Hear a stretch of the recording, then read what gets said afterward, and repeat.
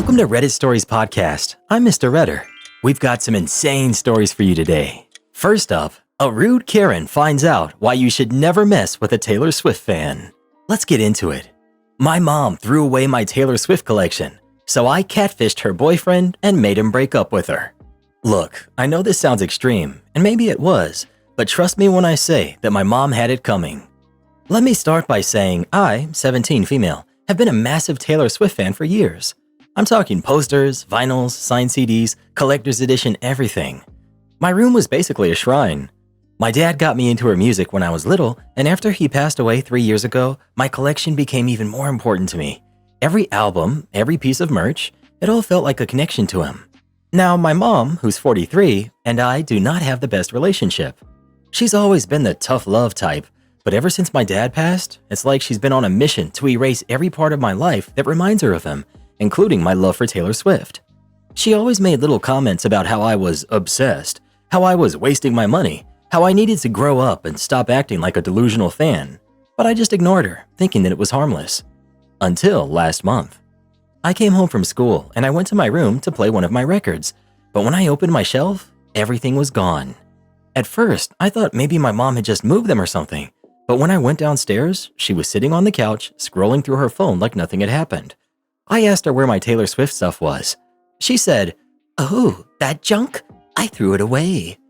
I honestly thought she was joking. I laughed and said, "No, seriously, where is it?" But she just shrugged again and said, "I am serious. You needed a reality check." I felt my stomach drop. I ran outside to the trash bins, but they were completely empty. That's when she told me she had thrown everything out yesterday so that the garbage truck had already taken it. Every single vinyl, every CD, the signed poster my dad had given me, gone. I lost it. I screamed at her, asking her why she would do that, and she just rolled her eyes and said, "You'll thank me later." No, I will not. I was so angry, I couldn't even be in the same house as her. I left and went to my best friend's house crying. I felt completely betrayed. That collection was not just some teenage obsession, it was sentimental. It was the last real thing I had from my dad, and she knew it. This was when I decided I was going to ruin her life. Now, my mom had been dating this guy, Mark, 45, male, for about 6 months. She was obsessed with him. She treated him better than she had ever treated me, always dressing up for their dates, always giggling on the phone with him like they were teenagers. She was convinced that he was the one. So I did what any angry teenager with an internet connection would do. I catfished him. I made a fake Instagram account using pictures of some random woman I found on Pinterest. I followed a bunch of people to make the account seem legit. I added some generic captions like, "just a small town girl," and I waited. Then I slid into Mark's DMs. I played it cool at first, commenting on his posts, liking his pictures, making it seem natural, and he fell for it hard. Within a week, we were messaging every night. He was so easy to manipulate. He started telling me how special I was, how he and my mom were not that serious, how he had options. That was exactly what I needed. I screenshotted everything. Every flirty message, every compliment, every time he said something shady about my mom. Then I printed them out and put them in an envelope labeled, "For Mom," and I left it on the kitchen counter. Then I waited. That night, I was in my room pretending to do homework when I heard the explosion downstairs. My mom was screaming at him, calling him a lying, cheating piece of trash. I peeked down the stairs just in time to see Mark standing there, completely speechless, holding the printed out messages. He kept saying, "I don't even know this woman." But my mom was not having it. She threw the papers at him, called him every name in the book, and kicked him out right then and there. I sat back and enjoyed the show. For the next few days, my mom was a wreck. She was crying, ranting to her friends about how she had wasted 6 months of her life on a cheater and how she should have seen the signs. I never said a word. Then, a week later, she came into my room, looking all sad and tired, and said, "I just don't understand. He wasn't like this before." I just shrugged and said, "Maybe he just needed a reality check." She did not throw any of my stuff away after that. Speaking of Taylor Swift, I know we have at least a few Swifties in here, right? Tell us your favorite Taylor Swift song in the comments and we'll go have a listen to it. I always like that one that goes, "You belong with me." Reddit boy, don't ever do that again. Am I the jerk for not giving my cat back to the breeder? Backstory. We've always wanted a Maine Coon.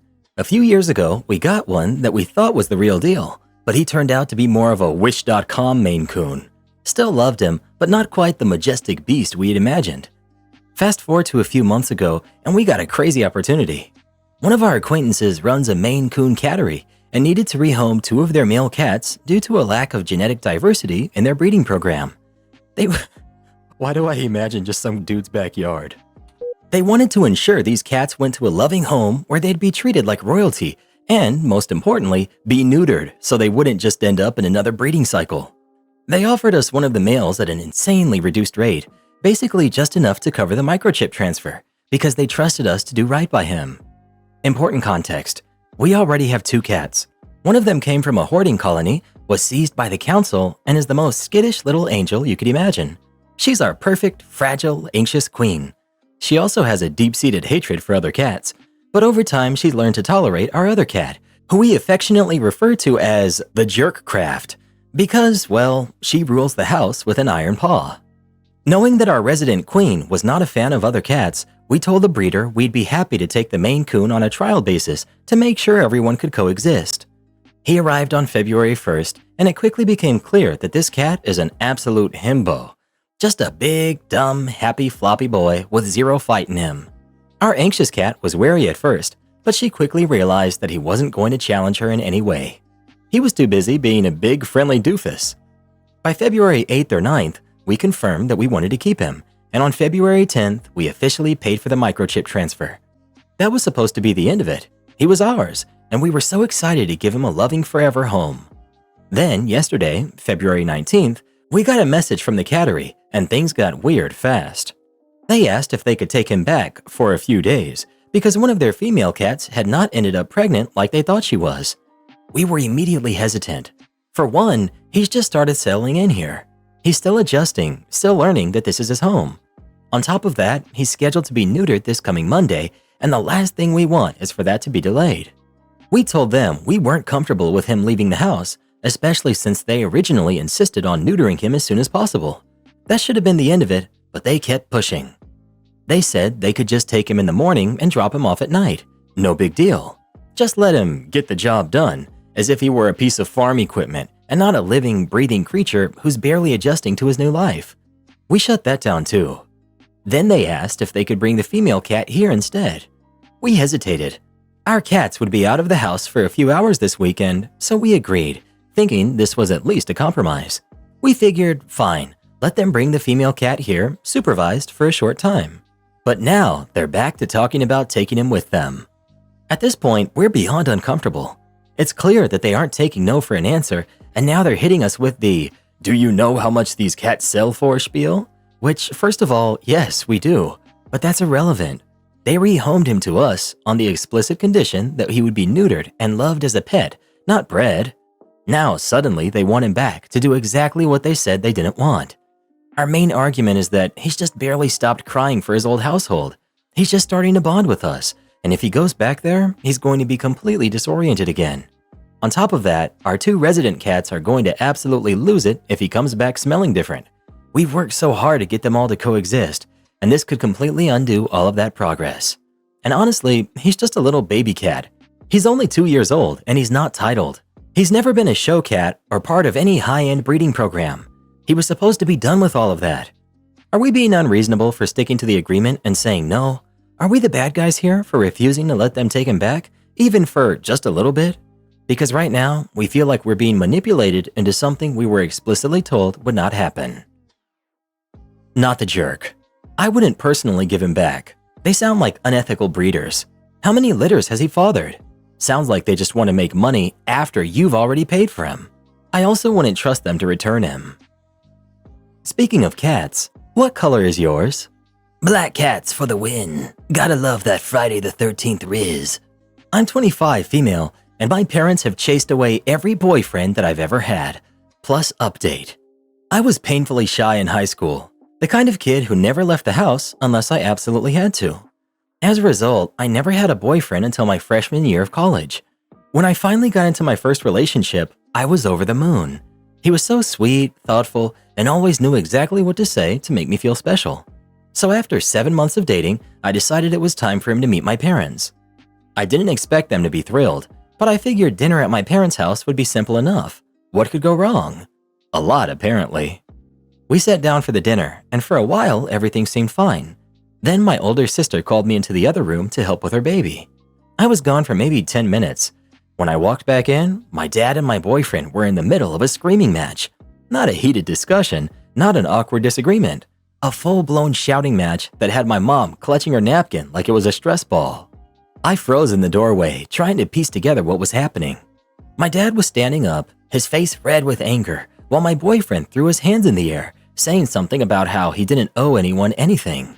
"What's going on?" I yelled, looking between them. Neither of them answered me. My boyfriend grabbed his jacket and stormed out without another word. My dad sat back down, shaking his head.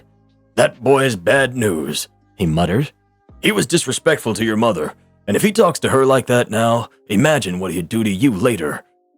I had no idea what he was talking about. My boyfriend had never been anything but sweet to me. I'd never even heard of anyone disliking him.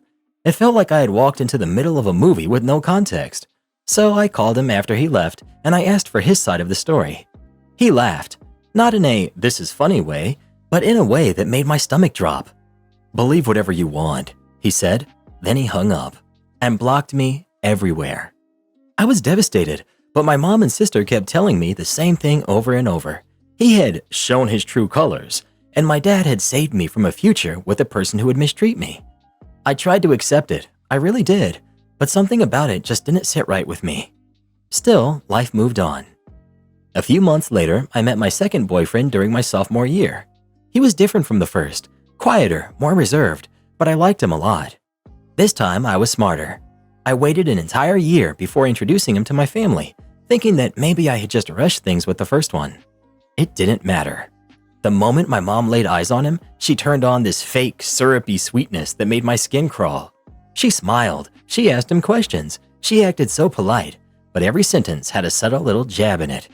"Oh, you're studying business? Not medicine, though? Huh. Well, I suppose not everyone's cut out for that kind of thing. Oh, so you're renting an apartment? Not a house? Well, I guess that's to be expected at your age. Oh, you work at a coffee shop? Not managing it yet? You've been there a while, haven't you?" I could see it was wearing on him. He was shifting in his seat, smiling through clenched teeth. I squeezed his hand under the table. My dad, of course, had to take things up a notch. "Tell me, son," he said, setting his fork down with a little too much force. "How does a boy who can't even support himself financially plan to support my daughter?" We were both juniors in college. We both had part-time jobs. What kind of question was that? My boyfriend exhaled sharply and pushed his plate away. "You know what?" he said, standing up. "I've already decided I want nothing to do with this family. I was planning on breaking up with her when I got home, but I'll just do it now." Then he left and blocked me, just like the first one. At this point, I was too numb to cry. I just turned to my parents and asked, "What is it with you?" "We were just testing him," my mom said, acting like it was the most normal thing in the world. "Any guy worth your time wouldn't be scared off so easily." They weren't taking responsibility. They weren't even pretending to. It was like they thought they were doing me a favor. I went low contact after that. I should have gone no contact, but I didn't. Over time, they wore me down with their family sticks together guilt trips. I let them back in, and I let them meet my third boyfriend. Oh, come on, you should have known. You should have known by now. You can't do that. I let them back in, and I let them meet my third boyfriend when I met him at the end of senior year. Same exact thing. By the time I met my current boyfriend, Ethan, I was done playing this game. I loved him. I wanted a future with him. So I just never let him meet them. Anytime he brought up meeting my family, I had an excuse ready to go. He didn't push, and I thought I had finally figured out how to keep my relationship safe. Then, a few weeks ago, Ethan told me that he wouldn't consider moving in together until he met my family. I panicked. I couldn't lose him, but if my parents met him, I knew how it would end. And if I told him the truth, what if he thought I was the red flag? What if he thought I was the problem? I had overheard conversations between him and his friends before, and one thing I knew for sure was that guys saw a dysfunctional family as a warning sign. So I came here, hoping someone had a better answer than the one I was avoiding. Update. My boyfriend is pretty involved now, so I guess I should give him a fake name. I'll call him Ethan. I sat Ethan down and told him about my parents and how they ran off my previous boyfriends before showing him my original post, as many recommended. Fortunately, he wasn't upset that I hadn't told him sooner, but he did agree with many commenters that my parents weren't just strict, they were outright controlling. He still wanted to meet them though. He felt like something deeper was going on. My parents host family dinners every Sunday, so we decided we would come to the next one. When Sunday came and we arrived at my parents' house, my anxiety was through the roof. Ethan had agreed that if things got bad, we would leave immediately. But they were nice. My dad shook Ethan's hand and told him how glad he was to meet him. My mom fawned over him, complimenting his looks, his confidence, his job. It was so out of character that even Ethan shot me confused looks like, "Are these the same people you told me about?" Then, at dinner, my mom made a comment that made my stomach drop. "I'm just so happy to see our daughter finally found someone who isn't judgmental, someone who can look past her mistakes and love her for who she is." What was she talking about? Ethan frowned. "I don't know what you mean. What mistakes?" My parents exchanged a look. My dad sighed dramatically.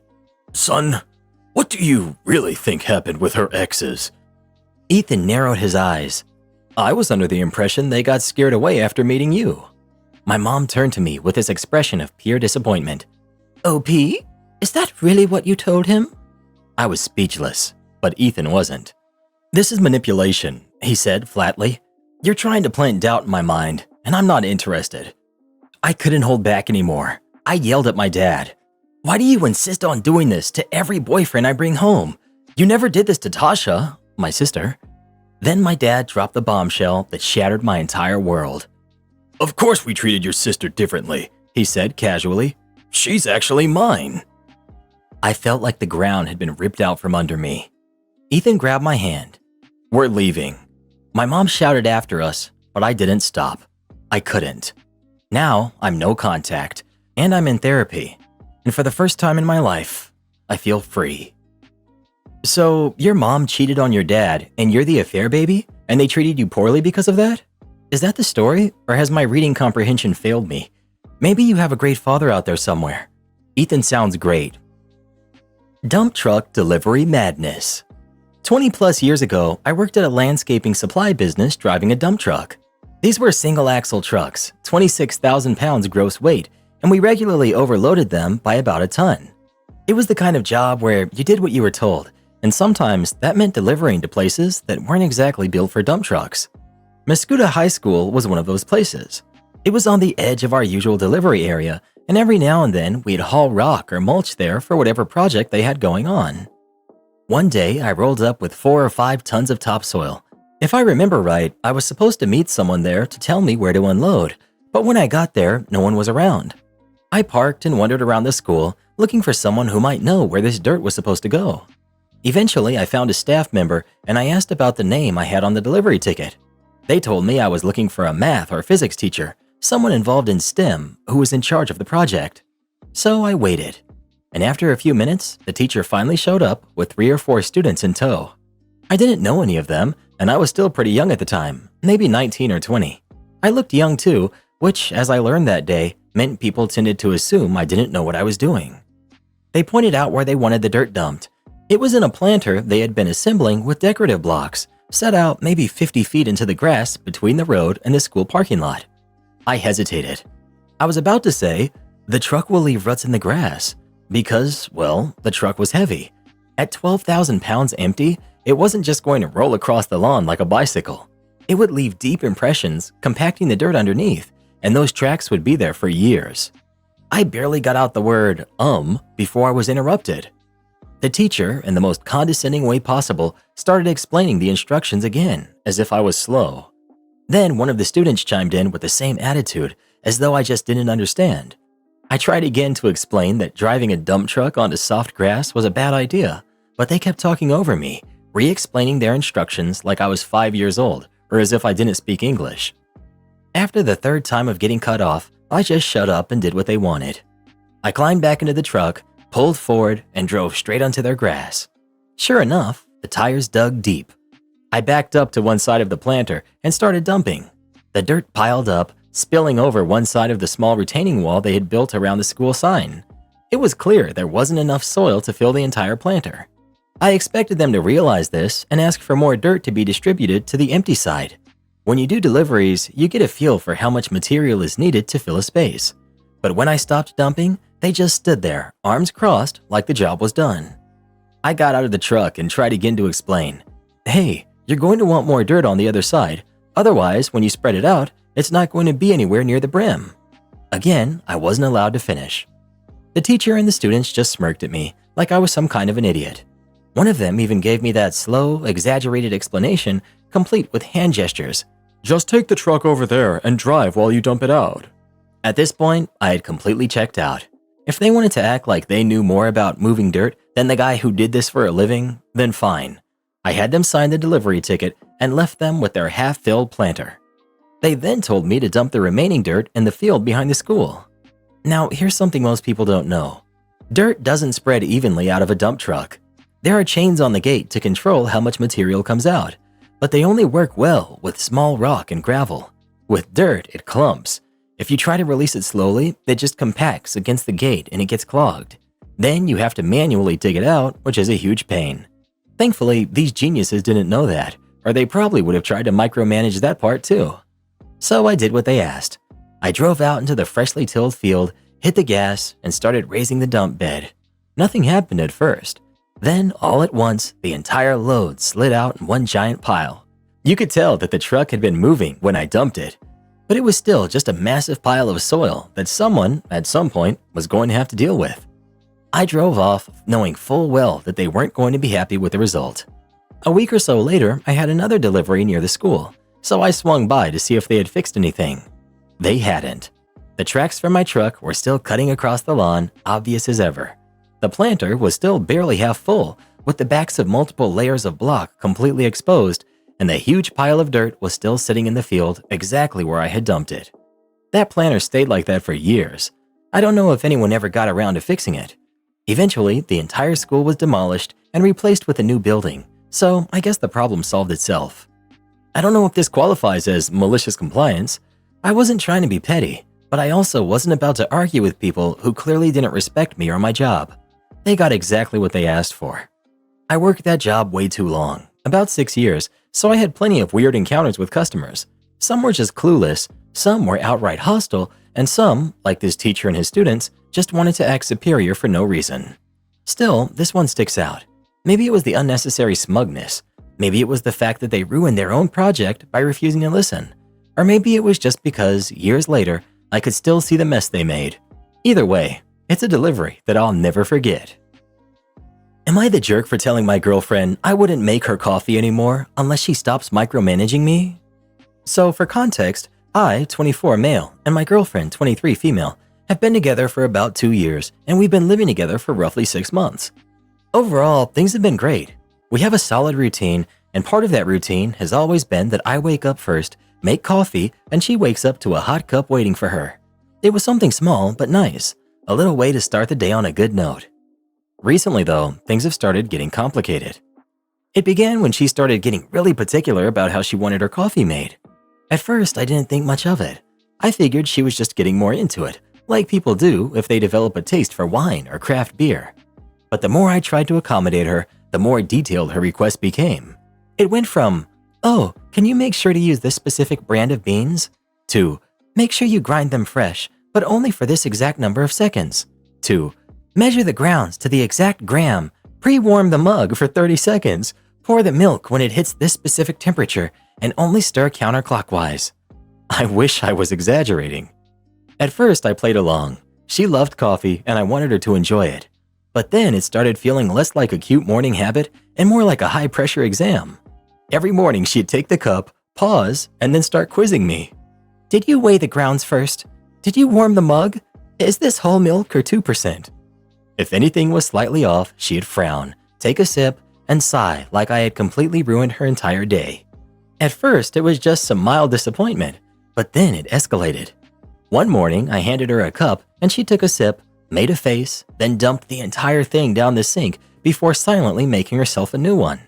I was standing right there watching her, like, okay, I get it. I messed up your precious formula. But was that really necessary? I tried to brush it off. But after it happened a few more times, I finally snapped. I told her, if you're going to be this picky, just make your own coffee. I'm done making something only to be told it's wrong every time.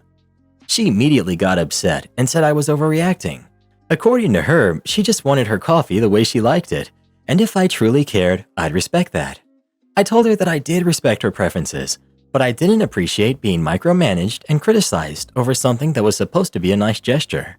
That's when she hit me with, "So, you're just being lazy?" Lazy? Lazy because I don't want to spend my morning stressing over whether I stirred her coffee in the right direction? I told her that it wasn't about being lazy, it was about not wanting to start every day with a critique session over a cup of coffee. She rolled her eyes and told me I was making a big deal out of nothing. Now I'm feeling kind of guilty. I do want her to enjoy her morning coffee. I know that that's how she starts her day, and I get that it's important to her. But I also don't want to feel like I'm a barista under constant scrutiny before I've even fully woken up. Am I the jerk for telling her to just handle it herself if she's going to be this specific, or should I just suck it up and do it exactly how she's telling me to keep the peace? Not the jerk. If I ask my boyfriend to do something for me, I accept that it's a favor and I can't be picky.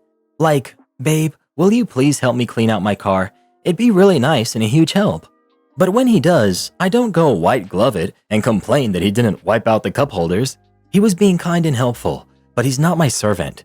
You can't expect others to do nice things for you if you're nasty about your expectations for how they're done. It's that simple. She sounds like a real piece of work. I don't think your kid will like my candy, lady, but whatever. So there's only a week left of summer. I decided to take the kids to the local amusement and water park today. As I've gotten older, the rides have gotten a little tougher on me. In addition, my daughter tends to get motion sickness rather easily. I don't like the way that motion sickness pills make me feel, so I always take a Ziploc baggie full of ginger candy along to prevent and soothe nausea. Today I had chewy mango ginger candies, hard plain ginger candies, and hard lemon ginger candies. For those who have never had these before, they're spicy. The lemon ginger is probably the mildest.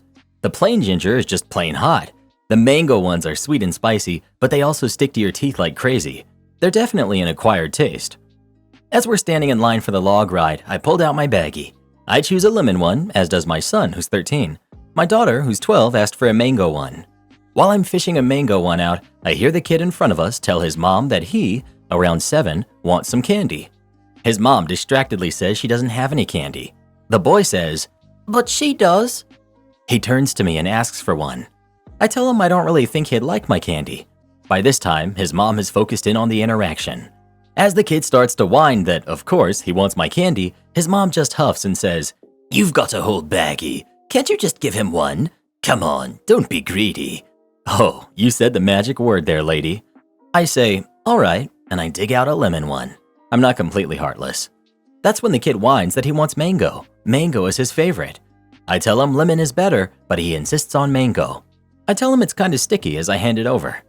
The kid rips into it and starts chewing on it while my kids are just staring at him. Then he actually starts to taste it and a look of horror comes over his face. He screams and tries to spit it out. He's jumping around and flapping his arms. His mom is panicking and asking what's wrong. He's screaming that it's bad and it's hot and he wants it out. His mom tells him to spit it out. That's when I pipe up with the very helpful, "It's really sticky. What's left is probably stuck in his teeth. He'll have to wait for it to melt off if he doesn't want to chew it." The mom looks at me in disbelief and a shrug. Then she asks what the heck I gave him. Probably should have asked that sooner, lady. I answer, "It's ginger candy. It's good for nausea." I'm pretty sure if looks could kill, I wouldn't be here right now. We got to move up in line 2 spaces though, because she whisked her kid off to the water fountain. I'd like to think the kid will think twice about demanding things from strangers from now on. Plus, it was entertaining. Overall, the kids and I counted it as a win. Am I the jerk for telling my fiancé that his best friend can't be his best man? I know how it sounds. My fiancé, who's 29, is an amazing guy. He's sweet, funny, attractive, and hardworking. I, 29 female, was impressed with him from the moment I met him, and we've been together for 6 years now. We're devoted to each other and working towards building our shared life. We each put a percentage of our earnings into 2 funds, one for our wedding, which is a year away, and another for a down payment on a house. We each pay the same percentage, but I pay a much larger amount because I went into a higher income field. We budgeted it out pretty well. At this rate, we'll have enough to buy a home around the same time as our wedding, as we planned. As to the wedding, we both wanted a small one, and my fiance and I decided to have a destination wedding. We're paying for the entire wedding ourselves. My family's pretty poor, so I've always been saving a portion of my remaining paycheck to be able to pay for all of them to come to the wedding for free. I'm also paying for one of my bridesmaids who went into teaching and doesn't make much. My fiance wouldn't really have the disposable cash to do that, but his family can afford to pay. They're somewhat wealthy, and they're happy to take the vacation. The problem arose last week. My fiance's best friend, Tom, who's 30, who he asked to be his best man, got into an accident. It was likely entirely his fault, as he was riding his motorcycle and he'd been drinking. He suffered significant injuries, is going to have some major medical bills, and admitted to my fiance he doesn't think he can afford to come to our wedding. My fiance wants us to pay for him several $1,000s and lend him money to help cover his medical bills. But especially with everything going on, my fiance does not have and is unlikely to be able to get the money to do either. I could afford to do both, but I don't want to. Truthfully, I can't stand his friend. He often rides or drives after he's been drinking. He doesn't have a job. He makes snarky comments about my fiance that he insists are just jokes, but that I know actually affect my fiance, and he lives in his parents' basement while ignoring their well-being. I was willing to have him up there as best man because my fiance considers him a brother and it's his choice. I wasn't happy about it, but I wasn't able to throw a tantrum about it. But with everything going on, my fiance has suggested taking a huge chunk of our savings for a house to help, and I said no. We got in a huge fight, and he called me selfish and cruel, at which point I lost it. I told him his loser friend did this to himself, and that there was no way in heck I'd be paying anything for his friend. I ended by saying, if he can't afford to come, he can't be your best man. He hasn't spoken to me since last night and slept on the couch. While I still think I'm on solid footing, I'm starting to wonder if I went too far. Am I the jerk? Just wanted to clarify, I'm not paying for most of my friends. Most of our friends are young, without kids, and they have good incomes, who travel a lot anyway. We chose a destination wedding in part because 2 of our close friends had one last year that a group of us went to and enjoyed. We told our friends our plans before making arrangements and made clear that we wouldn't be upset if anyone couldn't or didn't want to join us due to the cost. The one friend I'm paying for is one of my oldest friends who I knew wouldn't be able to afford it because she chose to go into teaching. She also came to the wedding last year after several of us pooled funds to pay for her because she chose a meaningful, needed, and underpaid profession. Since I wanted her as a bridesmaid, I just told her straight up that I would pay for her. Same with my family. They mostly don't have much money, so I've been putting aside part of my paycheck, outside of what we put into our shared accounts, to pay for it. If I wasn't spending it on them, that money would be going into my retirement account. I'm able to do that because I chose a more stressful position to ensure I'd be able to build up funds. My fiance intentionally chose a less demanding profession that he really enjoys, but that pays way less than he could make with his degree because he has a lot of concerns about money. His family are well off, so he never worried about being able to pay for their retirement or medical care. As a result, he has more free time, more enjoyment of his job, but does not have disposable cash right now. So I'm happy to pay for my friend and my family because I chose to sacrifice a lot of career enjoyment to ensure I would be able to have extra money for things like this. And my friend and family have done nothing wrong. His friend doesn't deserve anything from me, and moreover, I'm not interested in enabling his horrible behaviors by bailing him out and paying for a free vacation. I'm not actually paying for my friend or family out of the joint account. Update. It's been a little over 2 months since my original post, and a lot has happened since. In the days after that argument, my fiance and I had a number of heart-to-hearts. We each apologized for how we behaved. He admitted that his friend had done some terrible things, and after some soul-searching, that he and his friend do not have a healthy relationship.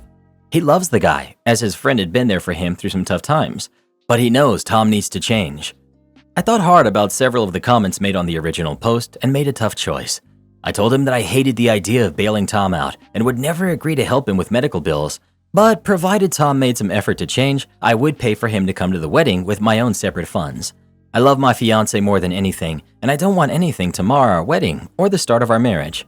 Long story short, we sat down with Tom's parents, who were also fed up with him and had previously refused to help him, to discuss the best way that we could. We all ultimately agreed that we would cover some of his costs, us the wedding and his parents the medical bills, but only if he accepted responsibility for what he had done and hit some concrete milestones towards changing, including successfully completing a program at an inpatient treatment facility for his addictions. All 4 of us sat down with him to make this offer. I won't go into details, but it didn't go well. My fiance finally lost it and told Tom that he had stuck by him through years of bad choices and that if Tom wouldn't get help, he didn't even want him as a friend much less a best man. Tom told us all to buzz off. We hadn't seen or heard from him since then, and it's been incredibly hard on my fiance. Then, this past weekend, my fiance received a text from Tom. It wasn't long, but thanked him for everything he had done for Tom, apologized for everything, and let him know that he was on his way to a treatment facility. He hoped that he could stand at my fiance's side at our wedding like my fiance had always stood at his. My fiance's trying to be cautious, but it clearly meant so much to him, and I know he believes, against all odds, that his friend will become a better man. I have my doubts, but you know what? I hope he does too. Am I the jerk for not giving my sister her share of the college fund?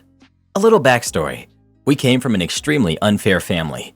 For example, my brother got a car, 75% of our parents' estate, a big farm, land, and all the machinery for it, and they paid for his college. My older sister had to take out loans so she could finish her education. I never went to college because of my undiagnosed ADHD.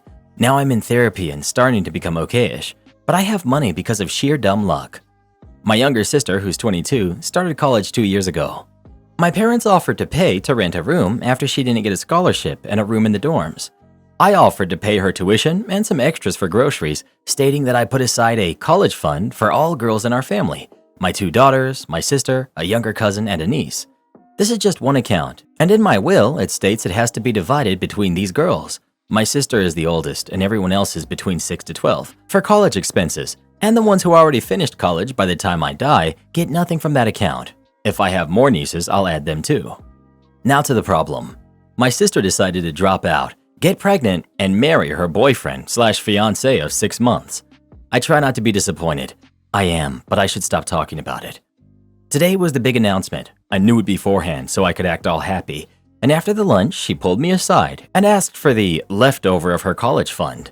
I explained to her that there is no her fund. I already did this when she started college, and I'll be happy to pay for her tuition if she goes back someday, but she has to give me proof that she goes to college. She pocketed the last semester's payment because she failed to inform me about her dropping out, and I sent her the money. She freaked out because she counted on that money for a down payment for a 3-bedroom apartment, co-owning with fiancé, but I stood firm in my decision. She accused me of trying to control her with my money and punishing her because she chose a different path in life, being a stay-at-home mom and not having a career. I'm only doing this because I watched our older sister struggle through college because even though she had a scholarship and student loans, she was broke. She lived in a crappy studio apartment with a weirdo roommate. She had to skip meals when she ran out of care packages from home. Update. About the last semester's payment, my sister offered to pay me back. It's sitting on her account. I gifted it to her as a baby and wedding contribution from me. And the college fund was a full misunderstanding. She actually thought that it's going to be divided between all girls while I'm alive. I explained why that's not going to happen and went into great details about our older sister's college experience. She was actually horrified. So it's all good between us, and I'm going to be a little distant. I had a long talk with my mom. She tried to act happy at first about my sister's plan, but she broke down eventually. She's worried too, because sister is making the same bad decisions that mom and I did. Right now we're trying to come up with a plan, how to help sister out without helping my soon-to-be jerk brother-in-law. Just to mention, even my father is against this guy in the marriage, but he tries to be nice because he's afraid he's gonna lose my sister too. And a few words about my future brother-in-law. He's already tried to isolate her, who has a codependent personality and wants to play house with anybody who's willing to try it. Hard to watch this crap show, but when everything unfolds, she needs to know she got me and my mom, maybe my dad too, in her corner. Jerk is careful with me because they need the money, but he still tried some crap stirring with me. We'll see what happens next, but one thing for sure, after they split, one of 2 marriages ending with divorce here, so the chances are high, I'm gonna find my sister a good therapist. Boss's girlfriend thinks she knows my job better than I do, so I decide to comply. The customers are not happy. Let me set the scene for you. So I've been an apprentice at a small bookstore for the past 2 years now, only recently passed my exam to make me a certified bookseller. Before that, due to a very toxic work environment during lockdown, the only other full-time working employee whom I looked up to as kind of a mentor quit barely 4 months after I started my apprenticeship, and I've had to bend over backwards ever since trying to fill the holes that were created when she left. These past 2 years have been interesting to say the least. Starting with the store itself, it's really cute. The only problem is it's drowning in old books people drop off all the time and just too much stuff cramped into too little space altogether, resulting in chaos that makes it very hard to keep everything in check and not lose track of everything. So I've learned to adapt and combat this chaos by keeping lists of basically everything, double checking to make sure everything is in order, etc. This will come in later. Now, as for my ex-colleagues, I'm on pretty good terms with most of them, except for one. Enter my boss's girlfriend. In the beginning, I didn't get why my colleagues didn't like her very much. Now, 2 years later, she's the main reason I'll be leaving this job at the end of September, because frankly, I'm fed up. If I put everything that happened in these 2 years into this post, it would be very long, so I'll just cut to the chase. Due to the aforementioned chaos that plagues this store, I double-check everything to avoid mistakes. This includes customer orders. Basically, we get the books, I find out who the book is for, I call the customer to tell them their book is ready to be picked up by them. Sometimes people order more than one book, which is where things can get tricky because not every order arrives at the same time due to an array of factors. Adding to this, we also order used books which have nothing to do with our computer system, which makes it extra prone to forgetting about something. Because this happens a lot with orders that include more than one book, I just like to take a quick glance at the computer system to make sure nothing's missing from the order before I call. Because in the past 2 years, I've learned that people tend to get annoyed after a while if you keep calling them about an incomplete order. So say you've ordered 5 books and only 4 arrive, with the next one probably arriving the next day. We'll wait until everything is complete and then we'll call. Obviously there's exceptions, but you catch my drift. Then a few weeks back, the girlfriend noticed I was doing this and started to exclaim her dissatisfaction with the way I was handling the customer orders. She thinks doing this quick extra step cost me valuable time that could be spent elsewhere. I would like to add that she spends a lot of the afternoons in the store online shopping and being on phone calls with her daughter, and is all in all completely unnecessary. I thought she had a pretty crappy opinion, since she rarely even does customer calls. I tried to explain to her why I do things the way I do and how it prevents customers from getting annoyed. She then proceeded to tell me, "Well, it doesn't matter what you think. This is our store." This upset me because if I weren't there, the store wouldn't be running in the first place. They managed to get almost every other employee to quit with the work environment they've created the past 2 years, and I'm the only one who's in the store every day from 9 to 6. She also made it a point to tell me how she thinks it's rude that I always talk back and always have to have the last word. I took this pretty personally. I genuinely just want to bring good ideas in and make the workflow as smooth as possible, and if someone comes along with a point like this, I feel like I have to make them see my point of view. Anyways, since I won't be in the store much longer and I have run out of craps to give, I've decided to just do as she told me. Now, say you've ordered 5 books from us. 2 arrive on the first day. You get a call from us. You ask, "Really? All 5 books are there already?" "No, sorry, only 2 arrived today." Then the next day another 2 arrive. You get another call from us. You see how this gets annoying after a while, right? So yeah, I just stopped double checking and everything just kind of went downhill from there. At risk of me seeming unprofessional, but to my great satisfaction, customers are getting more and more irritated with each call, where I don't seem to know their entire order, incomplete orders, etc. It would have gotten to this point sooner or later anyways, since I'll be gone by the end of September. It just gives me that little bit of personal satisfaction after 2 years of this insanity.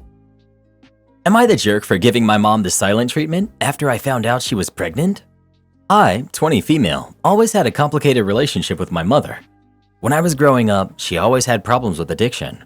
Basically, what I remember from my childhood with her is living with her until things got so bad that our family had to step in, moving in with them, my mom getting better, then moving back in with her, only for her to get worse and the cycle to start all over again. However, since I was 13, I live with my uncles. They're incredible, and they've always been the parents that I needed, but since then, my mother has not asked me to stay with her again. My uncles always explained that she had a disease, and her leaving me with them was proof of her love for me. You can imagine that my relationship with her has always been complicated, but I've always tried to understand that this is something that's out of her control. In the last few months, she's been on a good streak again, stopping all that crap. She's moved in with a new boyfriend, and he seems to be someone that really wants to help her out. We don't see each other much, but I try to call her at least every 15 days, and my parents always try to report to me about her improvements. However, last week, after a long time, she was the one that called me and asked me to go out. I tried not to get too excited because I already know what she's like, but at the same time, I was happy. When we met, she explained how her boyfriend has helped her to cut 100% contact with anyone who influences her to go back to her addiction, and how she wants to be a better person. She even started therapy and went to rehab for a while. I said I was very happy and asked what finally motivated her to make that decision.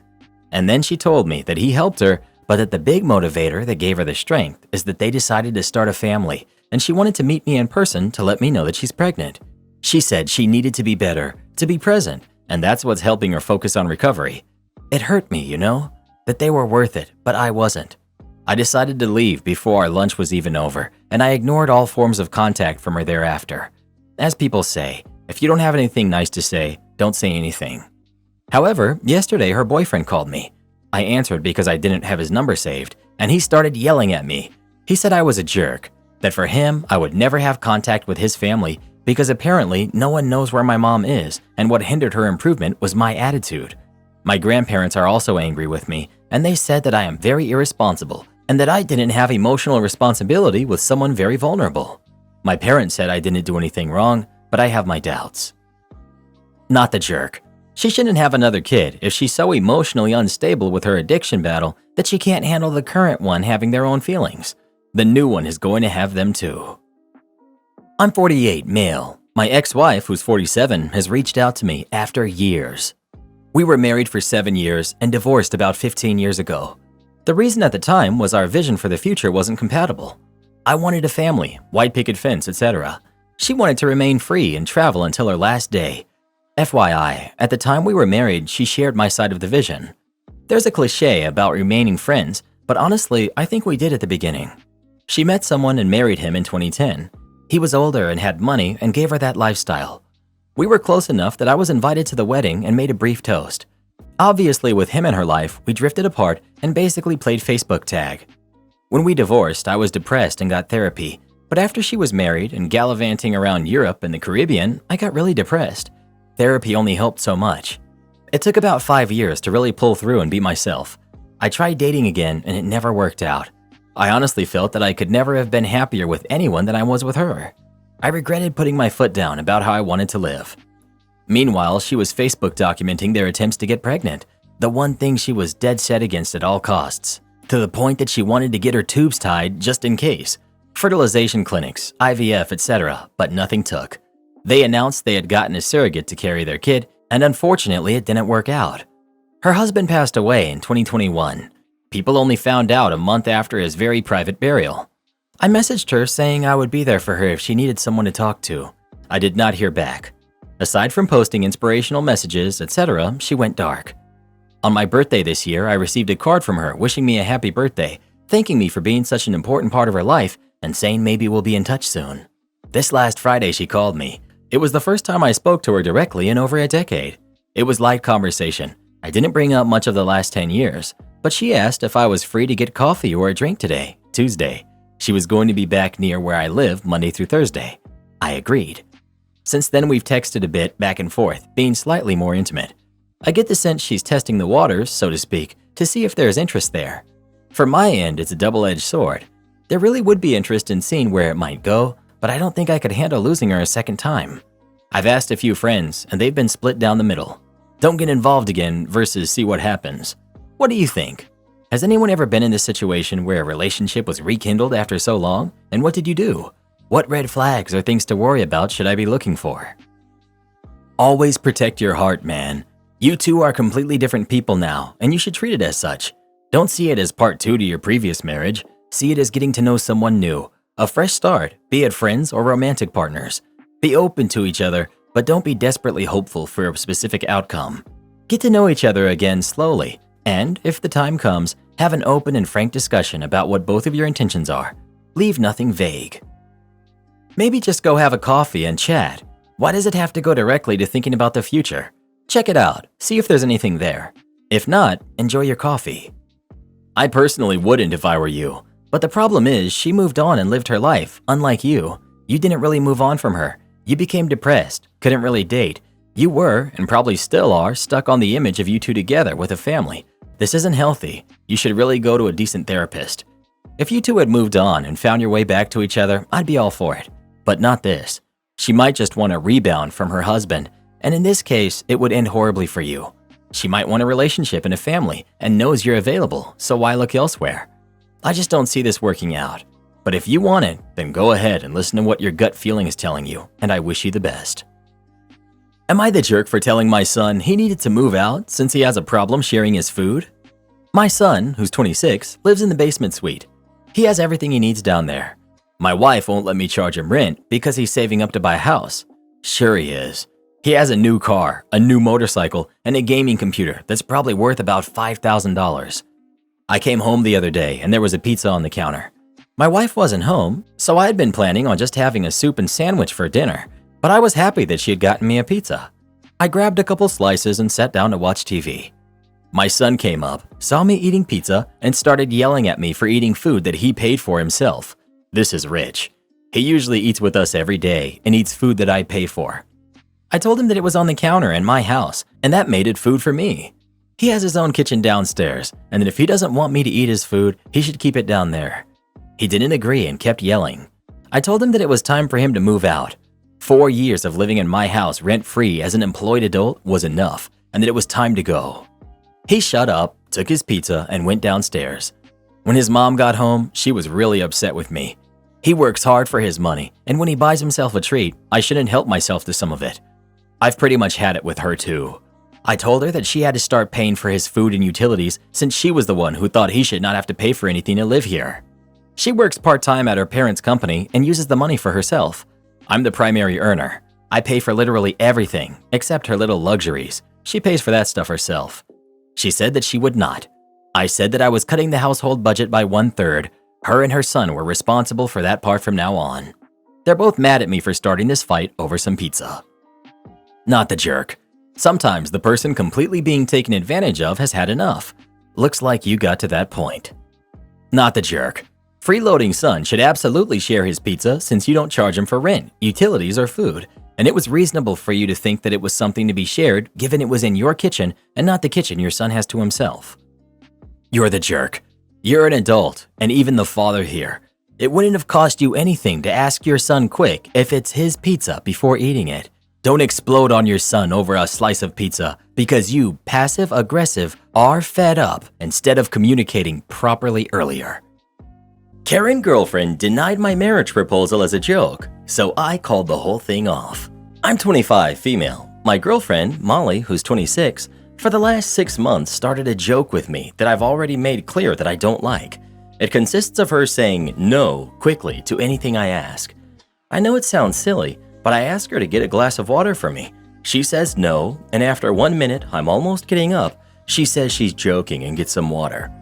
I ask her to wash the dishes. She says no. I say I love you. She says no. I ask her to take her clothes. She says no. Everything is joking, and after 30 seconds to a minute, she does it, but she's addicted to doing it. I've already made it clear several times that I don't like it, even more so in I love you. She's the only person I can say that to, so it's special to me. And there are things that are serious, and I need her to answer seriously. And if she says no to everything jokingly, I can't tell when she's saying real no. It's happened before. I keep saying this is boring and I don't like it. She stops doing it and goes back to doing it after a week. After a brief discussion, because she played this prank in front of our friends, me asking, "Love, can you get me some medicine?" And she with, "No, kidding." She stopped doing it for 1 month. Yesterday, we welcomed my parents, in-laws, and 2 of our best friends to our house.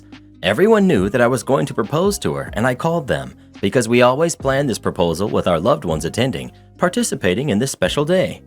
I asked her to marry me, and she said a quick no, and I was so grumpy, panicked, and upset, everyone looked in shock for 30 seconds for her to laugh and say that she was joking, finally saying yes.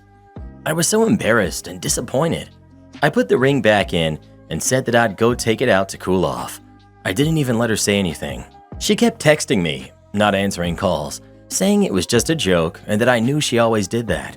She said that I left a difficult situation in the house because it was very clear that I had given up on proposing and did in front of my parents and in-laws. She stressed that I was making the situation uncomfortable because of a silly joke. Well, I slept in a hotel and I'm still in it. My parents supported me, but my in-laws are calling me the jerk for giving up on proposing, disproportionately humiliating their daughter. I just really think there's time for jokes, and that moment wasn't clearly. She knew I didn't like it and decided to do it anyway. Am I the jerk? Not the jerk. Why would you sign up for this permanently? Not the jerk. I used to have a boyfriend who did something similar.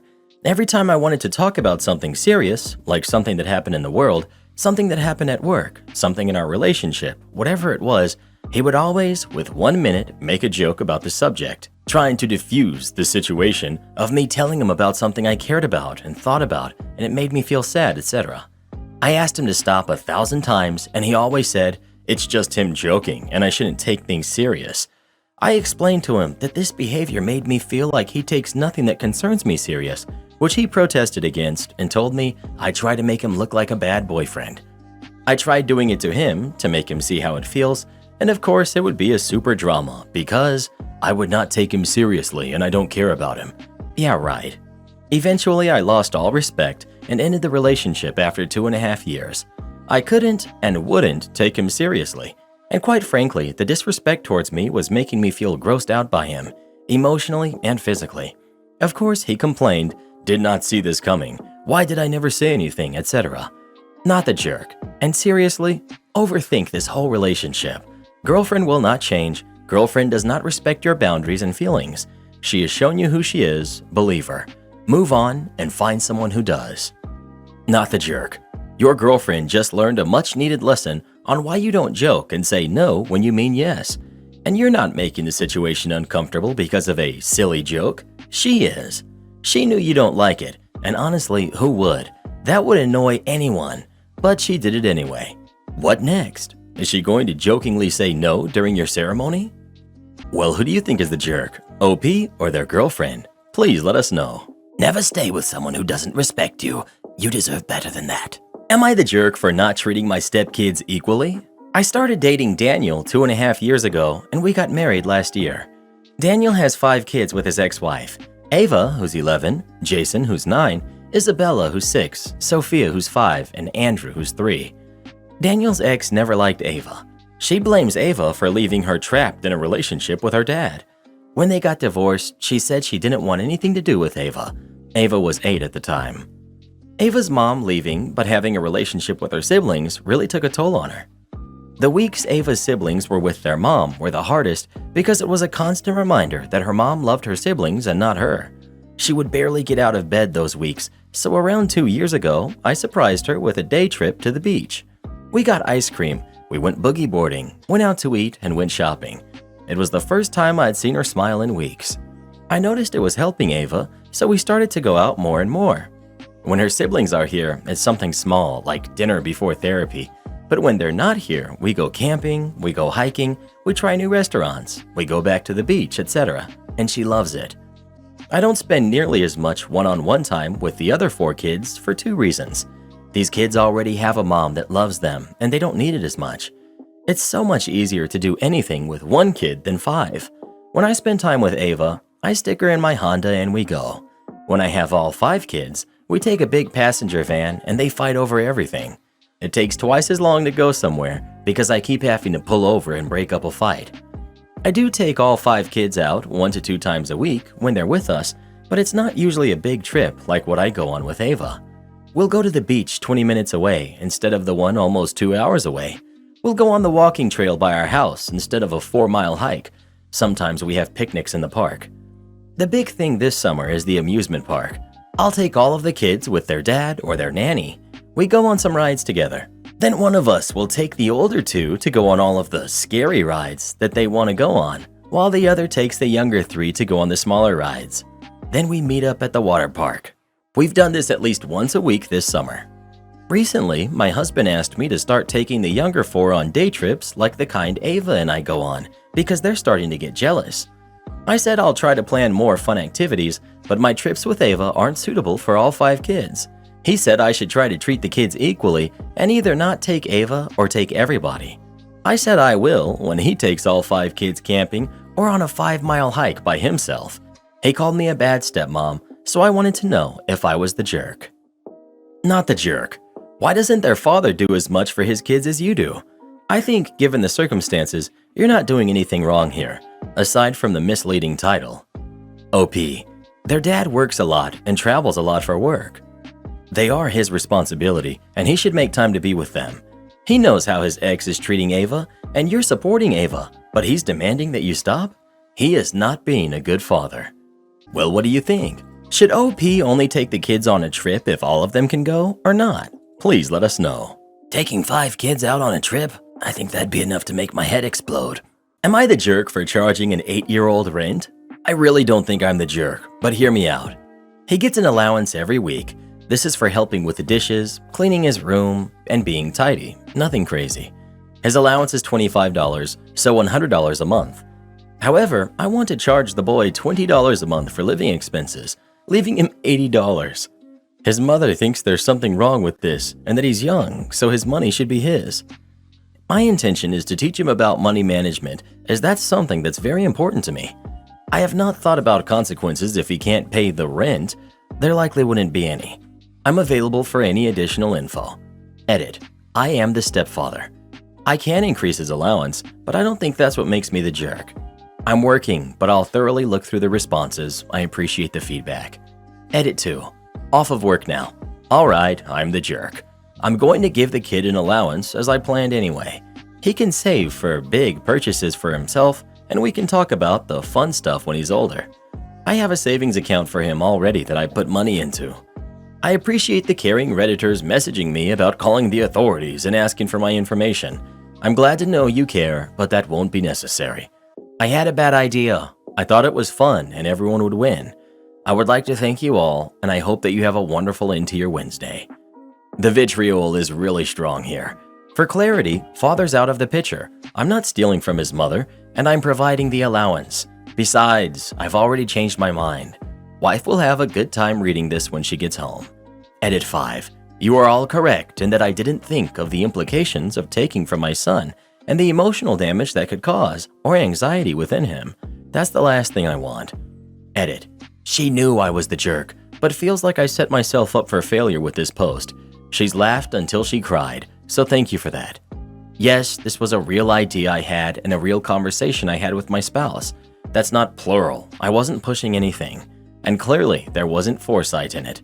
I hope all the parents here can learn from the comments, because truthfully, I feel like we're all just winging raising kids, and no one knows for sure what's in their best interest sometimes.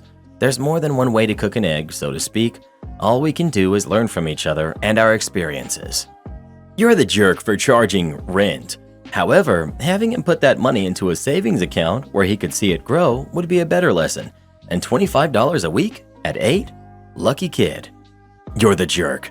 If you want to teach him the value of money and saving, continue paying him for his chores and teach him how to save and budget for things he might want. Show him how to save a percentage of his allowance and track it. There are so many more age-appropriate ways to teach your kid how to manage their money. Illegally charging them rent should never be considered one of them. My parents did crap like this to teach me money management. Guess what it taught me instead? That all interactions with my parents are monetized, that they don't actually care about me, and that I can't trust them. That's the only thing they understand is money. My father is now passed, and I barely talked to him when he was sick. I essentially do not speak to my mother. She only initiates conversations with me at this point about, shocker, money. You would be the jerk. I can see how you think this is well-intentioned, but please reconsider and think about other options for helping him learn. Well, what do you think? Would OP be the jerk for charging his 8-year-old rent or not? Please let us know. I made $5 a week when I was little if I did my chores. Karen tries to steal my husband from me. It doesn't end well for her. I'll call her Tina. My husband, who's 33, and I met each other at a ski lodge 9 years ago. I was with my daughter at the time and a female friend and her kid. My husband was with his 2 brothers and 3 sisters and a few friends. There was a singing competition, and both of us were set up by our friends to enter it. Sparks flew during our duet, and the rest is history. Back to our first meeting.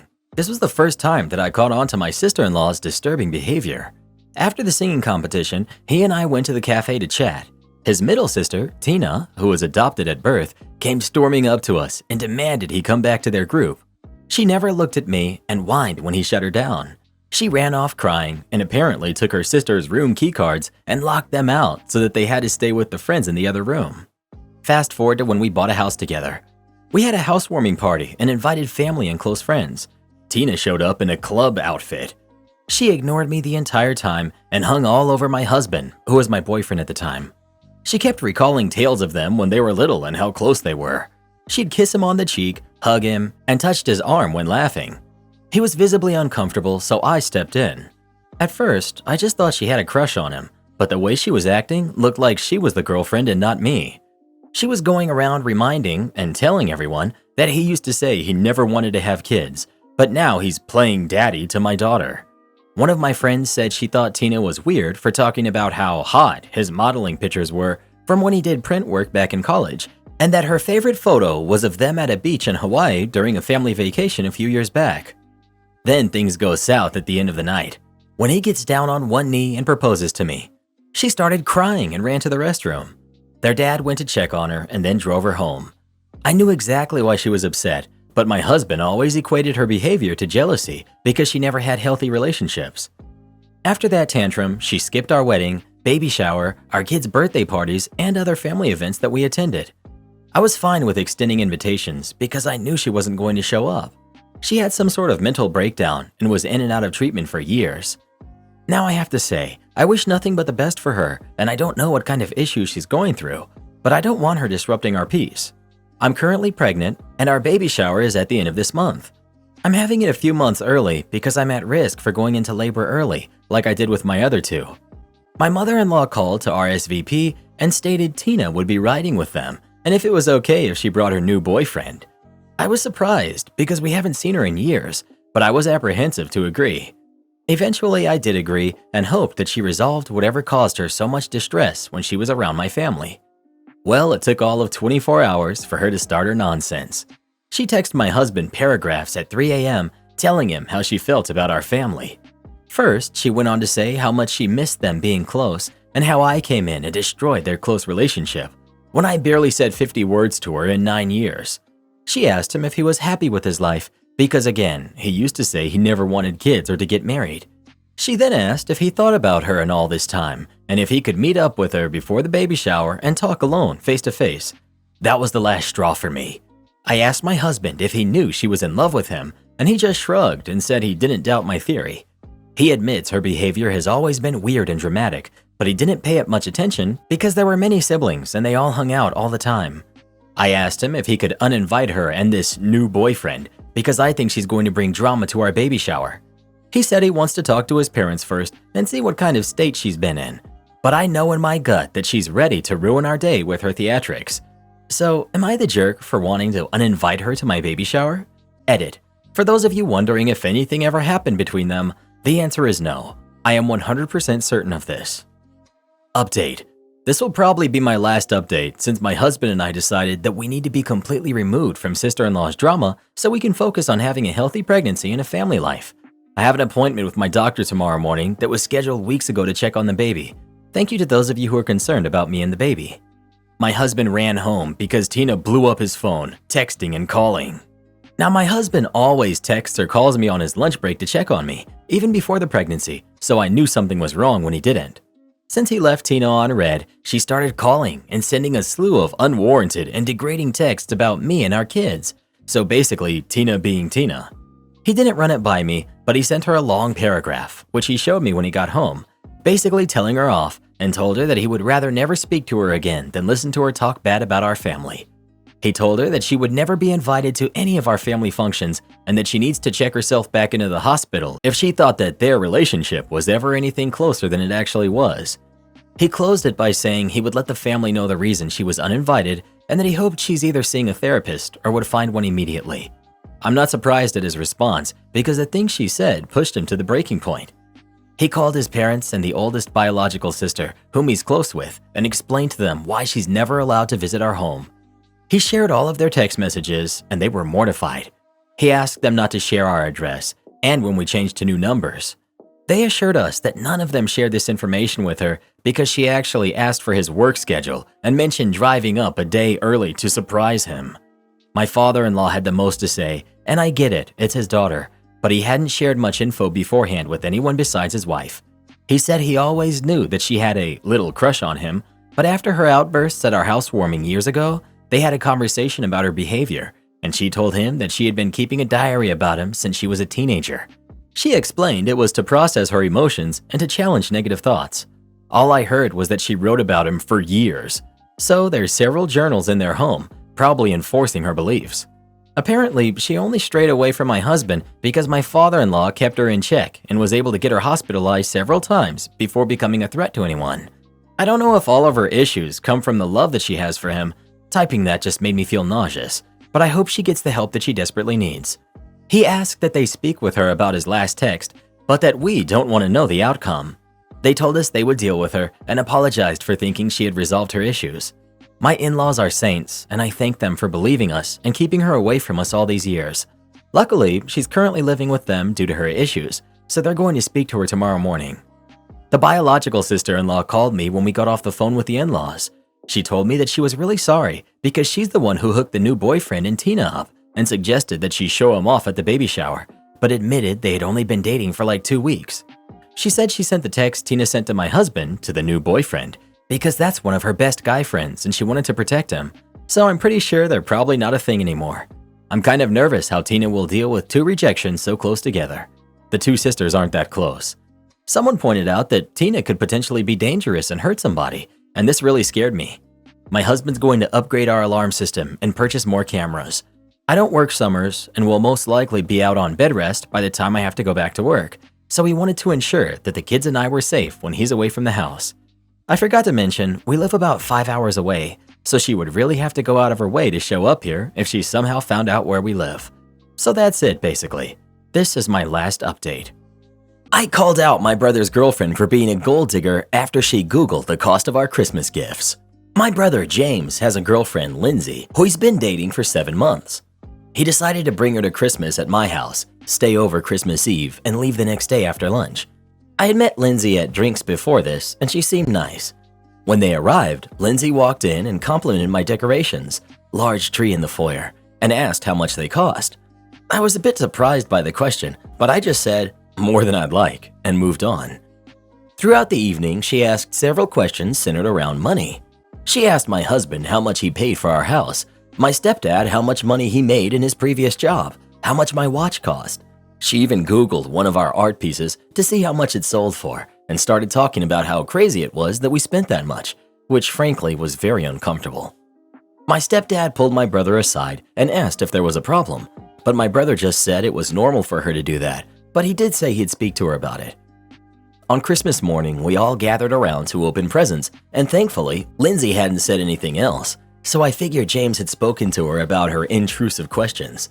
However, at lunch, we were talking about plans for January, and Lindsay proudly said she didn't know how we could afford to do anything in January as she added up the total we had spent on gifts, and then proudly proclaimed the total amount. The whole table went silent, and honestly, I was equal parts shocked and annoyed that someone could be so ignorant. I looked at Lindsay and said, "You are the world's most diligent gold digger. Seriously, would you like to be the family accountant since you're already tracking expenses?" Lindsay stuttered out an apology and tried to explain, but my stepdad just changed the conversation and we moved on. She was mercifully quiet for the rest of dinner. After they left, my brother messaged me saying that I'd really upset Lindsay and I was out of line with what I said. I argued that he had said he had talked to her and he clearly didn't. Not that someone should have needed guidance to know how crass her comments were. He's saying I owe both of them an apology, but I think Lindsay's behavior was disgraceful. My parents say Lindsay was wrong, but I probably should have said something in private, or they could have, and I shouldn't have said something in front of everyone. Am I the jerk? All of these "everyone sucks" heroes and "you're the jerk" replies are dumbfounding. Have any of you people ever had an interaction with an actual human being? In what world is asking people about how much money they make and adding up the totals of Christmas gifts normal? Not the jerk. She was being incredibly rude and obviously making everyone uncomfortable. I just don't understand why everyone here is making excuses for her, semantics of the terminology or not. Why would you sit there and add up the total of what a family spent and then tell them about it? They know. Whether you grew up with money or not, common sense is required, unless she's on the spectrum, which is the common excuses the "you're the jerks" and "everyone sucks" here people are giving. But come on, people here always get defensive when someone posts here and is from a wealthier background, constantly making excuses. If this was reversed, would you guys be okay with it? If she Googled how much a pair of socks or how much an old TV was and passed a comment, if she went on about how little the family spent and then declared at Christmas morning, "Oh, you guys should have loads of money in January since you spent so little during Christmas," would you all be making the same comments? I doubt it. You'd be up in arms and calling her a snob. Not the jerk, and I really don't get the people saying you are the jerk. It's so unbelievably rude to make so many comments about money. I could see maybe one or two offhanded comments, but to fixate on money so much that you tally up how much money was spent on Christmas presents and then announce it to the whole family? Don't apologize to your brother. Why should you? His girlfriend came into your house for Christmas and immediately started questioning you about money and practically appraising everything in your house. She should be apologizing to you, and your brother should be apologizing on her behalf. If someone is rude to you, you're allowed to defend yourself and shut them down, which is what you did. Maybe next time she'll learn to keep her mouth shut and not constantly talk about money. Well, who do you think is the jerk? OP or their brother's girlfriend? Please let us know. How much did you pay for that suit, Reddit boy? Anything over $20 and you got ripped off. Am I the jerk for removing the door to my son's room indefinitely? Yesterday, while I was making lunch, I heard a really loud sound, as if the ceiling was falling or a bookshelf had fallen. My husband, 41, male, and our daughter, 17, were out. The only other person in the house was my son, who's 16. I was pretty sure he was in his room, which is at the opposite side of the house from the kitchen. So while making my way there, I checked every room and everything seemed in order. I knocked on my son's door and called his name. No answer. I must have knocked and called 3 times before trying to open the door, which was locked. At this point, I was getting really freaked out, thinking that maybe he had tipped his wardrobe or bookshelf and it had fallen over him and he was passed out on the floor. I was basically screaming in his name, but no answer. I have no idea how I did it. I just threw myself into the door and it broke.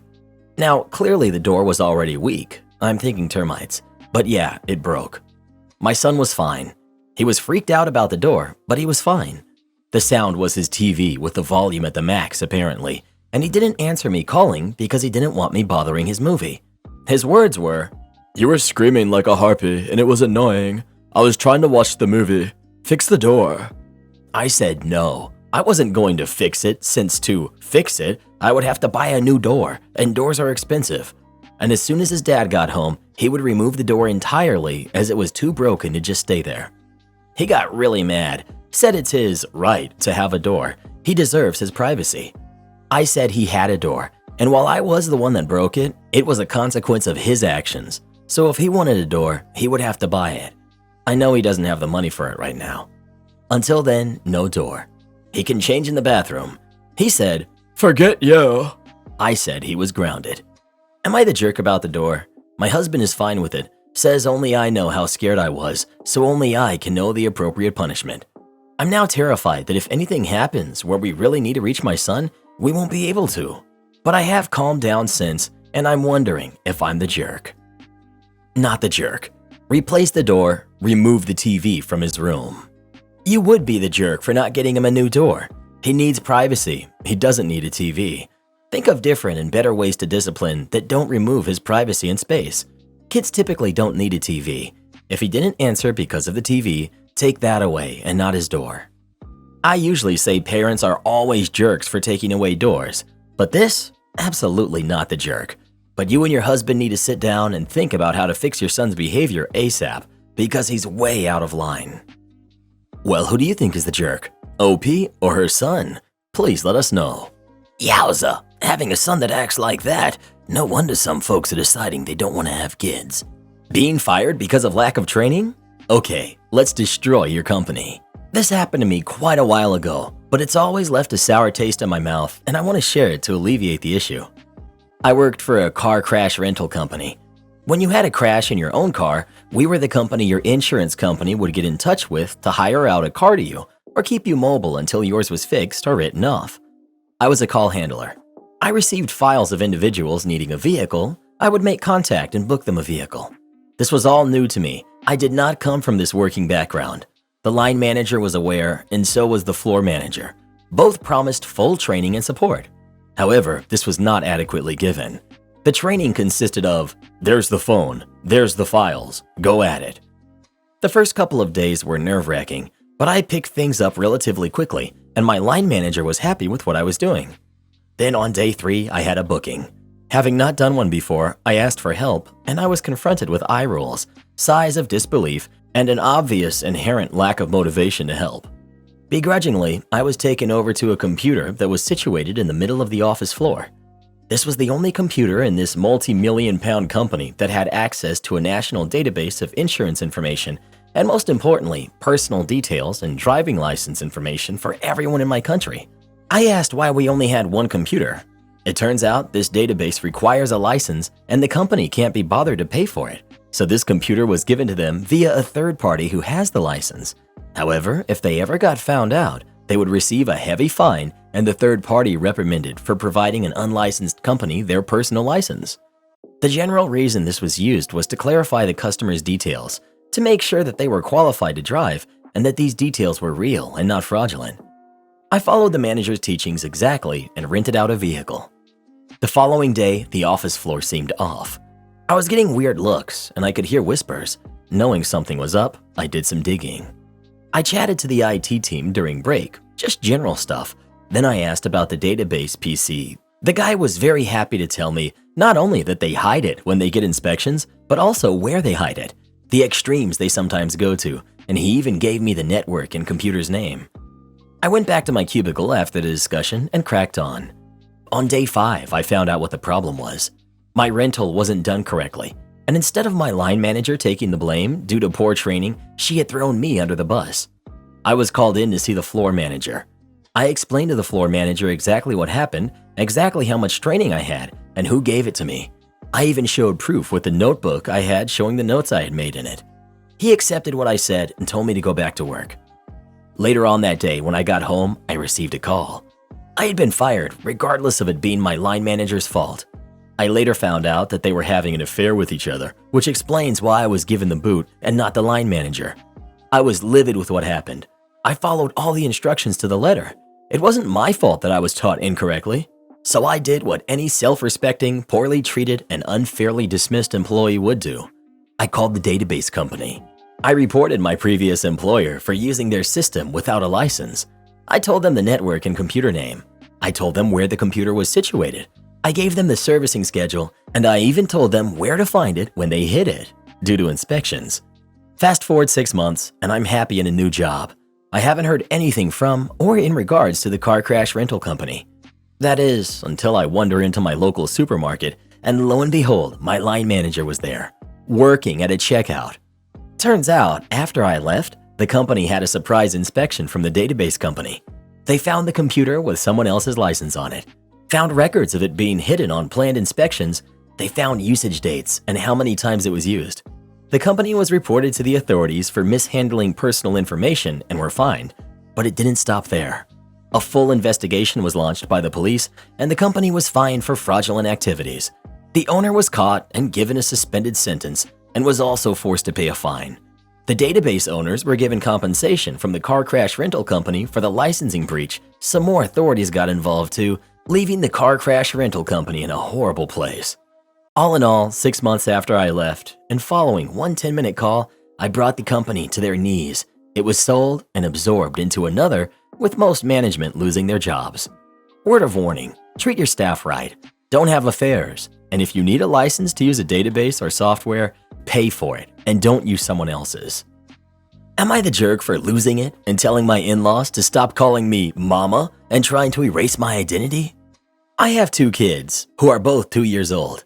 I hate how everyone thinks of me as being just a mommy now. I don't get to be my own person. I'm just mommy. Husband doesn't face this. He gets gifts from everyone that have to do with his hobbies. Me? I get a bunch of mommy stuff. Tee-hee, mommy needs wine. And like matching outfits. I don't mean like one of those cutesy matching pajama sets that the nurses and horse girls wear in their staged Christmas Instapics. I mean like people actually think I'm going to go out in public wearing some cutesy matching outfits with my toddlers, as though I think they're mini versions of myself, or dolls.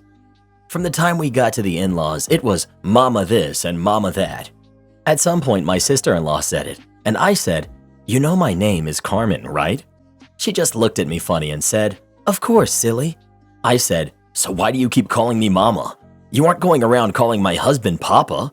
Sister-in-law just looked at me like I had 2 heads and was like, okay. This went on all over Christmas. "Here you go, mama. Want another slice, mama?" At that point, I was just like, Do you guys mind calling me by my name instead of calling me Mama? The same sister-in-law from earlier did the whole golly gee doe-eyed thing and said, "But you're such a good mama." I said that I'm not just a mom. I gestured to the things that husband got from them for Christmas and said, "Why didn't you guys get him anything that says Papa?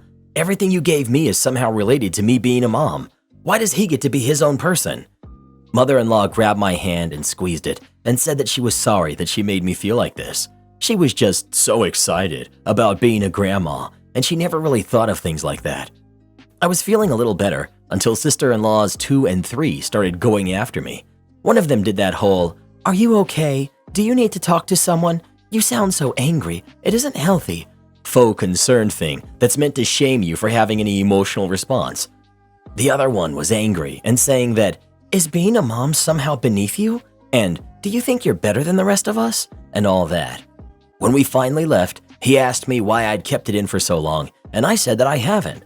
No one listened to me before. I've said these things plenty of times.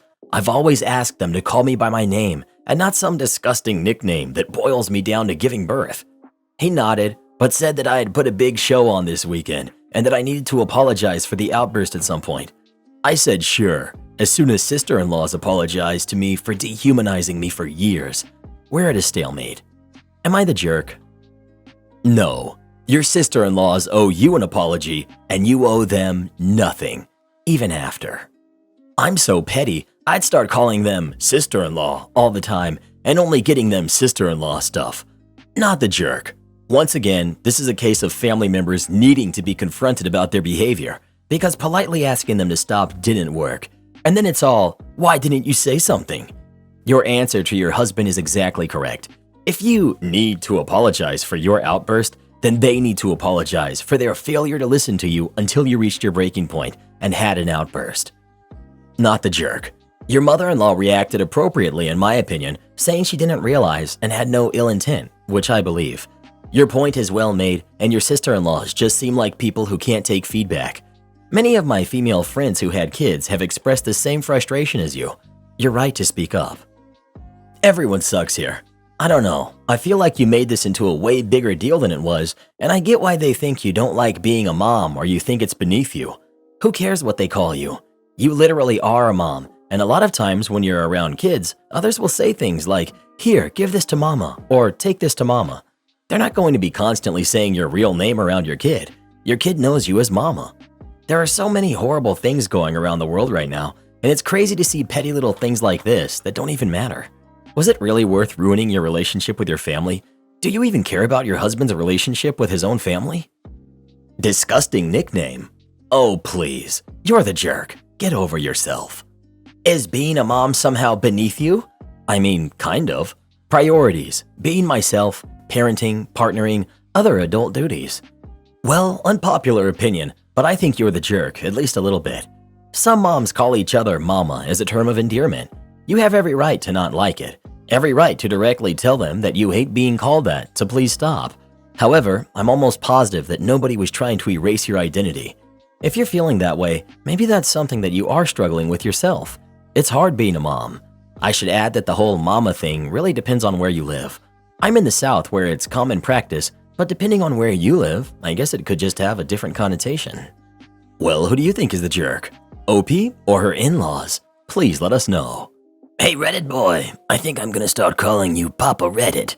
Friends from out of town want to stay at my home and have me stay somewhere else while they're here. I'm 30 female. My boyfriend, who's 35, has 2 friends who live in another state.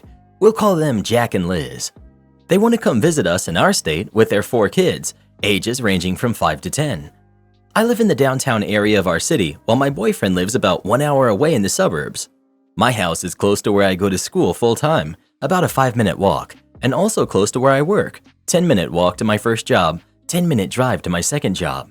I live with my 3 dogs, and because of my busy schedule, I have a dog walker come every day to feed them and care for them. When Jack and Liz come to visit with their kids, they're asking to stay at my house. Here's the thing though, they want me to leave my house so their family can stay there with complete privacy. I think it's also worth noting that I've never met or spoken to Jack or Liz before. They're my boyfriend's friends and not mine. Also, they're originally from our city, so they have their parents and family members who still live here. They seem pretty wealthy because mostly they tell my boyfriend that they are. Liz is a stay-at-home mom and has never worked before because Jack has had multiple inheritances from deceased family members, and he brags about his high-paying job. They also own about 10 rental properties that they collect passive income from. Believe they bought these houses with their inheritance. Before meeting Jack, Liz also did not work because her family is wealthy and supported her. The thing is, my commute to work and school, I have one or both 7 days a week, is over an hour each way from my boyfriend's house in the suburbs. I already have such long days that changing my commute to be over 2 hours a day, even for a week, is giving me anxiety with all the stuff I have going on between work and school. Also, I don't have anyone to walk my dogs at my boyfriend's house, and even if I were to hire a dog walker, he doesn't want a stranger having access to his house. Finally, it would just be really uncomfortable to leave my home, and I'm also nervous about having the kids running around my house when I'm not there and my home is not child-proofed. So, am I the jerk? My boyfriend seems disappointed in me because I'm not opening my home to his friends, and I'm already making a bad impression on them. He also thinks that I'm doing this because I'm deciding to not like them based on what I know about them, just from what I've heard from him. Stuff like they're always asking to use my streaming logins, but keep logging me out. When their dogs get old, they leave them at shelters so they can make room for new puppies. I don't think that this kind of stuff bothers me, but I think that even if it were my own friends making this housing request of me, I would tell them to get a hotel or stay at their parents' house. Edit. My boyfriend lost both his parents young, when he was 16 and 22, and he doesn't have siblings or much extended family. He considers his friends from high school as his family. I'm trying to be sensitive to his situation because essentially he thinks that I should be more accommodating to his friends since they are his family. Edit 2. Regarding their past actions with the family pets, I find it absolutely abhorrent. When I brought it up, I've been told that I am out of line because I don't have family or kids. My boyfriend thinks any criticism of their actions towards pets is a criticism of them as parents, which since I don't have kids, I shouldn't be allowed to voice opinions on stuff I don't know about. My boyfriend thinks they may have gotten rid of their dogs because of postpartum depression since they were both within 1 year of a baby being born. However, I still feel like this was a horrible thing that they did. Are they for real? I can't believe the audacity of anyone to ask you to do that, much less people you've never met before. Not the jerk. Tell them Airbnb offers full property rentals to suit their privacy needs. Not the jerk. Why can't they just go to your boyfriend's house and your boyfriend can stay at your place? It would make more sense that way. Asking you to exit your home to give privacy to people in your house sounds very entitled. Well, what would you do in this situation? Would you give up your home for a week so they can stay there or not? Please let us know. No, and I'd dump that boyfriend for even suggesting such a stupid thing. Why do people stay in relationships like this? I will never understand. Am I the jerk for serving my sister-in-law dinner on a kid's plate? My husband and I have family dinners at our house every month or so with our family. I have some sets of fine china that I like to switch out between the seasons that I've inherited from my grandmother. When we have our get-togethers, I serve dinner on these plates. My mother-in-law compliments them every time. My sister-in-law, however, has made comments to me that they're not her style. I honestly didn't think twice about it until this past February when one of my plates was put in the sink broken. Chalked it up to an accident. In April, we had another dinner. This time, sister-in-law was carrying both her and her boyfriend's plates to the sink and accidentally dropped both. Again, no biggie at all. In May, she broke 2 more plates, and in June, she broke a plate and a cup. At this point, I was starting to catch on. I brought up these concerns to my husband, and he brushed it off as accidents. I told my mom, and she said that she thought my sister-in-law was doing it on purpose and got me a camera to put in my dining room. In July, we had a dinner, and I had an opportunity arise. My mother-in-law, sister-in-law, and her boyfriend joined us for dinner. While our plates were still on the table, my mother-in-law asked how my plants were doing, and I said that I'd show her. I told my husband to follow us outside so he could show her the plant that he's growing, leaving sister-in-law alone with her boyfriend.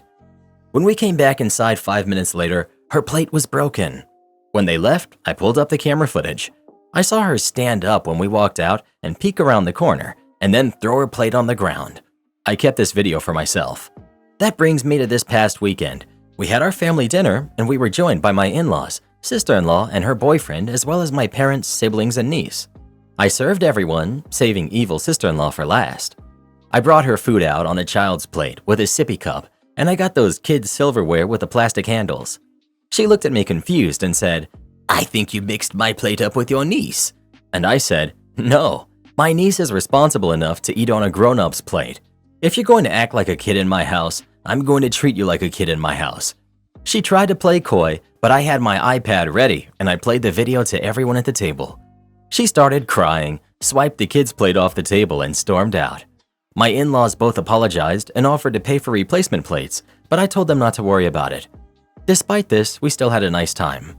When everyone left, my husband told me that I was out of line and cruel, but I told him that this has been happening for months, and I've told him it was bothering me multiple times.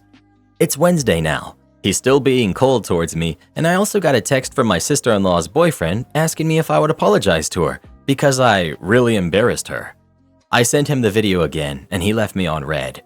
My husband just called me to ask if I was taunting her boyfriend because his sister called him crying that I was. So, am I the jerk? Not the jerk. You're amazing. You have nothing to apologize for. Your sister-in-law has a lot of things to apologize for, though. OP. I do feel bad that I embarrassed her. I spoke with their mom today, and she and my father-in-law have my back and say that I should demand her pay for the plates, and if she doesn't, then they would.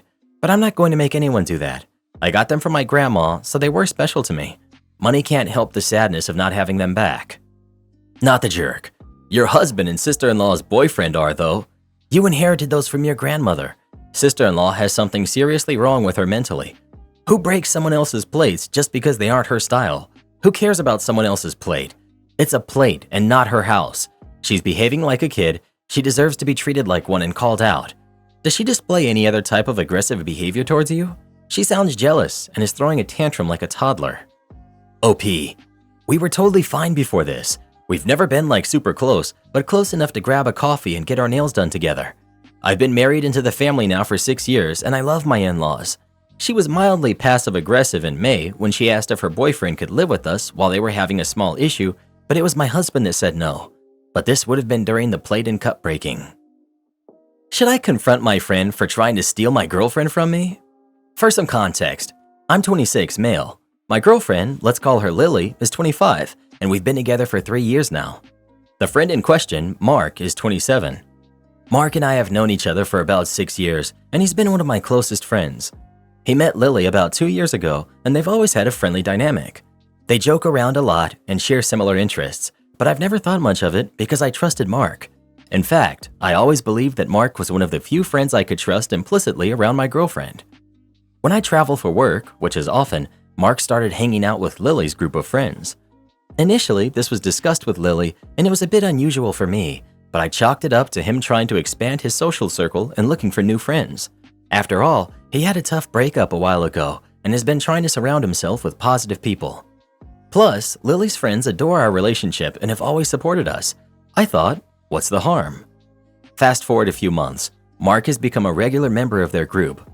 Birthday parties, movie nights, Sunday brunches, he's there for all of it.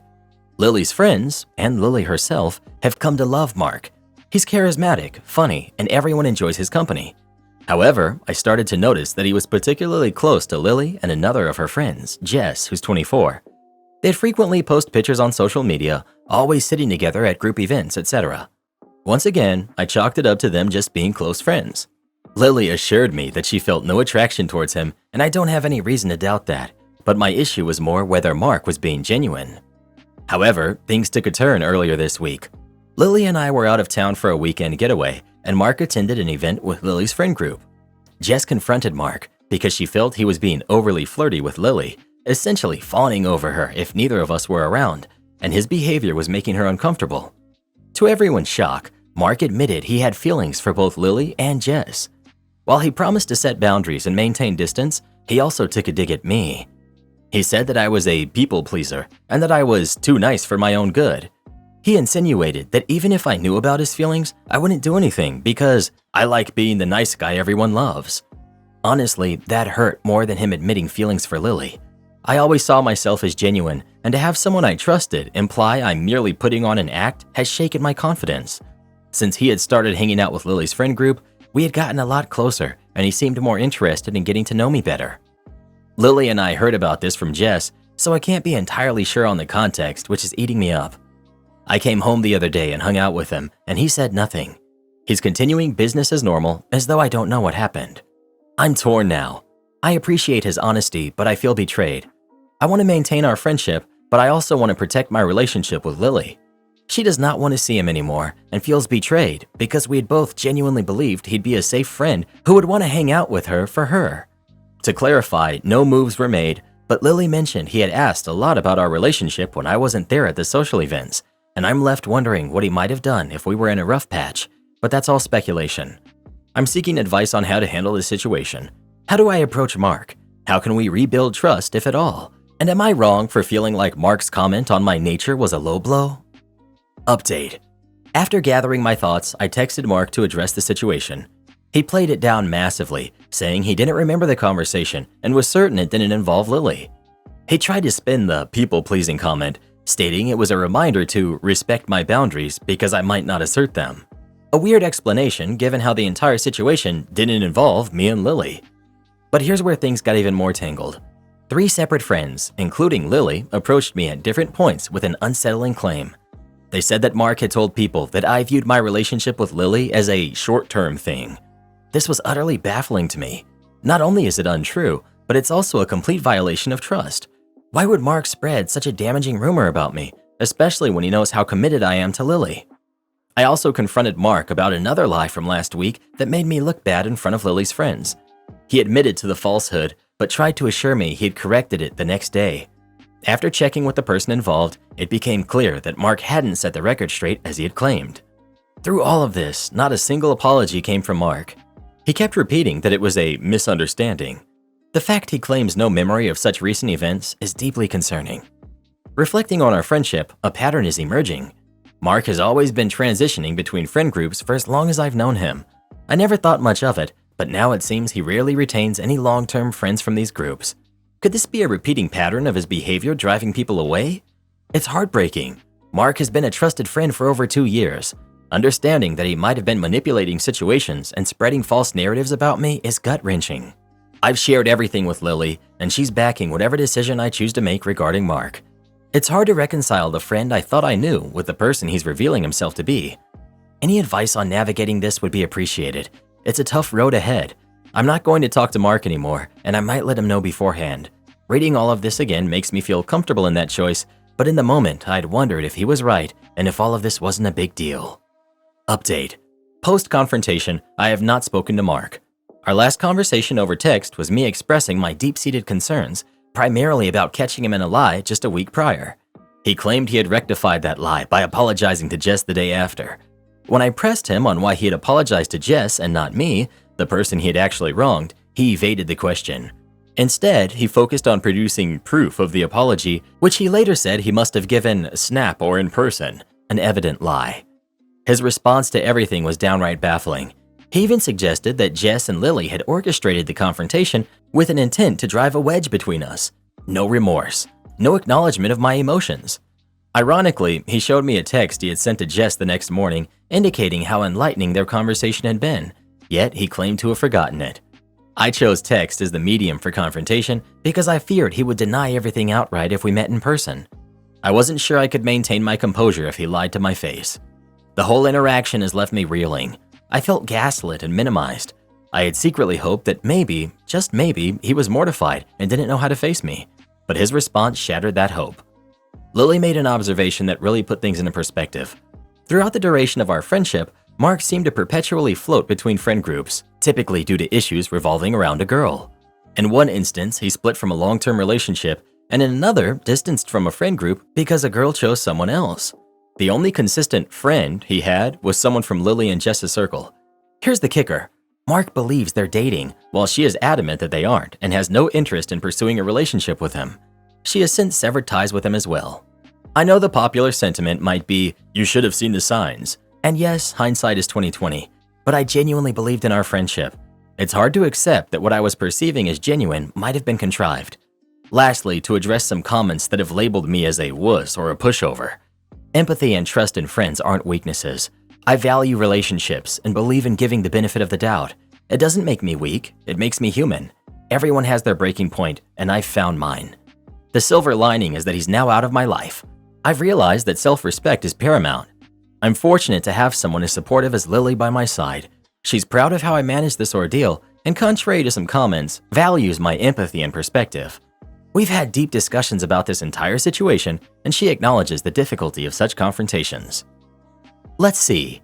Mark cozies up to OP's girlfriend, talks him down to her friend group, undermines their relationship, puts her against her friends, and then lies to OP about it. And OP wants to salvage the friendship?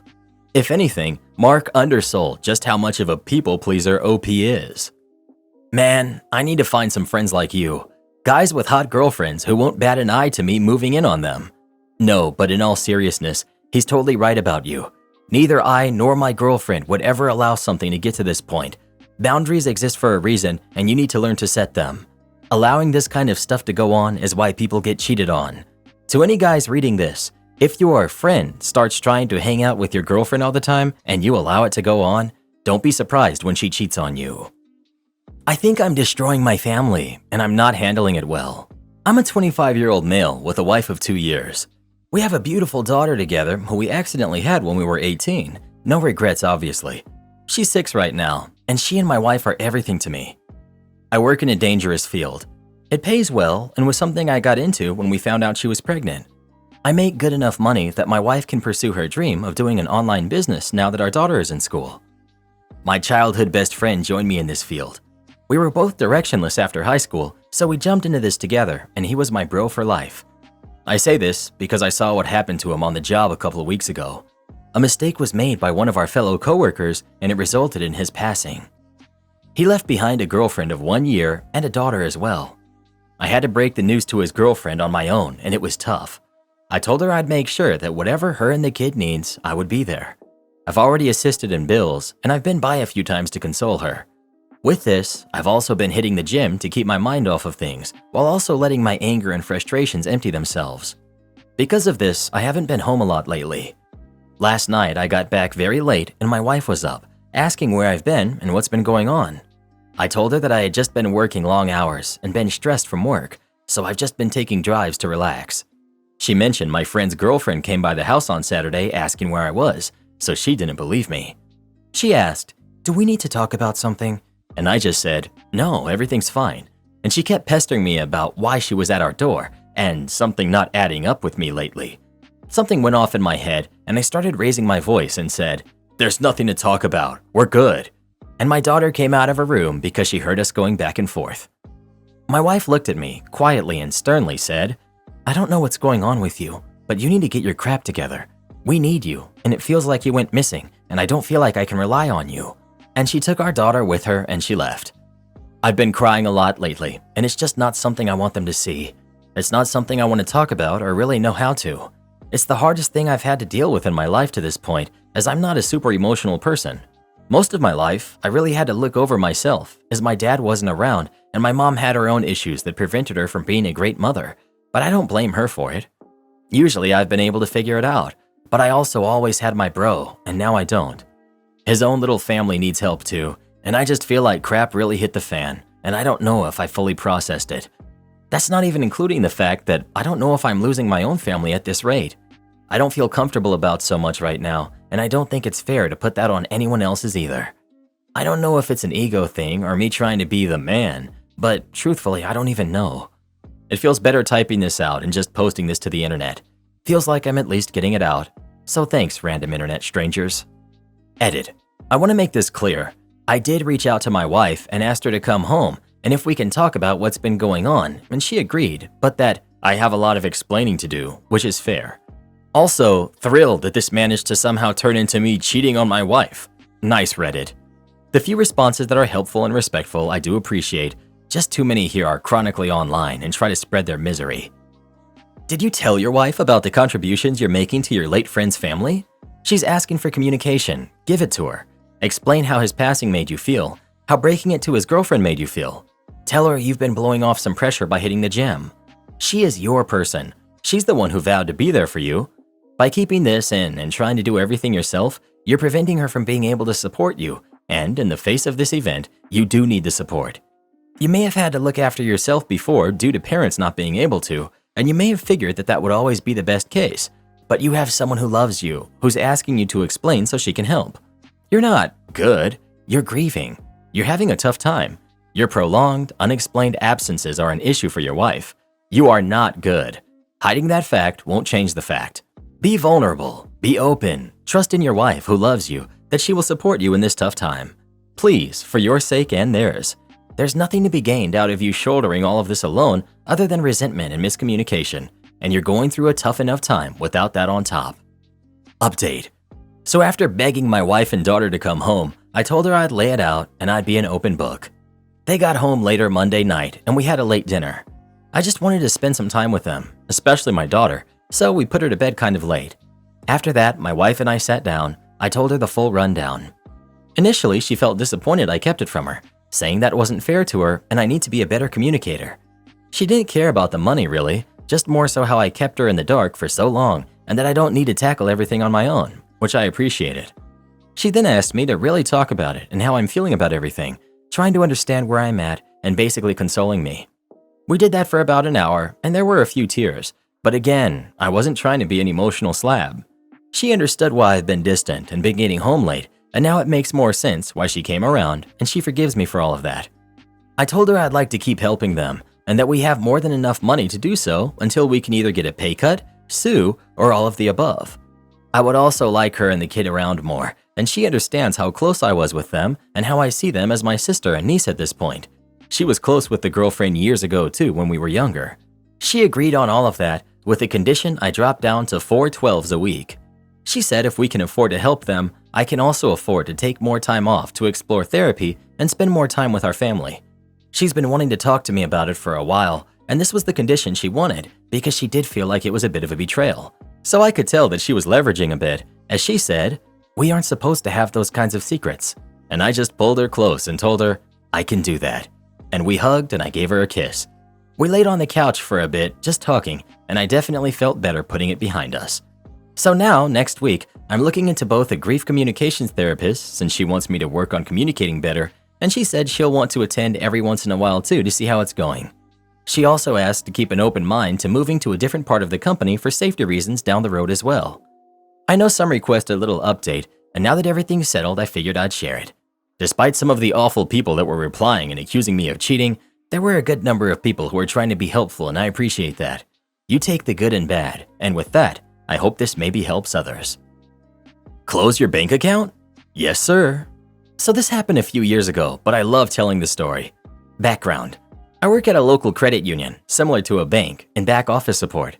Most of my customer contact is through the online chat and message systems.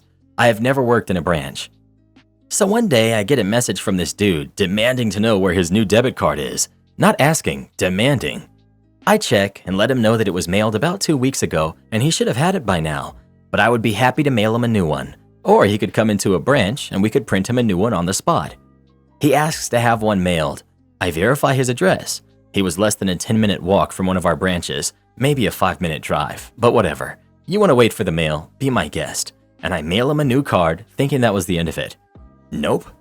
A week later, he messages back, enraged that he's not gotten his card yet. I let him know it'll take 5 to 10 business days. They are sent regular mail, we have no tracking on them, etc.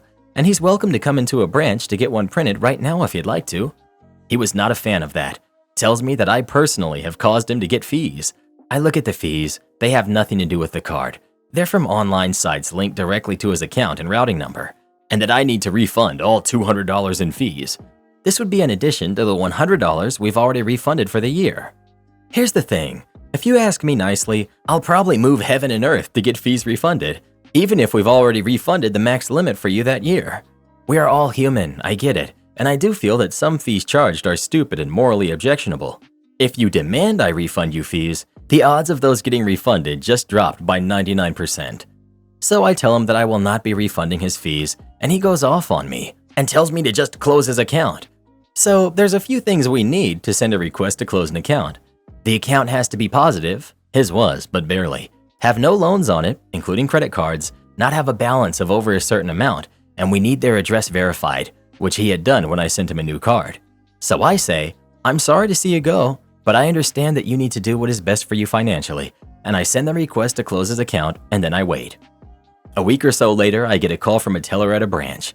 They have this gentleman in front of them outraged that his account was closed and asking what happened. I let the teller know that he sent a request to close the account, so I sent the request to our back office to be processed. She relays this, and he starts calling me a liar, saying that he never requested this, and he for sure never asked me to close the account. Not sure if he thought that we just delete messages and have no records.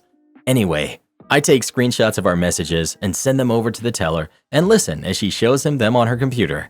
I can hear her trying not to laugh as she goes, "Oh, well, yes," and she thanks me and ends the call. Later, she messaged me telling me that he apologized for going off and we reopened his account and that she has never had to stifle laughter that hard before. Entitled neighbor wants copy of my grandma's will. When my grandma was diagnosed with cancer, she opted for no treatment.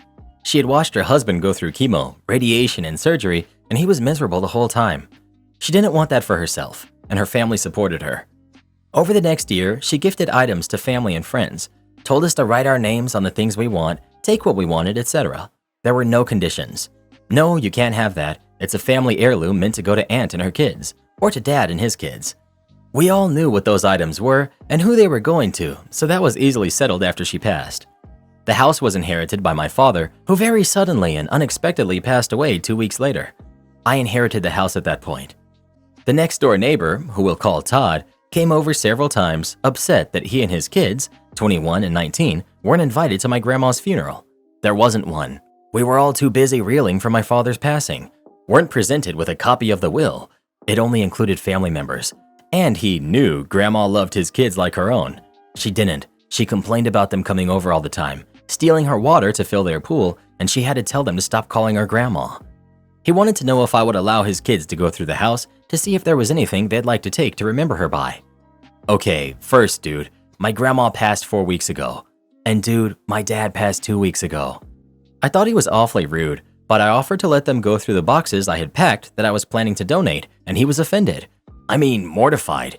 He said his daughter and son had their hearts set on some items that were family heirlooms, and I literally laughed at him. I explained they were family heirlooms and would be staying with me, and 2 of the items had already gone home with my brother. He said, "My kids were her family, and she would have gifted those to him. They should have been included along with everyone else when everything was divided up." Keep in mind that none of us even knew this guy or his kids other than the neighbors next door. They were never at any gatherings that were held at her house, and the only time I ever heard her talk about them was when she complained about them, especially when she caught them using both her hoses to fill up their pool and then came over complaining because she had put locks on the outdoor faucets. Luckily, Todd's house was in foreclosure and he moved away about a year later. Am I the jerk for telling off my soon-to-be sister-in-law after she was mean to my wife? For the past 2 days, my wife, who's 37, and I, 47, were visiting my wife's parents' house along with all of my wife's siblings. She's the third of 5 kids, as well as their partners and kids. Both my wife and her twin niece and nephew, via her sister, have birthdays the past week, and so each person has gotten a day to celebrate their birthday with the whole family, and yesterday was the day my wife's birthday was celebrated. Among the guests were my wife's oldest brother, Dan, who's 42, and his new fiancée, who's 35, Tina. Tina will be Dan's 3rd wife. She also happens to be Dan's former mistress. Both of Dan's marriages and a previous engagement all ended due to Dan's cheating. Tina is a fitness instructor and must be very into healthy eating because every single meal we've had so far, she's had to comment on how big or small her portions can be for each dish. I am very thin and have no interest in working out, though Tina has made many comments about how middle-aged men need muscle-toning workouts that seem to be directed at me and one of my brothers-in-law. And my wife is beautifully plus size. For dinner yesterday, my father-in-law and I made a big dinner with lots of dishes that my wife loves. The whole point was for my wife to indulge herself and enjoy her favorite foods, and indeed she did. Later that night, my wife wanted a snack, so she went to grab something from the kitchen while I was in the bathroom. I overheard Tina talking to my wife and nagging her about how she was already hungry again. My wife said something to the effect of, "It's none of your business." And as I was coming out of the bathroom, Tina told my wife, "You know, it's easier to keep your partner interested when you can be your best self." My wife was clearly very hurt by Tina's comment, so I told Tina, "That's rich coming from you, because no amount of time spent on your appearance will ever keep Dan interested for long." This was apparently the wrong thing to say. Tina got very upset, told me I was being a jerk, then stormed off to her and Dan's room. Dan later came out and told me I was being a jerk and that it was low to comment on his cheating. I told him that the comment Tina made about my wife was disgusting. Obviously, my wife is very happy with what I said. Am I the jerk? Not the jerk. Very well done for defending your wife. Unfortunately for Tina, what you said about Dan is likely to be true and they both know it. Sure, there's unpleasantness, but some people are not reasonable or kind and won't change their behaviors unless you make it sufficiently unpleasant for them. Tina will hopefully think twice before saying anything like this to your wife again. My cousin is having a baby and demands I hand over my savings. I, 24 female, am a bit paranoid when it comes to money. I didn't grow up in poverty, but times are tough, and the idea of living paycheck to paycheck makes me uncomfortable. It's important to mention that now I have a stable, good-paying job, but I struggled a lot during college since my parents weren't able to save enough for my college fund, so I worked bad jobs and I was constantly exhausted during those years. I still ended up in some debt, and I want to be free of it ASAP. It's also important to mention that I come from a pretty religious family. When I landed this job, I decided to start an emergency fund. I put aside a few $100s every month so that, in case of anything happening, I get sick, lose my job, etc., I will not end up in more debt or even worse.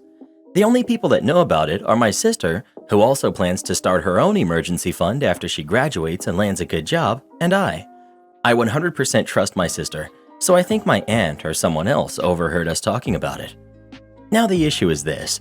My cousin, 22, male, his girlfriend, who's also 22, is pregnant, and they decided to keep it even though they know darn well they can't afford it. None of them have a stable job, inheritance, or anything. A few days ago, he came to ask me to give him my emergency fund since he's having an emergency. I was speechless. I asked him what was he talking about, even though I knew, but I couldn't believe someone can have this audacity. He told me he knew I have some savings and he desperately needs them. He didn't even mention giving the money back. I told him those are my savings for when I have an emergency, but he pulled the family helps family card. I still said no. While I understand they are in a difficult situation, I still think it's not fair that I'm asked to pay for his mistakes. I told him they should think more about what they're going to do in the future and how they're going to support this kid if none of them have a stable income. And if I give them my savings, that money is only enough for a few months. I didn't mention not having the baby or adoption or anything, just that they are irresponsible for having a kid when none of them are financially stable. He eventually left me alone, but started to tell the rest of the family that I told him to not have the baby, which is not at all true. My parents and my sister are on my side, but the rest of the family has started to harass me and are calling me a godless jerk. So, am I the jerk for keeping my savings? Not the jerk. His lack of planning is not your emergency. This story is also a good example of how letting other people tell your story usually works against you. For the members of your family that you care about, I would reach out to them and clear up any misconceptions. Obviously, the people calling you godless are probably not the people you want around. You could even say that you meant adoption. I'm religious, and I don't know of anyone that has a problem with giving up a baby for adoption. Not the jerk. In my opinion, it doesn't matter who would tell this story. What they'll hear is, cousin needs financial help, and OP didn't help him even though she has the money to do it. Respectfully, that's just not true. It always matters who tells the story first. If his family thinks you are so awful, why aren't they handing over their cash? OP, I don't know if anyone else besides my parents has any savings, and I don't want to bring this up because I'm afraid I may give them another reason to harass me. Not the jerk and far from it. If you give him money, he'll probably come back asking for more. You earned your money. His kid is not your burden and not your problem. Well, who do you think is the jerk? OP or her cousin? Please let us know. Rule number 1 of having lots of money. Never tell anyone you have lots of money, especially if they're family. Karen loses it over me cooking breakfast that wasn't good enough for her. I'm 32, male. My fiance, who's 31, was working from home this morning. I asked her if she would like some bacon and an egg sandwich, and she said yes. She does prefer mayo on both sides of the toast when she has this, but as I prepared it all, I forgot. As soon as I said it in front of her, I remembered and said, "Hold on, I forgot the mayo. I'll go put it on real quick." To which she replied, Forget it. It's ruined now. I got upset by this comment as it made me feel as if I had somehow ruined breakfast, so I tried to explain that it was an easy remedy and the sandwich was most definitely not ruined. She told me to just forget it again, so I went back into the kitchen, finished making my own sandwich and sat down. She came in and started to talk about how she thought it would be a fried egg, which again just felt like she was complaining about nothing, as I never said that I would be frying them, just stated bacon and an egg sandwich. When I got upset that she seemed to still just be complaining, she basically told me that I was wrong. She wasn't complaining, she was just making comments, and I was the jerk for being upset since she didn't say anything wrong. Am I the jerk? Edit. I scrambled the eggs in a bowl with some seasoning and a bit of milk, put it in the bacon grease, and waited until it was cooked on the bottom. Flip the egg like a pancake and cook the other side. Cut it in half and put it on the toast like a sandwich. Not the jerk. Here's a great solution though. Never make her anything ever again. Or dump her. That's another good option. She sounds entitled and ungrateful. The fact that she tried to walk back and twist what she had said is the icing on the cake. I wasn't complaining when I said forget it, it's ruined. I was just making a neutral comment. That's gaslighting and she shouldn't be treating you like that. Am I the jerk for not telling my roommate I own the house? Brief backstory. About a year ago, my last remaining grandparent passed and my father inherited all assets, including a house. I had been saving for a nice down payment, at least 50%, so I could have a lower mortgage payment each month, thus allowing me to save money for travel. When my father inherited this house, which he had no interest in moving into yet, he offered to sell it to me for slightly below market rate, with the caveat that he and my stepmother could eventually move into the basement apartment. I agreed because they're both incredible people who are not at all invasive and would give me my privacy if they lived there. So I paid a 60% down payment, financed the rest, and moved in. Present day. About 6 months ago, I started considering renting out the finished basement apartment. It has 2 bedrooms, 1 bathroom, a living room, and a small kitchenette. A friend of mine said his brother was moving to my city and needed a place. He's a brand new teacher and doesn't make great money, so he needed a place that wasn't expensive. I offered to let him rent my basement for way less than market rate, $650, which would include utilities. He readily accepted and signed a year-long lease. Well, a few days ago, he asked if he could start paying the landlord directly instead of giving me rent money each month. I was under the impression my friend had told him that I own the house, so I was confused and I told him we don't have a landlord and that I'm the owner. He got very upset and screamed at me for lying for over 6 months and taking advantage of him by making him pay so much in rent. For the record, an apartment similar to the one in my house would be well over twice what he's paying me, closer to 3 times for something this nice. He asked how much of my mortgage he's covering, and I said, why does that matter? You're getting a nice, quiet place to live, access to a full kitchen and laundry room, and you're paying an amount that you can afford. My personal finances aren't really a factor here. He stormed out of the room and slammed the basement door. He's still not speaking to me. I asked a few other friends and some family members, and most said I'm wrong for having him cover my mortgage payments. Only a few say I'm in the right. So, am I the jerk for having my roommate cover $650 of my $775 per month mortgage? He has a lease, so I won't be evicting him over this alone. If he does any damage or becomes hostile, I'll look at the eviction process. But for now, he will remain, unless he chooses to break the lease, which I'd allow him to do if he wants to. He also didn't bother to read the lease before signing. The lease clearly states that I'm the homeowner.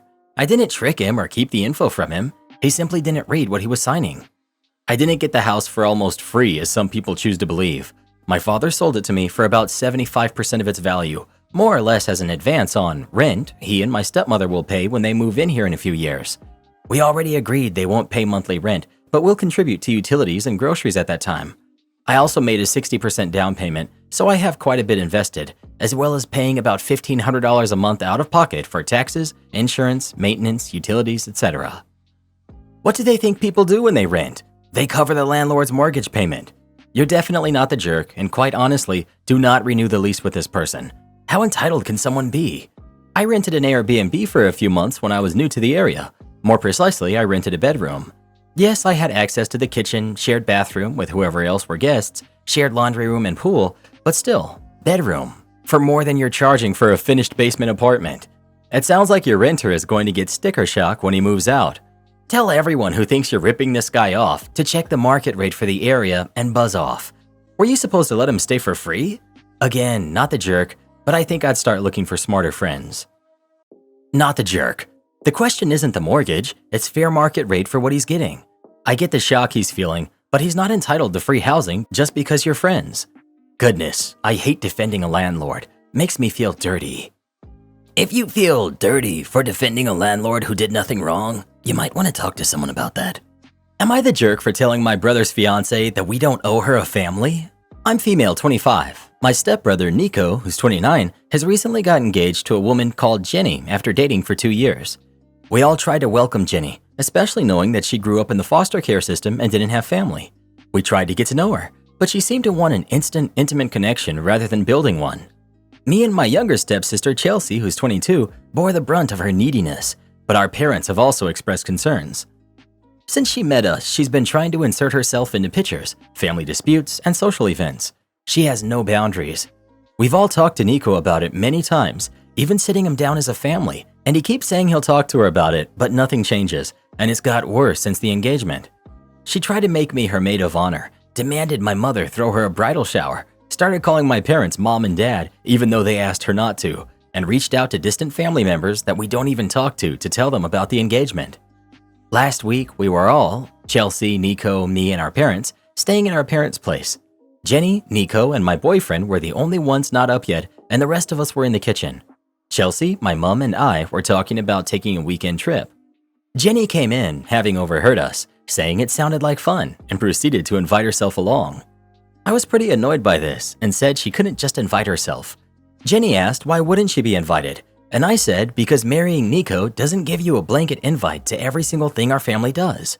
Jenny got upset and said she would really like to be included in our family, since it was the only one she knows, and she doesn't have a proper family. I said I know that, and we all sympathize, but that doesn't mean we owe you a new one. The whole room was silent, and Jenny got up and went back upstairs. She didn't come out the rest of the day, but Nico came down to chew me out over what I had said. Our parents defended me, saying he had an opportunity to talk to Jenny, but he didn't. He and Jenny left the same day, and he's now only keeping low-level contact with everyone. When I spoke to him about it since, he just said that I went way too low with what I said to Jenny, and that I've set her back mentally, and that she's really down. I do feel bad, but I also feel like Jenny has been overstepping. We're all open to a relationship with her. We all have good relationships with partners in the family, but she never really made a genuine effort to build relationships with us. She just decided that she was entitled to them, which I think isn't fair. I don't know if I should reach out to Nico or Jenny and apologize, which I will if I've really messed up here. I don't want to be the reason Nico stops talking to us. I just feel like he dropped the ball by letting it get to this point. Edit. Okay, I'm adding this because I thought it was implied, but maybe not. We do push back when Jenny is being intrusive. I can't count how many times I've said, Jenny, I'm not comfortable talking about my love life, therapy, medication, etc. It's really personal. Can we just change the subject? We move on from the conversation, but the next time I talk to her, it's back to square one. Same with my parents. They politely ask her not to call them mom and dad, and she stops for the duration of that conversation and then starts again next time.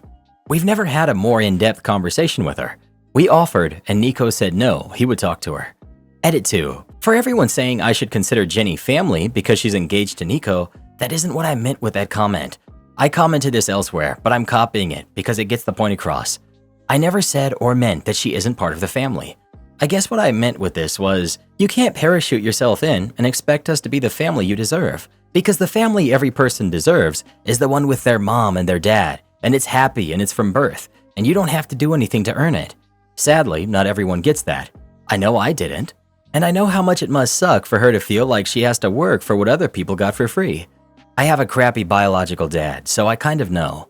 You think, why do I have to be good and clever and kind and a million other things to have a good family, while all anyone else has to do is just be born? And it's the worst. But when you come into a family that already exists, that's the way it is. They learn to love you, and it takes time. My stepdad didn't love me the second he met me, or love me just because he loved my mom. He got to know me and figured out who I was as a person, and he loved me for me. We wanted to have that opportunity with Jenny, and maybe that doesn't feel good enough for her, and I guess it's not really fair that she doesn't have the other kind of unconditional love, but I don't think that's up to us or anyone to fix. That's just my view. Well, Jenny was just going to keep pushing until someone pushed back, so this moment was more or less inevitable. You named the elephant in the room, Jenny's neediness, which your whole family has noticed. I don't know whether Nico failed to talk to her in private or whether he did and she failed to heed his warnings. I also don't know if getting to join what she perceived as a close-knit family is a large part of what makes Nico attractive to her. But I do know that your comment stung deeply and Jenny won't stop feeling it for a long time. It's not impossible that this precipitates a breakup between Nico and Jenny, and if it does, it's highly likely that the blame is going to come your way, So an apology is in your strategic interest, regardless of whether your comment was justified or not. I think my final vote is going to be everyone sucks here. Jenny for being pushy, Nico for not warning her, and you for saying something really wounding. No jerks here. I can't blame you for snapping, and I can't blame Jenny for wanting a close family. Growing up the way she did can result in an intense longing for connection and safety and a lack of proper communication skills. She shouldn't insert herself in everyone's business like that, but she also seems to not understand why. I hope she and your brother can work through that together. On the other hand, I completely understand that it feels very invasive if someone does this to you, even if you understand where they're coming from. The way you said it was a bit harsh, but I assume tension has been building up over time. I do think it's good to talk it out with her once all the emotions have settled, and I hope your brother can facilitate the process. She needs to learn the nuance of being welcome, but not overstepping boundaries, and it not being a sign of people not caring about you. I don't know. I kind of think you are the jerk, and your family is too. Like where I come from, when you marry in, your family. You said she didn't make an effort to know you, but it sounds like she's making lots of effort to know you. She's trying to spend time with you. She's asking you questions about yourself, etc., but she's not good at it. So maybe since you see she would like to be more involved and included, you could try to get to know her instead of telling your brother to put her in her place. Is there any reason you all want to keep her at arm's length, or do you just suck? Am I the jerk for telling my son's wife that his ex is in the family and has been here longer than she has? My son was dating Sabrina. They started in high school and broke up when they were in college. It was a long relationship, and I became really close to her. She is, in my eyes, our daughter. Her family are awful people, and she sees us as her parental figures. She even is planning to have my husband walk her down the aisle when she gets married. Now, when they broke up, it was only their relationship. We didn't drop her since she is our kid at this point. My son wasn't happy, but he moved on, so she gets invited to family events and has for years. My son, who's now 27, is married to Bethany, and she is a nice person. We never clicked. We don't have much in common, and they live 2 hours away, so it's hard to plan stuff to get to know her more. Really, I'm sure it will grow in time. Now, we had a picnic, and all the family members were invited, so Sabrina was there as normal, and I thought the night was nice. Bethany came up to me at the end of the night and expressed that she's uncomfortable with her husband's ex being everywhere, and if I couldn't invite her for family stuff. I told her no, and that Sabrina is part of the family, and has been part of the family longer than she has. If there was actually a valid reason, like if she were rude, then I would consider it, but she's done nothing. She left, and my son called me and called me names for picking her over my now real family. Am I the jerk? My husband thinks that she's crazy, but I know we can be biased. Edit. Okay, I'll make this clear. She may not be my kid by blood, but everything else, she is my daughter, and has been for about 10 years. Also, Sabrina is engaged, so no, she doesn't want to get back with my son, and I don't want them to either. Yes, I have invited Bethany to do stuff with me. It's always been a no. I would be saying that I don't see her as family if I disinvite her to family events she's been coming to for 10 years. This is asking me to choose between two kids. I will not disown one. No jerks here. You think of Sabrina as your own kid. She's invited to things because you became her surrogate family. Bethany is not a jerk for being upset that someone her husband once loved is invited to all of your family events. I would also be upset if my husband's ex was accepted into his family while I'm still struggling to feel like I'm part of the family. Sorry, but I think you're the jerk. OP tries to intentionally leave out info. She was vague about the length of the relationship her son had with this girl and what her family did to be so horrible. But if you sift through the story, the son is now 27, so Sabrina is also about 27. OP has considered her a daughter for 10 years? It was a long relationship and they broke up in college? What does that mean? They started dating at 17 and then they broke up at 18? OP doesn't tell us, and I'm guessing that's on purpose. Why? Because having some girl that your son dated for such a short period still hanging around 10 years later makes you look like the crazy person that you actually are. Son was against this from the beginning. She's not the daughter, but it sure sounds like OP wishes she had a daughter instead of a son. She now has an actual daughter-in-law who OP admits she doesn't have much in common with. And mom can deny that she wishes her son had married Sabrina all she wants, but her golden treatment of Sabrina, mixed with her cold treatment of Bethany, paints a different picture. Son probably has to listen to mom say, "Should have married Sabrina." OP and her husband are the jerk for building this kind of relationship with their son's high school girlfriend. You're the jerk for continuing this kind of relationship after they broke up, when their son expressed discomfort over it. You're the jerk for not bringing the same energy for your son's actual wife. Sabrina is you're the jerk for not squashing this after the breakup. $20 says mom tried to get Sabrina invited to her son's wedding. Shame on OP. I hope this son goes no contact. My family's in a similar situation, but in our case, I'm Bethany.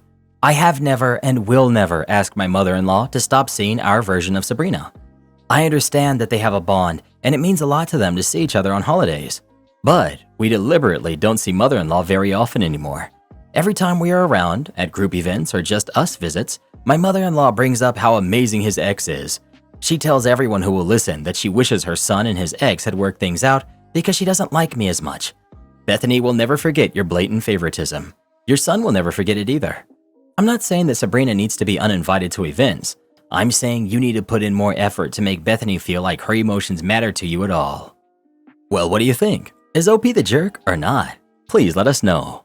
Exes are exes for a reason. When will parents and other family members learn to start respecting that? Careful now, Karen. We might get comments from people who are upset at you for saying that. Good. More comments are better for the algorithm. Do it. Am I the jerk for saying parents should take screaming babies to the restroom or outside until they calm down? I, 38 male, have been seeing this woman who's 35 female for a few months. She has 3 kids who are 8, 10, and 15, and I have none by choice, but I would love to be a stepdad one day. I'm the oldest of 4 boys, and my youngest brother is 18 years younger than me. I've been around kids since I was 6 years old. My brothers have a combined 6 kids now. This comes into play later. We've been doing great for the duration of our relationship. No arguments or anything. We've been doing family activities together. Everything's been great. So we're at dinner Friday night, and there's a table of 8 adults and 1 baby. The baby, who's about 2 years old, is just relentlessly screaming for like 15 minutes straight. All gas, no brakes. The parents are acting like nothing is going on, completely ignoring it. I say to her, this may be an unpopular opinion, but I think one of those parents should take their baby to the restroom or outside until they calm down. It's kind of inconsiderate of everyone else around them. This sparked something in her soul, and she absolutely lost it. Told me, if you really feel that way, that just makes you a horrible human being. And that I was a male Karen for even thinking that. She blames the whole issue on me not having kids and not knowing what it's like, etc. If you knew it could possibly offend me, then why did you even say it? And that she now can't trust me because I might say something out of line to her kids or parents. Yeesh, and you wonder why she's single. We finished up and I took her home, where we sat in the driveway and talked some more. I explained that I've been around kids my entire life, and even though I don't have any of my own, I absolutely know what it's like. I've had to take my youngest brother outside for the same reason multiple times growing up. If I'm at dinner with my family and one of my nieces or nephews starts losing it, I'm the one that takes them out, so mom and dad can have a break. That I was just expressing my opinion, and it wasn't a big deal if she didn't agree, because it would never come into play with her kids' ages. She refused to let it go and stays livid, continues saying mean things until I asked her to get out and drove home. Gutted. Am I the jerk? Update. Yes, I did break it off. We had 0 communication until Sunday when I called her and officially ended it. She just said, seriously? And hung up. I came here for some validation because she really did start to make me feel like I was a jerk for thinking this way. I just wanted to make sure. The restaurant we went to was an upscale Mexican restaurant. She's been a single mom for around 5 years. To those of you saying there must be more to this story, there's not. We've never had a fight. She has introduced me to her kids and they really like me, invite me over for dinner and game nights. Everything was going well. This was a curveball out of the blue, completely blindsided. How would I react on an airplane? This is hilarious to me. I've been through screaming babies on airplanes probably half a dozen times. Obviously, there's nowhere to go on an airplane. I'm proactive and bring noise-canceling headphones on every flight. My parents actually told me they stopped going out to restaurants until I was older due to an epic meltdown I had at a restaurant when I was 2. They refused to be those parents that let me cry it out while everyone else suffered. Am I the jerk for buying a peanut butter cake even though my boyfriend is allergic? I'm 22, female. My boyfriend, who's 24, always told me he was allergic to peanuts. I don't know where he gets that from because his mom has always said that he isn't. I never wanted to risk giving him any and having an allergic reaction, so I just took his word for it. Yesterday, I went to a bakery before work and bought myself a peanut butter cake to eat after lunch. My boyfriend surprised me at work during my break and wanted us to eat lunch together. I told him okay. After we were done eating, my boyfriend saw the bakery bag with the cake and asked if he could have some. I said no, as it was a peanut butter cake and I didn't want him to have an allergic reaction. That's when he got mad at me for buying this even though he's allergic to it. He said I wasn't being respectful. I told him that I bought it because we weren't supposed to see each other until tonight, 6 p.m., so I'd have time to brush my teeth and stuff, and that I wasn't planning on eating it in front of him. He said that I shouldn't have bought it at all, no matter when we were supposed to see each other, because it was selfish, and as his girlfriend, I shouldn't be eating what I know he can't eat. I think it's not fair that I shouldn't eat something that I like because he's allergic to it. Obviously, I don't eat that when I'm home with him, but we weren't supposed to see each other for the whole afternoon, so I thought it would be a good occasion to have a peanut butter cake. Am I the jerk? Maybe it was selfish to buy something that I know he's allergic to. News. Okay, so I suggested to my boyfriend that we go to a doctor to know the severity of his allergy, but he doesn't want to and accused me of not believing him. So yeah, I don't know what to do anymore. Not the jerk. He needs to grow up. Those are some serious control issues he has. Consider this a red flag and keep an eye out for more. I'm seriously allergic to shellfish, and I would never expect someone to stop eating it. I'm jealous of the fact they can, and I live vicariously. Even if his allergy is real, you were in no way of endangering him. Having a few family members with severe peanut allergies, I understand they're different. OP was respectful of the allergy. She wasn't supposed to see him until later that night. She mentioned in a comment somewhere that she'd have plenty of time to brush her teeth and clean up. And for those talking about extreme cases, I bet this isn't her first time eating peanut butter since being with him. I'm also pretty sure they've kissed after she's eaten peanut butter sometime earlier in the day. She'd know by now if it was that severe. OP has been careful and respectful. Am I the jerk for checking out of parental duties after my wife said I'm not the father? My wife and I have been married for about 4 years. She brought 3 kids from previous relationships into the marriage while I have none. They moved into my house after the marriage because I live in a better school district. Obviously, we've had our ups and downs, but overall it's been good until a couple of weeks ago when I woke up and found a large dent running down the entire passenger side of my car. The dent is about hand's width, starts at the front fender and runs down all the way to the rear tire. I was furious and thought someone sideswept my car as it was parked on the street. I checked our doorbell camera to see if it recorded anything and was surprised to see our 16-year-old daughter sneaking out of the house in the middle of the night and driving off in my car. She returned hours later, stumbling into the house. Outside of those 2 events, the doorbell camera didn't record anything else but a couple of cars passing by that didn't come close to mine. I angrily showed my wife the recording and told her our daughter needs to be punished, but she said that she'll talk to her. I argued that talk isn't enough, which led us to an argument. My wife argued that the new family dynamic has been hard on the kids, while I argued that it doesn't excuse the damage done to my car. I wanted her to agree to ground our daughter from social media and make her get a job to pay for the damage. We argued for hours until she said I don't get a say in any punishment because I'm not her father. That ended the argument and I walked off. Since then, I've checked out of any parental duties. I've been an adult and still make sure the kids are safe and fed, but I haven't done anything a father would do. They had doctor's appointments last week for their checkups because they play sports in school, and I refused to drive them, causing my wife to have to take off work. They start school next week, and I've dropped them off ever since they moved in, but I told my wife she'll have to do it this year. She argued she can't because of her work schedule, and I answered a mother would figure it out. She called me a child and said to grow up. I think since I'm not her father, I don't have to take on the responsibilities of one, but obviously she disagrees. Am I the jerk? I was angry when I wrote this, so I left out some info. My wife wants me to report it to my insurance as a hit and run. She said that way no one has to pay for it. I argued that I'll have to pay for it in the long run because they'll jack up my rates. I'm not ignoring the kids and I still talk to them daily. I just don't do or make any parental decisions like I stated before. Also, the other day, our son asked me if he should play basketball or football, and I told him go ask his mother.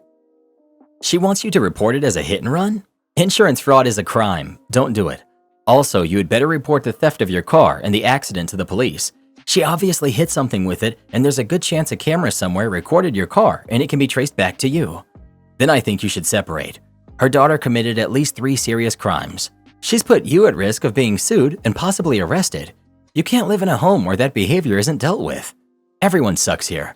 Wife and daughter are jerks for obvious reasons. You're a jerk for not taking this seriously enough. You're playing petty games about basketball and rides to school when there's a criminal in the house and her mother is enabling her. What else is she up to that you don't know about? Not the jerk, but your wife definitely is. What kind of mother is fine with her 16-year-old stealing a car, driving like that, and causing some sort of accident? If I did that, I wouldn't even have a social life until I went off to college. Karen demands to use my computer even though there was another one right next to me. My girlfriend, who's 34, and I, 31, we work in the same company and on the same job for the same department, but in different offices. I work downstairs and she works upstairs.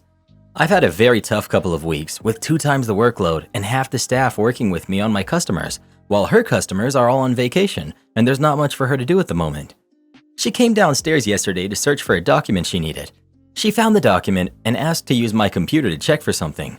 I would have had to pause my job, log out, she would log in, check her thing. It would take about 5 minutes. I told her there's a computer next to mine which nobody's using and she can use that one. She then told me she never used it before and it takes too long to sync, about 5 to 10 minutes. I told her I was busy and that she could hang out with me while waiting and it would be fun. We could talk and I could still finish my critical tasks while she's waiting for hers to sync. Her eyes got watery and she walked away. I explained to her via chat how it came out bad, but the idea still stands. Why should I pause when there's a perfectly good computer next to me? Am I the jerk? She blocked me on everything except my number and says vile things to me. I asked her to focus on moving on because it's such a small thing and she makes it out to be a life-changing experience. For lunch, she asked me what I wanted and she brought it to me.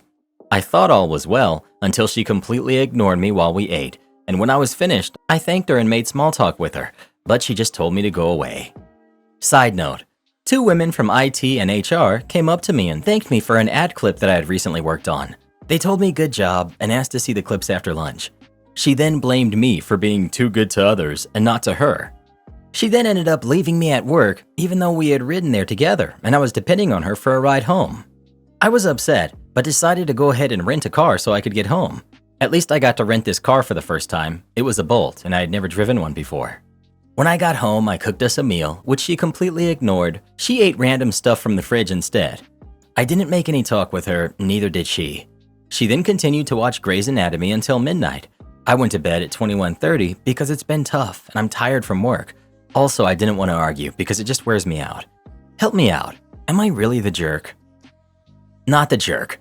Your girlfriend needs to get better at handling your working and personal relationship. Your response regarding the computer was a very reasonable one. The silent treatment sucks, and I wouldn't want to live with someone like that.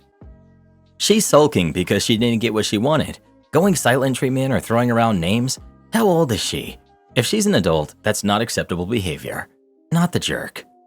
Never stay in a relationship with someone who treats you like this. Immature, toxic people make the worst partners you could ever ask for. Am I the jerk for not allowing my stepson, who's 12, to live with us? I have 2 sons who are 10 and 5, and I'm getting married in the next couple of weeks to my boyfriend who has a 12-year-old son from a previous relationship. My future husband's son asked his dad if he could come live with us after we get married because he wants to experience a genuine family dynamic with parents and siblings, given that his biological parents never married anyone else. My husband is on board with this idea, believing it would contribute positively to the boy's personal growth. I expressed to my husband that I have reservations about having him live with us, based on observations during the weekends he spends at our house. Firstly, he appears to have a strained relationship with my younger son. He rarely includes him in activities unless I specifically ask him to do so. When we're at the park and I ask him to accompany my other son to the restroom for safety reasons, he gets an attitude about it. Secondly, he displays an excessive competitive streak towards my older son. He consistently aims to outperform him and even taunts him when he succeeds. I find this overly competitive atmosphere uncomfortable. I desire my kids to grow up in a nurturing and supportive environment. The third and most significant concern is his academic and behavioral performance. My boyfriend has informed me that his son has been struggling academically and has faced minor behavioral challenges. I'm concerned about his potential negative influence on my kids, particularly my older one. My husband dismisses these concerns as typical for his age, believing that with guidance he can improve. I sought advice from my mother, and she disagrees with me, asserting that providing a united family environment could greatly benefit my stepson. Both of them labeled my reasons as unreasonable. Am I the jerk? Update. I know that I'm not the best person, but I've never mistreated or ignored him. I care for him. I realize now that I was being overly protective of my own kids and not considering things from my future stepson's perspective.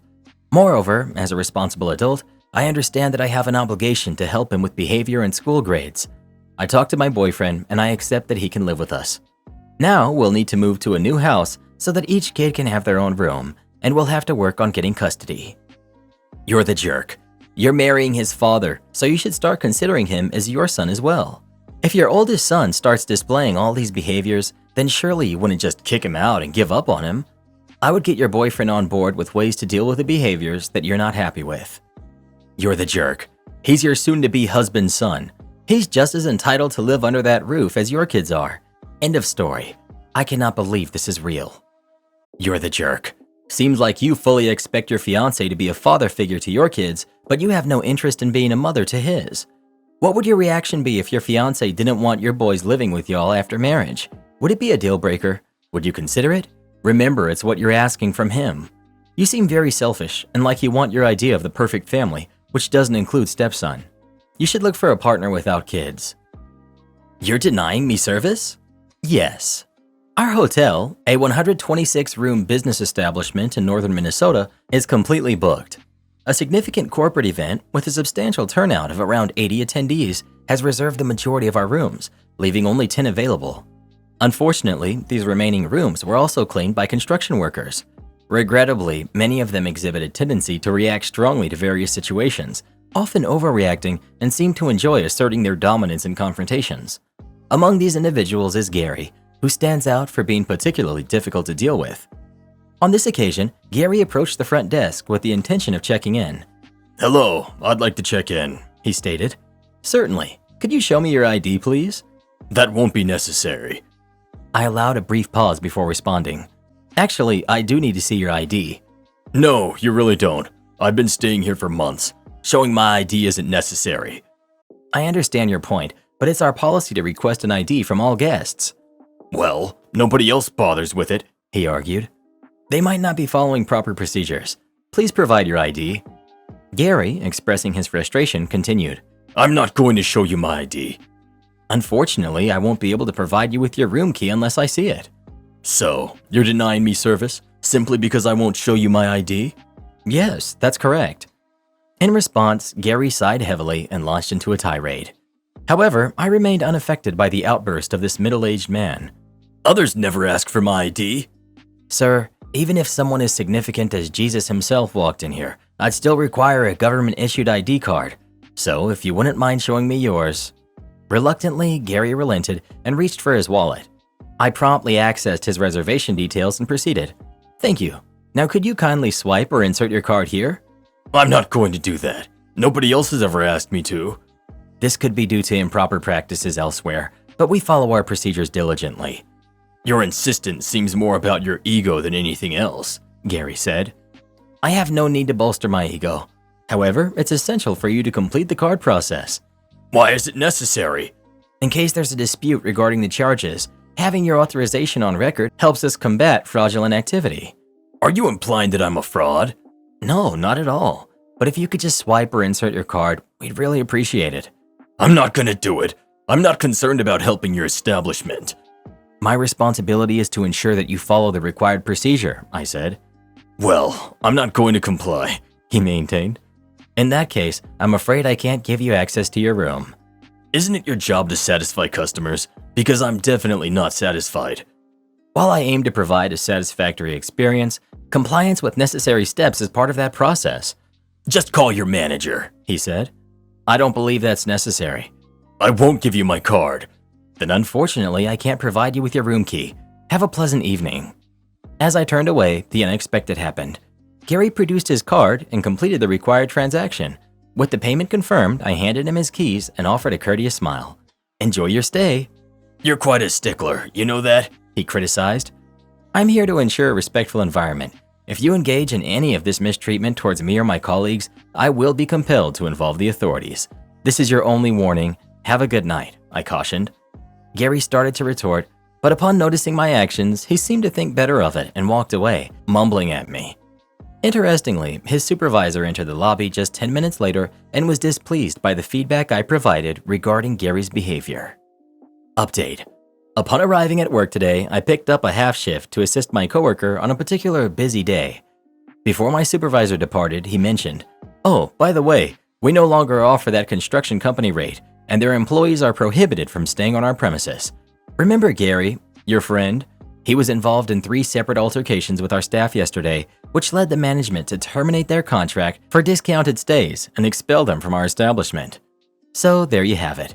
While I'm not entirely sure of the complete story, I'll provide an update once I find out. Update. Gary's day had commenced with him demanding that our recently hired auditors furnish him with a receipt showing a zero balance before completing the audit process. They were unfamiliar with such a procedure, and Gary proceeded to express his anger towards them. On that same morning, our newly appointed general manager convened a meeting with the sales team to discuss raising the rates for the construction company, given their employees' history of problematic behavior. Additionally, the team mentioned the unsettling treatment their one female colleague at the front desk had been subjected to by the company's employees. Instances included inquiries about her shifts, remarks about her car, and probing questions about her availability. The sales team informed the company's representative that their rates would double and cautioned them about standing on thin ice. Any further incidents would result in the contract being voided, leading to the loss of the discount and a ban from our establishment. Approximately 20 minutes later, Gary stormed downstairs and vented his frustration at my coworker. The new GM subsequently gave the company 30 minutes to vacate our premises and terminated their contract. Am I the jerk for saying I don't like my friend's boyfriend, which caused him to lose a job opportunity? I, 27, have a friend, Natalie, who has a boyfriend, Jamie. Jamie is a complete jerk. He's one of those people who makes below-the-belt jokes and then calls you sensitive if you don't find it funny. In fact, in the 18 months I've known him, he's insulted Natalie to her face too many times to count. He's called many of our mutual friends rude and demeaning things and has purposefully antagonized me on many occasions. We all put up with him because if we don't, we'd never see Natalie, but he really is the butt of every joke and a walking cliche. My roommate Harry recently had a job come up with his company that Natalie asked him to interview Jamie for. Harry is part of our wider friendship group. His friend is dating one of the girls in our group and has met Jamie but not really spent much time with him, so thought he was an alright guy. I decided to keep out of it because I know Jamie has been unemployed for a while and it's really affected Natalie. However, when Harry mentioned he was going to do the interview at our apartment, he could see I was uncomfortable. I didn't mention anywhere near the extent of Jamie's behavior, just said he had made a couple of demeaning remarks to and about me, and I wasn't overly keen on being around him. I told Harry not to do anything about this and that he should hire the best person for the job. Harry went through with the interview, but he made Jamie do a lot of prep work and a presentation to other employees, and then made the interview extremely long for no reason. Then at the end, he said he wasn't going to hire him. Jamie got mad at Natalie over it, and she got mad at me, saying that I shouldn't have said anything about Jamie, knowing how great the job would be and how hard it is to get jobs in the field. On top of that, I should have been sensitive to his unemployment and that I'm ignoring how difficult the job market is. She's now not speaking to me, and our friends are divided. 2 think I shouldn't have said anything because Jamie really needs the work, and ultimately it would have been helping Natalie. One friend thinks it's fair that I expressed not wanting Jamie in my home and that I owed it to Harry to tell him because Jamie is an HR problem waiting to happen. On the one hand, yes, his off-the-clock behavior shouldn't cost Jamie a job. But on the other hand, why should I have to cover up for the way Jamie is? If honesty makes him look bad, then maybe that's his problem. Then again, I guess it was kind of petty and it had real-life consequences, so maybe I shouldn't have said anything. I'm not sure whether I should apologize. For everyone asking how it got out that I told Harry, Jamie went home and went off on Natalie about him not getting the job, as it was basically a lock, with Harry doing it as a favor to Natalie. She figured the only person who would have changed Harry's mind about doing her the favor was me, so she called and I ended up telling her the truth. She then told everyone else. Edit. For everyone who missed it in the post, Harry and I are roommates, so my home is his home. Harry has a home office and works out of that office most days. He conducts meetings from there all the time, which is normally fine because I know all of his employees really well. He did not end up having the interview with Jamie at the apartment, he had it at the registered company office. Not the jerk. It's likely that Harry didn't make the interview extremely long for no reason. He did it to test Jamie on the things that came up in your discussion, to see if your passing comments were just you having a personality conflict with a nice guy or if the things you mentioned would be issues in his work. It's likely that the interactions with other employees was to see if others got an uncomfortable vibe. Most people can put on a good front for a short interview. Putting them in more real-world situations shakes people out of their best behavior so you can see who they actually are on the job.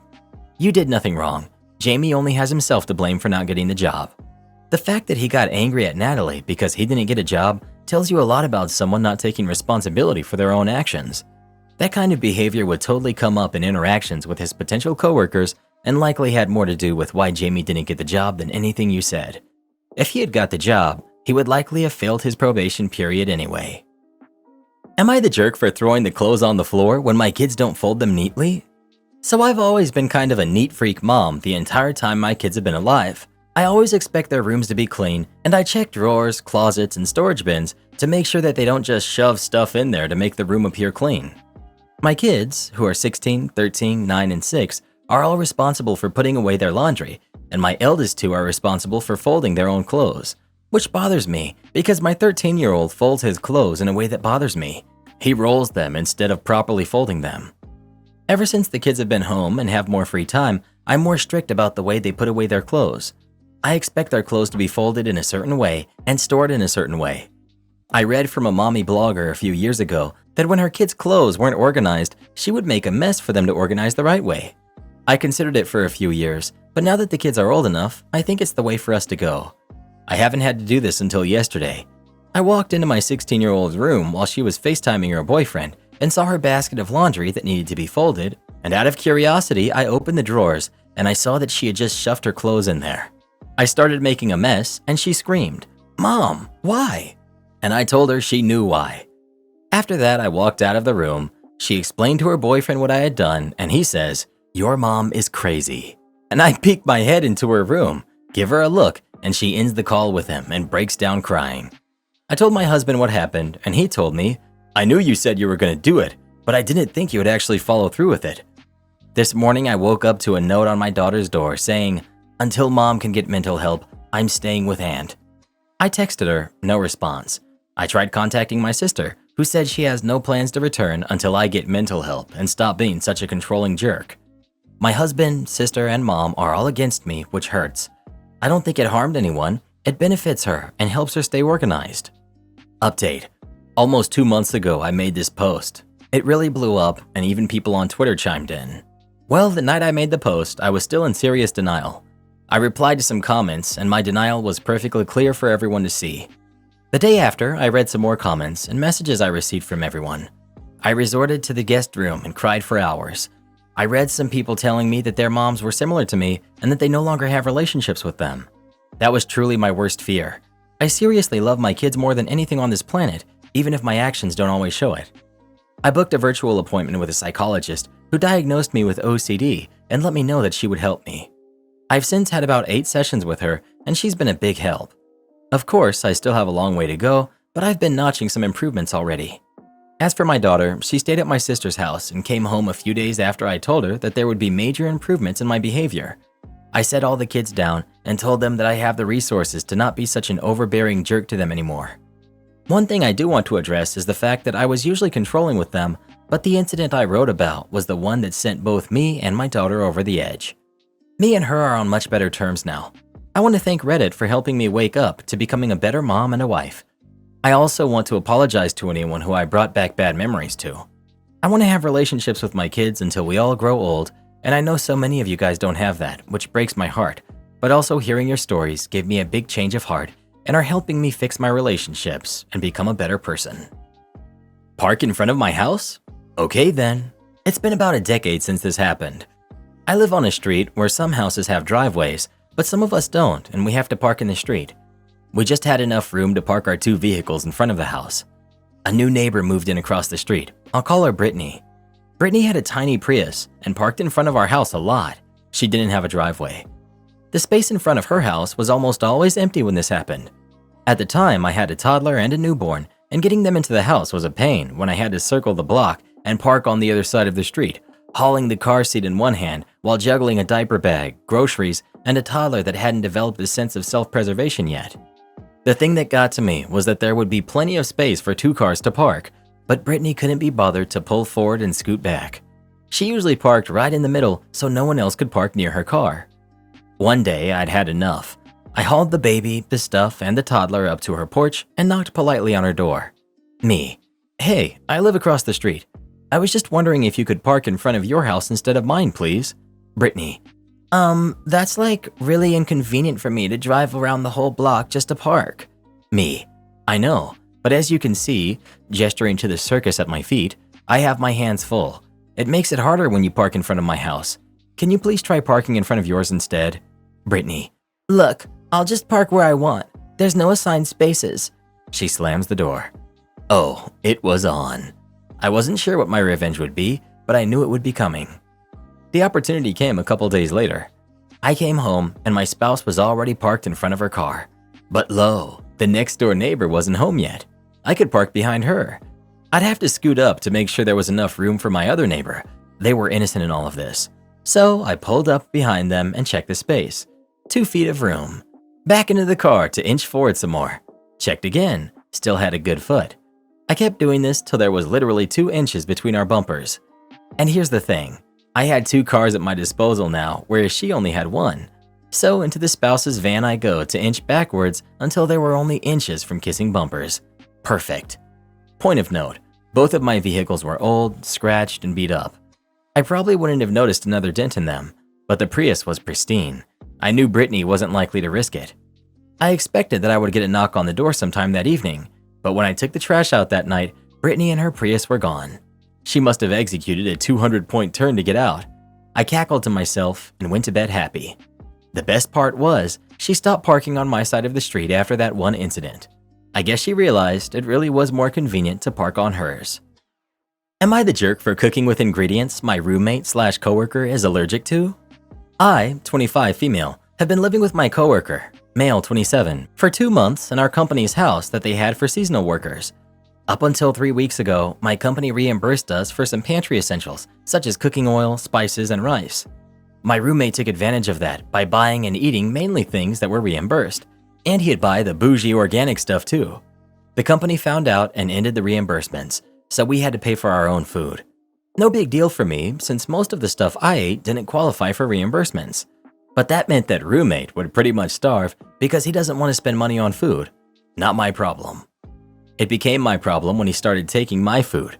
Having gone through 5 years of university, I'm no stranger to inconsiderate roommates, but this is the first time anyone's ever stolen from me. Roommate is allergic to pretty much everything. He's got some rare condition that makes him unable to consume cane sugar, nightshade produce, mushrooms, and anything processed by yeast. For the 2 months we've lived together, he would quite often eat my rice if I didn't label the container. Extremely rude of him, but at the end of the day, it's just rice.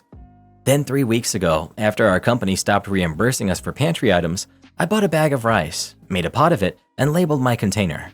I came home from work the next day to find all of it gone. My roommate had eaten all of my cooked rice. When I confronted him, he got defensive and claimed that he didn't know. The company never said anything about ending the reimbursements.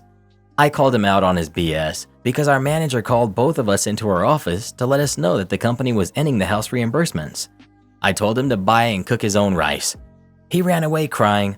Literally, he ran into his room, slammed the door, started bawling his eyes out, and then proceeded to call his parents to complain about how I'm a mean, toxic person and he didn't do anything wrong. To prevent him from eating my rice again, I made a big pot of it using strained mushroom liquid. It's just the water left over from rehydrating dried mushrooms. I put the leftover rice in a couple of labeled containers. Today I came home from work to him curled up in pain on the sofa. I asked him how he liked that mushroom liquid I used in my rice, and he had a huge breakdown. He accused me of hurting him, of how I knew he couldn't eat mushroom products, and yet I cooked rice with it anyway, and how he had filed charges against me for what I did. He ended up filing a complaint with HR and my manager about the whole ordeal, and now I have a meeting with both of them tomorrow afternoon to discuss what happened. Am I the jerk here? Edit. He was faking it the whole time. I heard him laughing over the phone in his room about how now he's gonna have the whole place to himself by next week, and that he can't believe I fell for it. Karen boss tried to use a joke I made to get me fired. I reverse Uno. About 15 years ago, I moved across a few states to where my wife was starting her new position as a professor at a local university. We had the first 3 of our 4 kids, and while I was going to mainly stay home to take care of them, I wanted at least a part-time job for extra money and whatnot. So I took a full-time position as a cook at a retirement home and care facility in the town we'd moved to. I have a culinary degree and years of experience working in small kitchens, hotels, and a previous university kitchen. This was a very small kitchen and had a lot of the hand-me-down practices that have managed to avoid professionalism and efficiency. Basically, whoever ran the kitchen just did what they felt like doing if they thought it made sense. The current head of dietary, who actually hired me, had years of experience, but she was retiring and her position was being taken by a kitchen staff member who was brought into the kitchen from being a housekeeper. She had very little training and no certifications, but was taking the courses as she started the position on the facility's dime. At first, it was very friendly and casual. We all got along fair enough. It was my new supervisor boss. We had me, we had the main cook, Queen, who had plenty of experience in small-town kitchens, and the next truck driver, King, who had no experience, but could follow directions and sort out, assemble, the meals as directed. Our facility director, Big Boss, ran the entire place and all departments. I had a habit of maintaining a professional demeanor wherever I worked until I could test the atmosphere and relax into whatever environment it turned out to be. I learned from this incident not to do that and always maintain a professional face at work no matter how relaxed it is because of this incident. After some months in the position, all was mostly fine, but Boss had issues with the way I performed my tasks. I used pretty standard practices for preparing, cooking, and expediting meals that she was familiar with. An example would be prepping meal components during downtime as residents of the facility would come to be fed. She was used to just standing at the window, waiting for the nurses to come and give the name of the resident and their meal choice. Then, as the aides cleaned up, she'd rush to prepare food. I would come to the window when a nurse approached, but otherwise be prepping food to go into the ovens and stovetops for the impending lunch hour, or prepping food for the next day's meal. This not only managed time better, but allowed me to avoid many snafus and possibly prep something extra for the independent residents who would request something at the last minute for lunch when they came for the morning meal. They had a tendency to just trickle in, and there weren't more than maybe 40 residents in total. One event would be the morning she came in early to do paperwork, and she saw me preparing 4 full pans of pork chops to put into the cooler until oven time. She was terribly confused. Boss: What are you doing? Me: pork chops for lunch. But it's breakfast time. Yes, breakfast is ready on the steam table. But you're supposed to be serving breakfast. Me: I am. As they get here, I get them their breakfast. I've already prepped the veggies and potatoes. After I get these pans in the cooler, I can start the cake for tomorrow's dessert. Boss: But it's breakfast. And so on. This was the start of her trying to change my methods to hers, but almost every time she'd try, I'd resist. At first, she pulled the "I'm in charge" thing, but not often because I had more experience than her and I could explain how my method was standard practice or made more sense than hers. She never had a reasonable explanation that what I was doing shouldn't be done other than, I don't like it. She really had some ridiculous ideas about how to cook. A few times she would involve the facility head, Big Boss, and I'd get to work and be told I needed to go talk to her. Every single time I managed to defend what I was doing and get agreement from Big Boss that what I was doing was professional and acceptable. More than a handful of times I demonstrated how things Boss expected of me not only weren't efficient, but sometimes skirted or even violated serve safe and food handling safety. A big one was she'd been angry that she now had to bend over to lift out meats out of the boxes on the bottom shelf, instead of on the second shelf where she had them previously, above the shelf where we had boxes of lettuce and other raw veggies. I'd been told to continue what I was doing, and Big Boss would then talk to Boss, who would stare daggers at me for the rest of the shift. This went on for months until Big Boss thought she could finally get rid of me through some shenanigans. One day I was called into Boss's office towards the end of my shift, and she said we needed to go talk to Big Boss. We go together, and Big Boss tells me that Boss has brought to her attention my unprofessional behavior in the kitchen. Boss then clarifies by relating a little off-color gag I'd taken part in one day with Queen. We had been putting away our delivery, and each of us had one of those 80-20 meat tubes. Then, just for fun, on a total whim, we both held them out in front of us, swung them around, and chased King around in front of the cooler with them. Yes, it was unprofessional, but this wasn't an isolated incident of tomfoolery, and it was the same sort of play the Boss herself had taken part in. Boss thought she had finally gotten me as Big Boss asked me if this had actually happened, and I said it had. Boss starts to explain she can't have that kind of behavior in her kitchen, and it was unprofessional. She loved being able to say that directed at me, considering I'd shown how unprofessional she was previously, and blah blah blah. When she was done and Big Boss looked to me for my response, I apologized and agreed it was inappropriate and I should have known better. But I also explained that I never made an unprofessional joke or took part in any behavior considered unprofessional there until I had seen that it was commonplace in this kitchen. I waited to gauge the environment first until I saw how they conducted themselves in their kitchen. After I saw what they considered acceptable, I took part. I also explained that it was actually Boss who had first made me aware that they were regularly engaging in these types of topics and behavior, and only after she had wandered into that territory did I feel comfortable enough to go there myself. Then I apologized and said it wouldn't happen again, but that everyone, including Boss, should be held to the same expectations. Boss immediately snapped, What did I do that made you think it was okay to be so offensive? which was a huge mistake. Me, Boss, who's Henry? At this, she clammed up and her eyes grew wide as she turned so red it was kind of scary. Big Boss looks at Boss in confusion, and Boss just looks back and forth between us in panic. I begin to explain that Henry is a certain item that Boss keeps in our office. I know this because on my second day in the kitchen, the dishwashing machine was, like it was quite often, being repaired because it had broken down again. The repairman was this guy that Boss and Queen kept staring at and giggling about. Queen jokes she thinks Boss is sabotaging the machine so that this guy will have to come repair it again. At one point, he goes out to his truck and Queen tells Boss she should just go for it, asking him out or whatever. And Boss declines, smiling and giggling, and then says, Looks like I have a date with Henry tonight. Queen chuckles, and I ask who is Henry. Queen tells me it's Boss's special friend, and Boss finishes by saying that, A girl's got to do what a girl's got to do, even if she has to keep buying batteries. I go on to explain that Queen can confirm this, and there are probably other instances where others were present where Boss was engaging in similar discussion or taking part in similar joking around, and that it was only after a few weeks of this behavior that I feel comfortable in taking part. Big Boss is looking at Boss for a rebuttal, but Boss is still standing there shuffling her feet, sweating bullets. Big Boss then thanks me for being frank, and that from this point forward, none of that behavior is acceptable from anyone, and excuses me to finish my shift as Boss stays behind to presumably get yelled at. There were a few instances of us butting heads after that along the same lines as before, but she didn't talk to me much after. I ended up moving on a couple of months after. Am I the jerk for telling my wife it's ridiculous to cry over soup?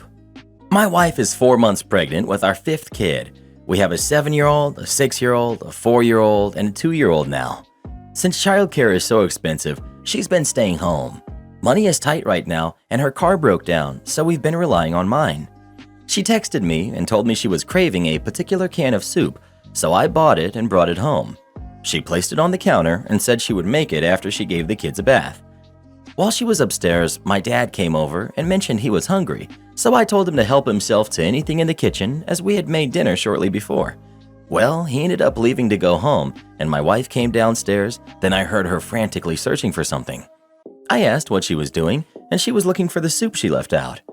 I told her I haven't seen it and that my dad came over, but he usually doesn't eat canned foods. I called him, and he admitted he did in fact take it and that he was sorry because he was unaware she was saving it. When I told her this, she started sobbing and saying she can never have one thing in this house and how bad she was craving it and wanting it so bad. She cried for almost an hour over it. Later, I told her that she was being ridiculous and that she was an adult and crying over something as stupid as a can of soup was for kids. She told me I didn't understand, and she's feeling very emotional lately and stressed. I talked to my mom, who told me I needed to give her grace and that my words were very jerkish. Am I the jerk? Edit. When I leave work, I'm going to buy her all the vegetable soup they have in stock. Also, when I say money is tight, I don't mean that we're struggling to survive. We took out a loan to build 3 extra bedrooms onto our home. Her car broke down about 2 months ago. I do leave her the car if she needs to take our daughter and son to their therapy appointments or if she wants to go somewhere. I was also outside building when my dad popped over. He stopped by to see if I needed help building the rooms. My wife was upstairs for a while doing bedtime routines, so they didn't see each other. I'll apologize and do the bedtime routine tonight and pick out the scariest shark movie I can find. She loves Jaws movies, so we will spend some time together. I do love my wife, even if it doesn't appear that way. Also, yes, we have 5 kids, but we wanted a big family. I wanted 3, she wanted 4. I was an only child, and she came from a big family. We had 4. After our last baby, she told the doctor she wanted her tubes tied. We aren't struggling to survive, We have food, shelter, clothes, and occasionally we go out to dinner and take the kids to fun places. The only issue is childcare because it's cheaper for her to stay home, and she asked me if it would be okay until our youngest goes to preschool. We may have a lot of kids, but we do take care of them. I work long hours at 2 jobs, so I'm pretty exhausted when I come home. Plus, I'm building rooms for our kids. I do help with my kids. I love my family. You're the jerk. She's pregnant. She's been dealing all day with 4 little tyrants. She feels unattractive and she had a craving for some soup. As a comfort, and probably because she didn't get to finish a meal all day. The correct response should have been, "I'm sorry, it looks like Dad ate it. Go sit down and put your feet up.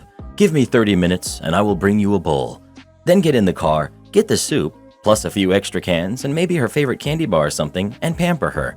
What you did was mean. Don't invalidate people's feelings. You're the jerk. If money is tight, then why are you having more kids? My Karen coworker demands to know my husband's salary.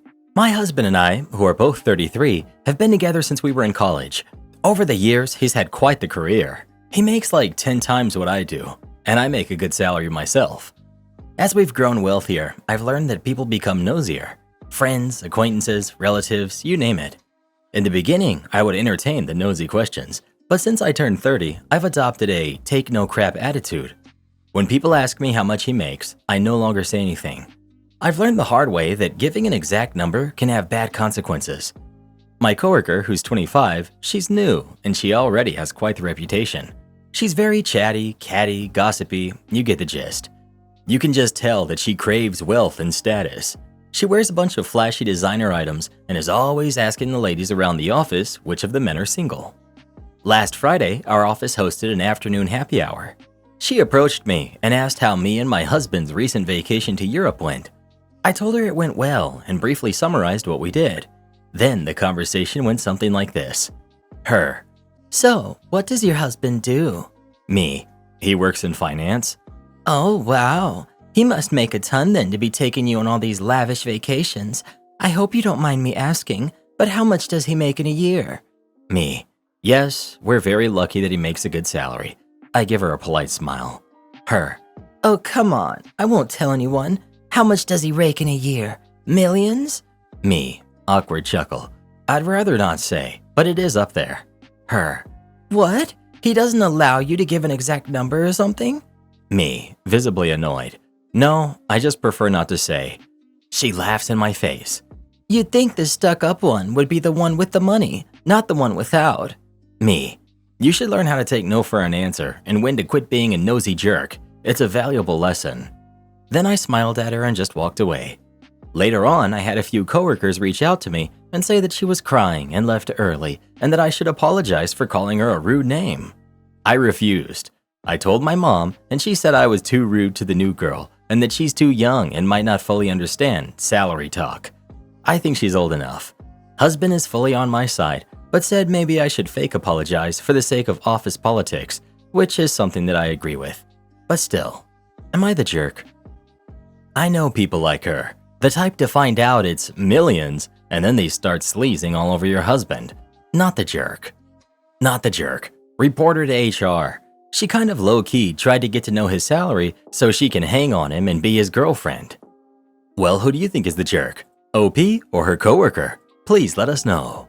You're probably not the only person she tries to pull this crap on, and HR really needs to get a grip on this. Ex-fiance wants to catch up after he left me at the altar. I'm 28, female. My ex-fiance, Derek, who's 32, disappeared the morning of our wedding 2 years ago, evading all attempts to reach him from myself and his family. It was devastating, absolutely soul-crushing. The event turned into a party to distract from the pain of the unknown. Afterwards, I returned to our apartment and I slept on the bathroom floor in my wedding dress. It was quite the ugly sight, to be honest. His mother ended up coming to the apartment when she informed me tearfully that Derek had run off with an ex of his. They had apparently reconnected a week prior to the wedding and he just couldn't go through with it, opting instead to rekindle his relationship with his ex. His family was horrified. I didn't hear from him until 3 months after he left. He called me, apologized, and then revealed that his ex had been hiding his kid from him that he had just found out about. He wanted to be with them. That's pretty much all that was said. I didn't say much. Actually, I think I only said hello. The whole situation left me numb. I just didn't care anymore. Thankfully, though, my friends were and continue to be there for me. Through all of this, they've encouraged me to seek therapy and work on healing, which I'll be honest, was difficult. But after a year, I felt myself again. Which brings me to today. After this whole debacle and subsequent self-improvement/rebuilding, I moved to the UK, originally from Australia, for a change in scenery. Last night, I got a message request on Instagram. It was Derek. "Hey, I've heard you moved to Wales. That's so cool. I'm traveling to Cardiff towards the end of July. I'm deeply sorry about everything, and I want to discuss what happened leading up to the wedding. I hope I'm not overwhelming you. Let me know if you'd like to talk over lunch." Firstly, no idea who told him about my move. Secondly, I don't know if I crave closure from him, but I also don't want to decide to decline to only later on regret my decision. So I turned to you strangers of the internet. What should I think about before reaching a decision? Would it be wise to decline, or should I humor him and listen to his reasons? I learned that an old mutual friend of ours revealed where I moved, and evidently, he's been stressing that he needs to tell me something. For the time being, I've decided to simply ignore his message and work through any emerging feelings with my therapist. Update. So, as I mentioned previously, I did not respond to his message. A day after, however, I received another message from him, which I won't write out in its entirety. To sum it up for you all though, he apologized for how disingenuous his initial message was and explained why he'd reached out to me. Essentially, he wanted to discuss that week, that final week before our wedding and the events that led up to him dipping out. Now, I will refrain from entirely delving into my ex and I's past, but my ex-fiancé was diagnosed with PTSD and avoidant attributions from past experiences. His diagnosis did provide quite a bit of clarity looking back at our relationship and his past behavior, so I truly feel for him in his journey of self-healing. However, despite his struggles, I still told him that I couldn't forgive him for what he had put me through. He said he understood. Now, some of you will be quite mad with me, but I ultimately agreed to meet him for lunch, and I do not regret it. He's not with his ex. Actually, she passed 6 months after he left me at the altar, which is part of the reason why she reached out to him in the first place. Since then, he's been working on himself through therapy and navigating single fatherhood. Yes, the baby was his. The lunch wasn't too long, but it was all around cathartic on both sides. At the end of the lunch, he handed me an envelope which contained all the money we spent preparing for the wedding. Honestly, I was dumbfounded. It wasn't a gesture I was expecting on his behalf, and I think he was taken aback when I returned the ring he gave me. I held on to the ring just in case I needed to sell it if my finances continued to be unstable, but I never had to. Ironic that in the end, I did receive money while seemingly trading that ring. He looks better, and not to toot my horn, but I feel I do as well. Now that chapter has concluded, and I no longer feel rage or remorse. I feel free. I feared that I might have harbored feelings for him, but I have since found that I loved him for the man he was in that moment when we were together. And though we're now apart, I'm okay with looking back and acknowledging the love I had for him. I've closed that chapter now. Thank you all so much. Any advice on what I should spend the money on? This is a great case where her ex would have garnered a lot more sympathy if he had communicated. All he had to do was say, "I just found out my ex hid a kid from me for years. We need to hold off on getting married until I sort this out." Boom! Relationship hope is kept alive, and you don't completely do over the person you're supposed to marry. Am I the jerk for getting upset with my wife due to her social media usage? My wife, who's 34, and I, who's 32, have been happily married now for 8 years. We have 2 kids who are 6 and 4. Until recently, we've been able to effectively divide our household chores and parenting duties equally. About 6 months ago, my wife's TikTok and Instagram algorithms started showing her content that's primarily been involving the criticism of men, particularly in terms of their contributions to marriages, parenting, and chores. I'm all for constructive decisions about gender roles and stuff like that, but the content I've seen from her account takes it to an extreme, stereotyping us as lazy and neglectful. In the past few weeks, my wife began posting her own content about our personal life, portraying me as a negligent and uncaring husband and father who doesn't pull his weight around the house. I was really hurt when I saw these posts on our account, particularly because she has close friends and family members on both sides who follow her account and are reaching out to me asking if everything's okay in our marriage now that she's posting her own content and not just reposting other videos she finds. Not only was her content way inaccurate, but I feel uncomfortable opening up these elements of my personal life to all of our friends and family, let alone strangers who have found themselves engaging as well. I attempted to discuss this with her. She just shrugged it off and accused me of being insensitive to her struggles and not understanding her need for an outlet to vent. I completely lost my patience in front of the kids. I told her she was being a total keyboard warrior, more interested in getting clout from toxic people online than the reality of our life. I also told her she was being an ungrateful jerk and spreading lies about me and our marriage. As soon as I called her a jerk and seeing her reaction to what I was saying, as well as hearing my daughter started to cry, I regretted it. She looked more sad than angry with what I was saying, and she just sort of shut down and hasn't spoken to me since, outside of very minimal conversations about breakfast or plans for the kids. I feel like I have a right to be upset about what she's saying on social media, but I think I took it way too far. I really don't know how to approach the rest of the discussion we obviously need to have. Update. I'm pretty sure my marriage is over. I don't know. I set her down to talk to her about it again, this time away from the kids and a lot more confident that I was going to keep my cool. I prefaced the conversation by saying I didn't want this to be an argument. I just wanted to get to the bottom of this behavior and wanted to explain how it was affecting me and how other people view me. Pretty much the moment I began talking, she shut me down. And I don't know if what she did is gaslighting or if she's having some sort of mental break, or maybe a wizard came and magically hypnotized me for the past several months, and I'm just now coming out of it. Basically, she said that everything she's saying on social media is true and that I have no right to police what she does or says online. I decided my best course of action would be to try to challenge her on the everything I'm saying is true part by breaking down the chores for her and showing the division of labor. This is how she responded to all of it. Me taking the kids to and from school. Wow, you sit in a car for an hour. Great job, Dad. Me cooking dinner. Cooking is your favorite thing to do, so it's not really work. Me doing dishes afterwards. Oh, you clean up after yourself? Do you want a cookie?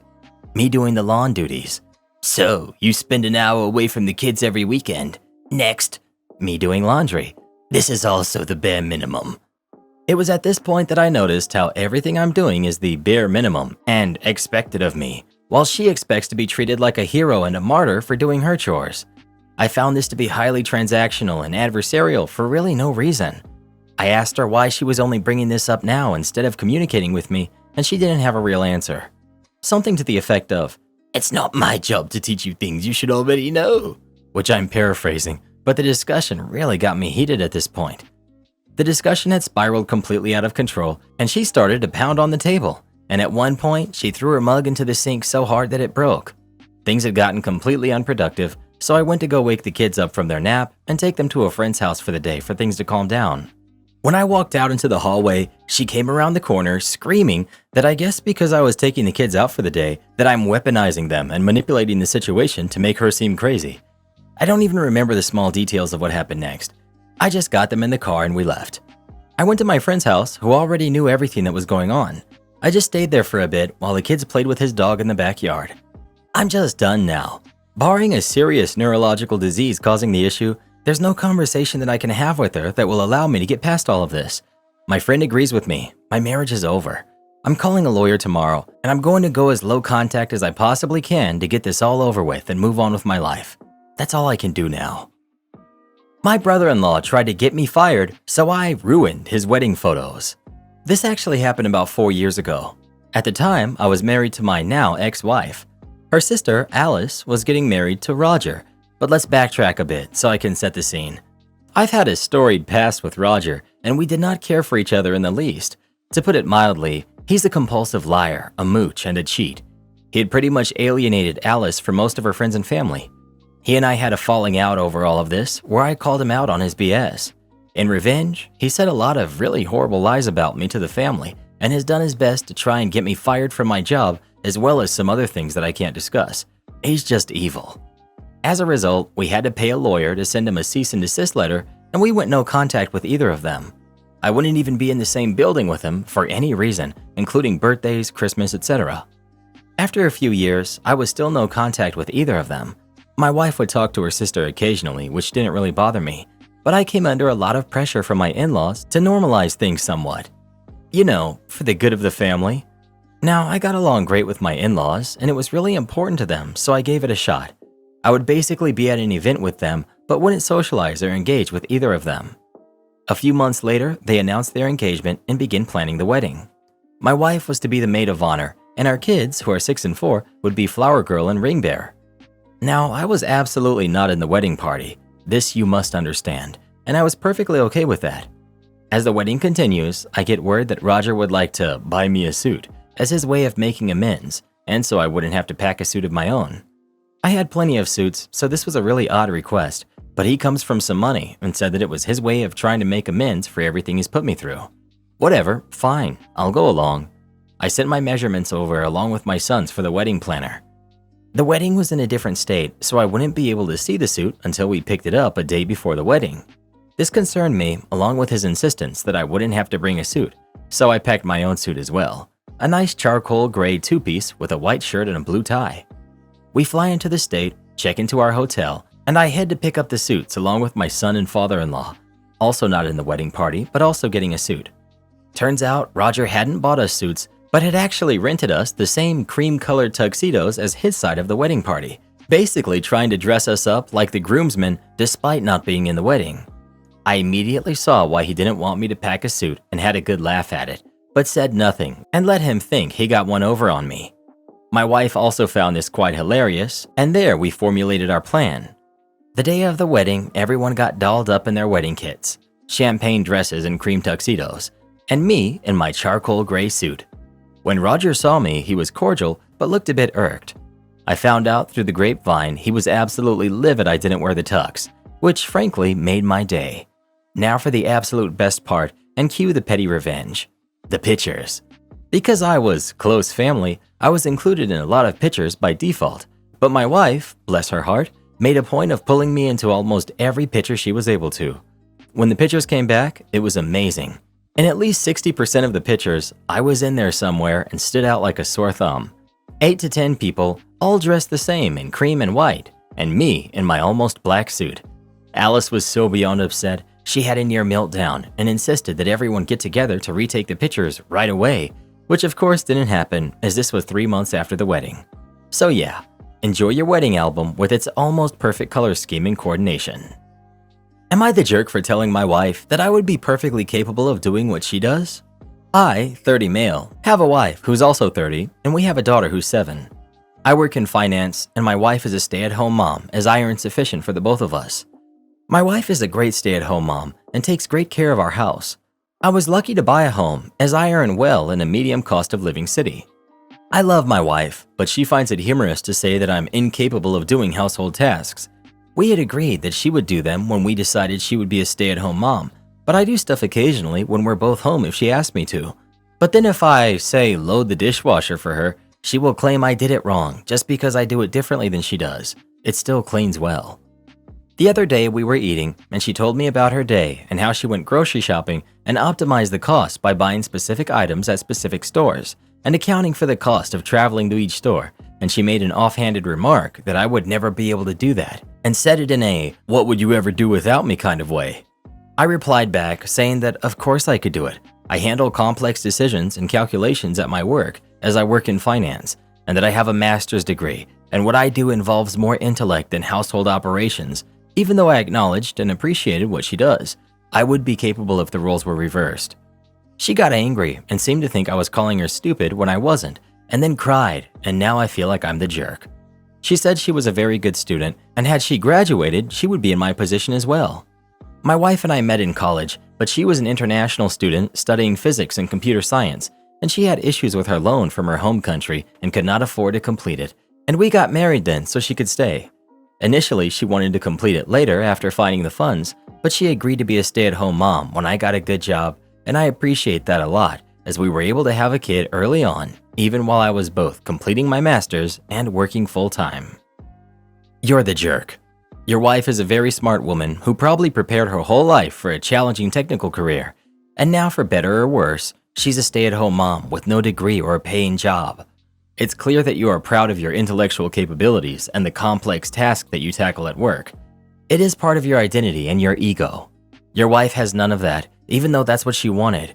What little source of pride she has, her household tasks, her own spouse diminishes and minimizes. How would that make you feel if you were in her shoes? Would you consider supporting your wife to finish her degree?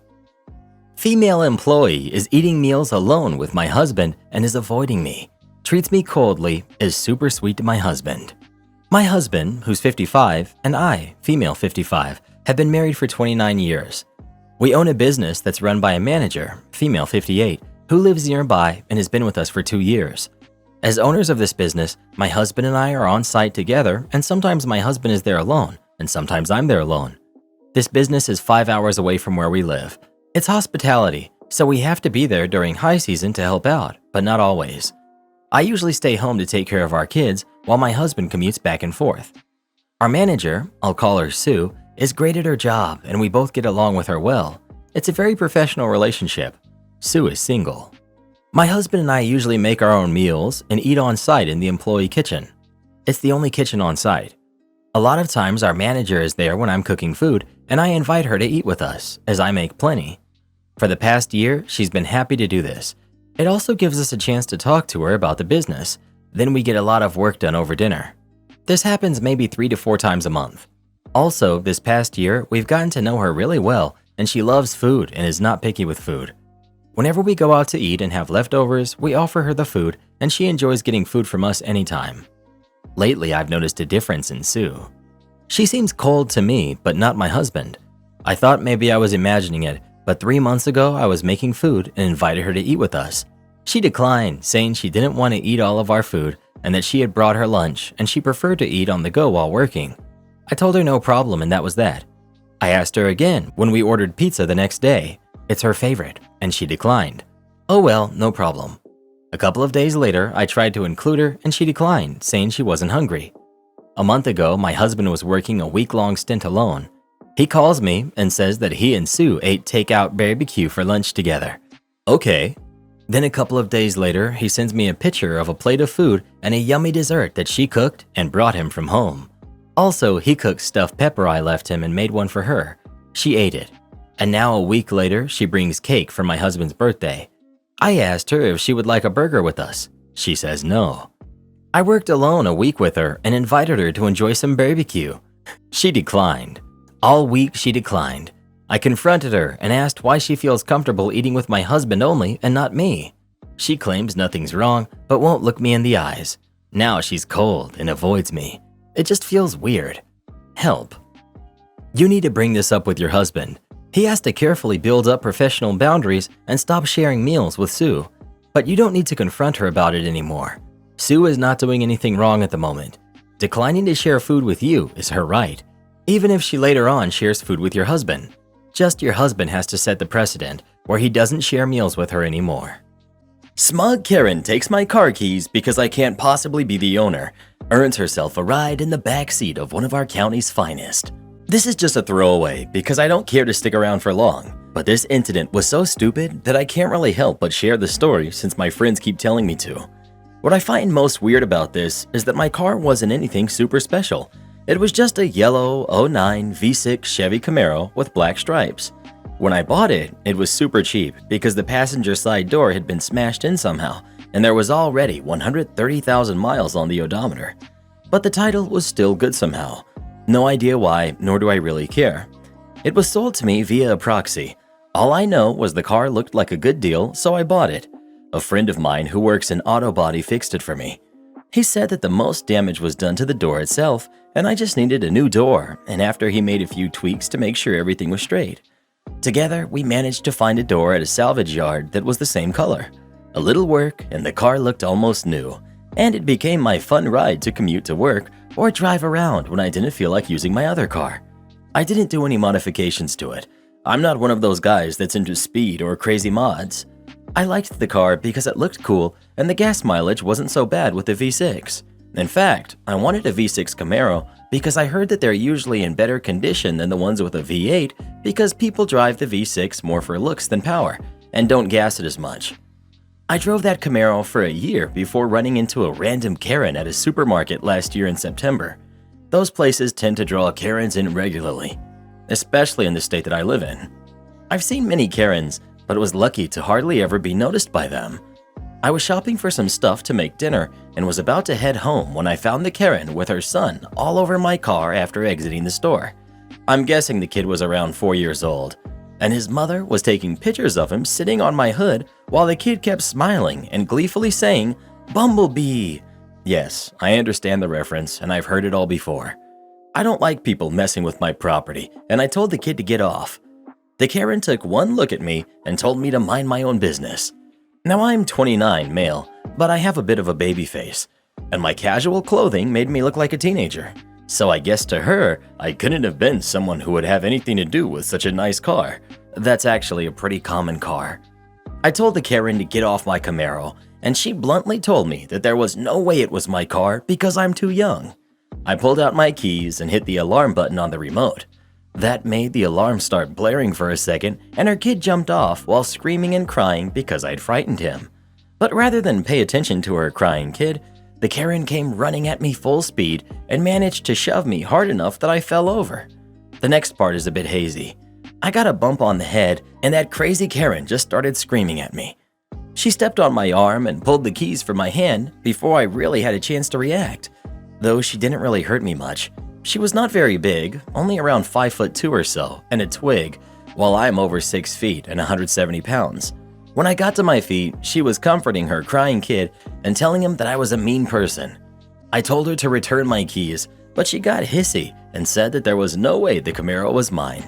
I again stated it was, and I would only give her one more chance to return my keys. She didn't. Instead, she handed them to her kid, who proceeded to start playing with the buttons on the remote and unlock the doors. I had enough and got my phone out to call the police. When the Karen saw I was on the phone, she started screaming and charging at me again. Though this time I easily dodged her, and she nearly fell on the asphalt and screamed that I had attacked her. I never even touched her and said as much out loud. The 911 operator was listening to everything that was going on, and I quickly told her where we were while this insane woman was still screaming at me, and 2 cop cars had shown up before long. At this point, the Karen had locked herself in my car with her son and started the engine to run the AC. I explained everything to the police, and they knocked on the window of my Camaro to get the Karen to open it and give them her side of the story.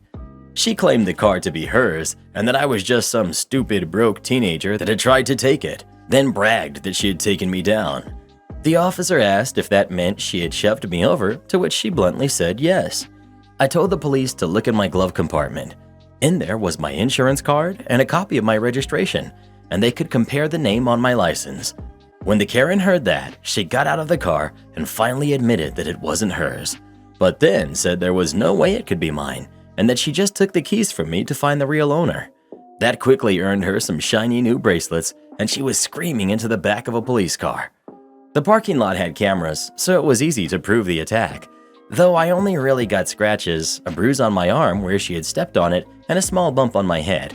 After the Karen was taken back to the station, they found out that she was on something, which explains why she was so nuts. I, of course, pressed charges, though my testimony wasn't really needed since the police had both CCTV from the parking lot and the audio from my phone call. It turned out to be the Karen's 3rd offense, and she got 2 years in prison. Oh, and her kid was taken from her. The whole incident made me rethink owning the Camaro because it had been a magnet for people that bothered me a lot, so I sold it. Basically, I got everything back I had into it anyway, so I broke even. I doubt I'll want to own another sports car again. Edit. I know that the Karen lost her son because of social media. I found out who she was and looked into her social media profile. She had already blogged her woes, calling me a monster because the authorities took her kid over a little misunderstanding. I don't know about the rest of you, but if the authorities took the kid that fast, she was already on their watch list, and I know she was on something because it was mentioned in court. My testimony wasn't needed, but that didn't mean I wasn't there to watch. I took time off work just to go. She gave me a death glare when she was sentenced. Edit 2. Yes, people, there is an '09 Camaro. It was the first year of that generation, and the car that was actually used in the first Michael Bay Transformers movie. Edit 3. Seems I'm more mistaken than I thought.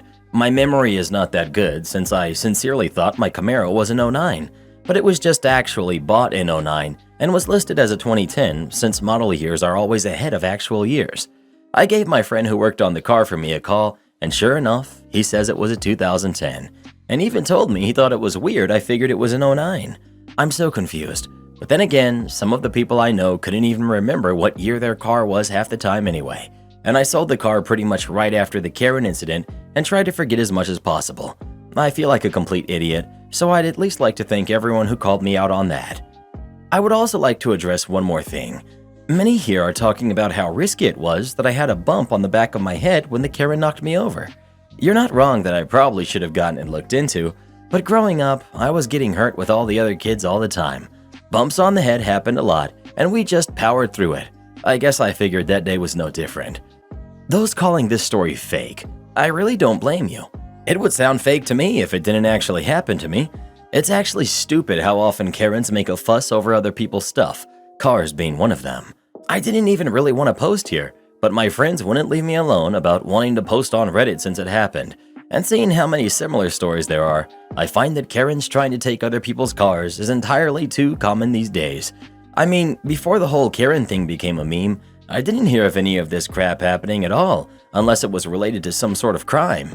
It's almost like now that the internet has exposed them, Karens have just decided they didn't need to hide what they are anymore.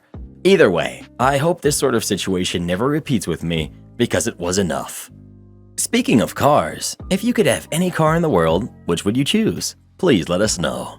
How about a green 98 Saturn with windows that don't roll down? Don't hate the player, hate the game. Am I the jerk for giving the family heirloom to my fiance instead of my daughter? I, 36 male, have a 16-year-old daughter named Jane.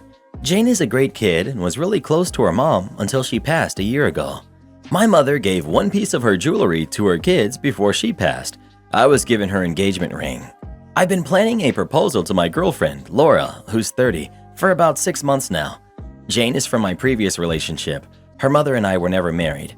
I've been dating Laura for about 5 years. I told Jane I was going to propose. She was happy about it and asked to see the ring. I told her I'd be using my mother's ring, and Jane looked upset, so I asked her what was wrong.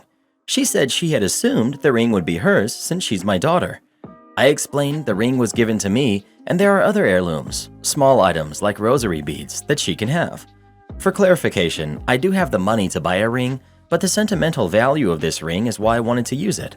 Laura also helped us take care of our mom while she was sick, and they were close. I proposed to Laura with the ring, and she said yes. After this happened, Jane cried to her uncle, my brother, about it, and he understands both points. His wife thinks I'm the jerk, so do some other family members. I obviously can't take it back from Laura when I've already proposed. Am I the jerk? Edit. The ring was given to me, not Jane. Laura has known my mother her whole life. Our mothers are best friends and have been hinting we should get married as long as I can remember. Update. My daughter and brother decided to call my father to come to my house and talk to me. Laura was out to dinner with her friends. My daughter and brother explained to my father their thoughts on the situation. I stayed quiet while they explained their point so my father could really hear what my daughter was saying and so I could also hear her out. My father is a Marine veteran and very blunt. My father stopped them and said he's heard enough. He said my mother would have wanted Laura to have the ring and Jane isn't showing the maturity to receive an heirloom right now. He told her he's disappointed in her entitlement and that she needed to get her attitude in check by his next visit. He also reminded everyone Laura's been family for years, even before we were together, even if it's not by blood. My daughter said yes sir and isn't happy about the outcome, but accepts my father's saying this is what my mother wanted. After reading all of your comments, you're the jerk. Of course, you can speak to your fiance and tell her that you hurt your kid's feelings and made a mistake. You communicate with her and buy her a new ring. Before reading your comments, I was like, not the jerk. Your daughter's feelings are valid. It's a family heirloom. But you are correct too. It's your ring. Your fiance was close to your mother. But your comments made it clear that you're the jerk. He's trying to justify his actions because OP thought he would come on here and everybody would be on his side, only to find out that it seems like 95% of the people here think he's the jerk. I'm actually surprised and glad that people are calling him the jerk. I expected every comment to be like, not the jerk, she's not entitled to it. You're the jerk. The ring should have been Jane's. Find out if Laura would accept an exact duplicate of the ring and exchange that for the heirloom for Jane. Otherwise, I predict you will have a very unhappy daughter who will resent both you and her future stepmother for a long time. If I were Jane, I too would be deeply hurt that a ring that belonged to my grandmother was given to a non-blood relative. If the ring should have been Jane's, then her grandmother should have given it to Jane. But she didn't. She gave Jane something else and gave the ring to her son. Jane isn't entitled to something just because she wants it. You're the jerk. How does a 5-year relationship, mother of an SO, become more important than a 16-year bond with a grandma? Sentimental jewelry is typically passed down from generation to generation, and you basically skipped over your daughter. Doing this soon after your mother's passing makes you an even bigger jerk. There was no reason you couldn't have just bought her a different ring instead of one with sentimental value to your daughter. This decision has certainly injured your relationship with your daughter, perhaps beyond repair, as you've made sure she will resent you and your fiancé. Don't be surprised if in 2 years she moves out on her birthday and goes no contact with you. ETA. Just read your comments about planning to have more kids with your significant other. You have essentially picked your significant other of 5 years over your daughter and plan to have kids that will go on to inherit a piece of jewelry that means so much to your daughter. If you do actually wind up having more kids, don't count on your daughter wanting anything to do with them because she will likely resent them as being the proof you chose a potential family with your significant other over your existing family. Second ETA. OP has clearly been doing some damage control. A few things I would like to clear up for new viewers. OP didn't mention jack about Laura and him growing up together or their moms being best friends until after I made my initial post. The relationship between the significant other and one's kid is completely different than one with the child of a family friend. OP only vaguely mentioned Laura helped care for his mom without giving any other details. Nowhere in his original post or comments did OP say anything about his mom insisting that he proposed to Laura while on her deathbed. OP said his daughter asked him not to propose with her grandmother's engagement ring and he did it anyway. He completely disregarded the feelings of his daughter, even though he could afford to buy Laura an engagement ring without breaking the bank. Legally, OP did have the right to do what he did, but morally, he was a major jerk. My wife left us years ago to become a van life influencer. Now she's demanding to come back. My wife left me and our kids a couple of years ago. She wanted a different life than what we had. She bought a converted van and tried to become a van life influencer. She got some followers, but not as many as it takes to be able to live off of it, I guess. She's in the city right now and her van needs repairs. We're in the middle of a heat wave and she needs a place to stay for a week or two. This is only the second time in 2 years that she's bothered to see our kids. I've done my best to make sure that they know that even though their mom is gone, it's not because she doesn't love them. I said she was working far away. Even after the divorce, I made sure she could have all the visitation she wanted. She doesn't want to stay with her parents because they're very critical of her choice to leave. She doesn't want to stay at a hotel because it will be a dent in her budget. I don't want her in my house because I don't want the kids to freak out when she leaves again. It's best if they see her in a neutral location. I volunteered to take her dogs so that she could stay at a hostel. She said I was a jerk for not letting her stay in a house that she helped pay for. I bought out her equity when we divorced. It wasn't that much. My parents said that I should just let her stay. The woman I'm seeing said that she would have understood if I let her stay. I just know what it would do to my kids. Edit. Please stop messaging me for information on my ex. I will not say more than I have. I don't want anyone messing with her livelihood. I won't tell you what her handle is or what kind of dogs she has. I have a good life without her, and my kids are doing okay. Thank you for your concern. Not the jerk. You're being the best parent you can. She just up and left her family. She has no right to impose on you now. She's not there to see them. She needs a cheap place to crash. It might be tough for your kids to have her leave them again, and it's just not worth it for you or them. You bought her out, and she used that equity to pursue her new life. She doesn't want to stay with her parents? Too bad. Dent her budget? Then where's the child support? Ask your mother to speak to your ex-in-laws, or your mother can offer to host her. I told her she was out of my league and she didn't like it, so I gave her the real reason. She didn't like that either. I met this pretty chill girl at a heavy metal concert. We kept contact as we didn't live too far away, went to another concert together, sometimes went out for a coffee or museum. We didn't see one another all too often. I didn't think too much about it. She did. While drinking coffee, she asked me out on a real date. I dodged and told her that she's way out of my league, which she is by all accounts. Needless to say, she was upset. I thought it would just be like a rejection, but she really hated me for saying this.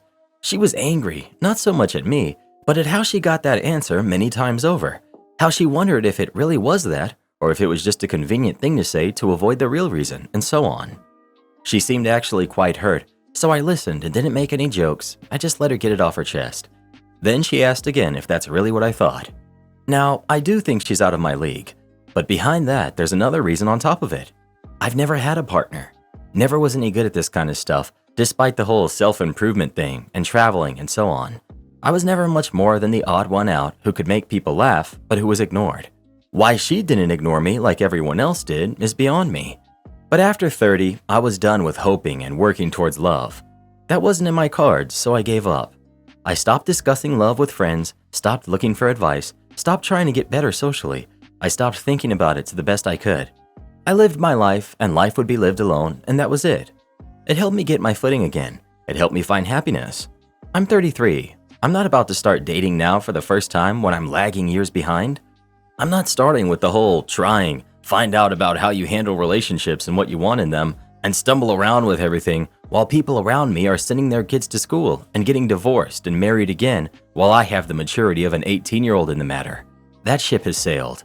It's like I wasn't worth a thing in love before, and now, years later, I'm enough for people to settle for long after people are done with the exploring stuff and settling down.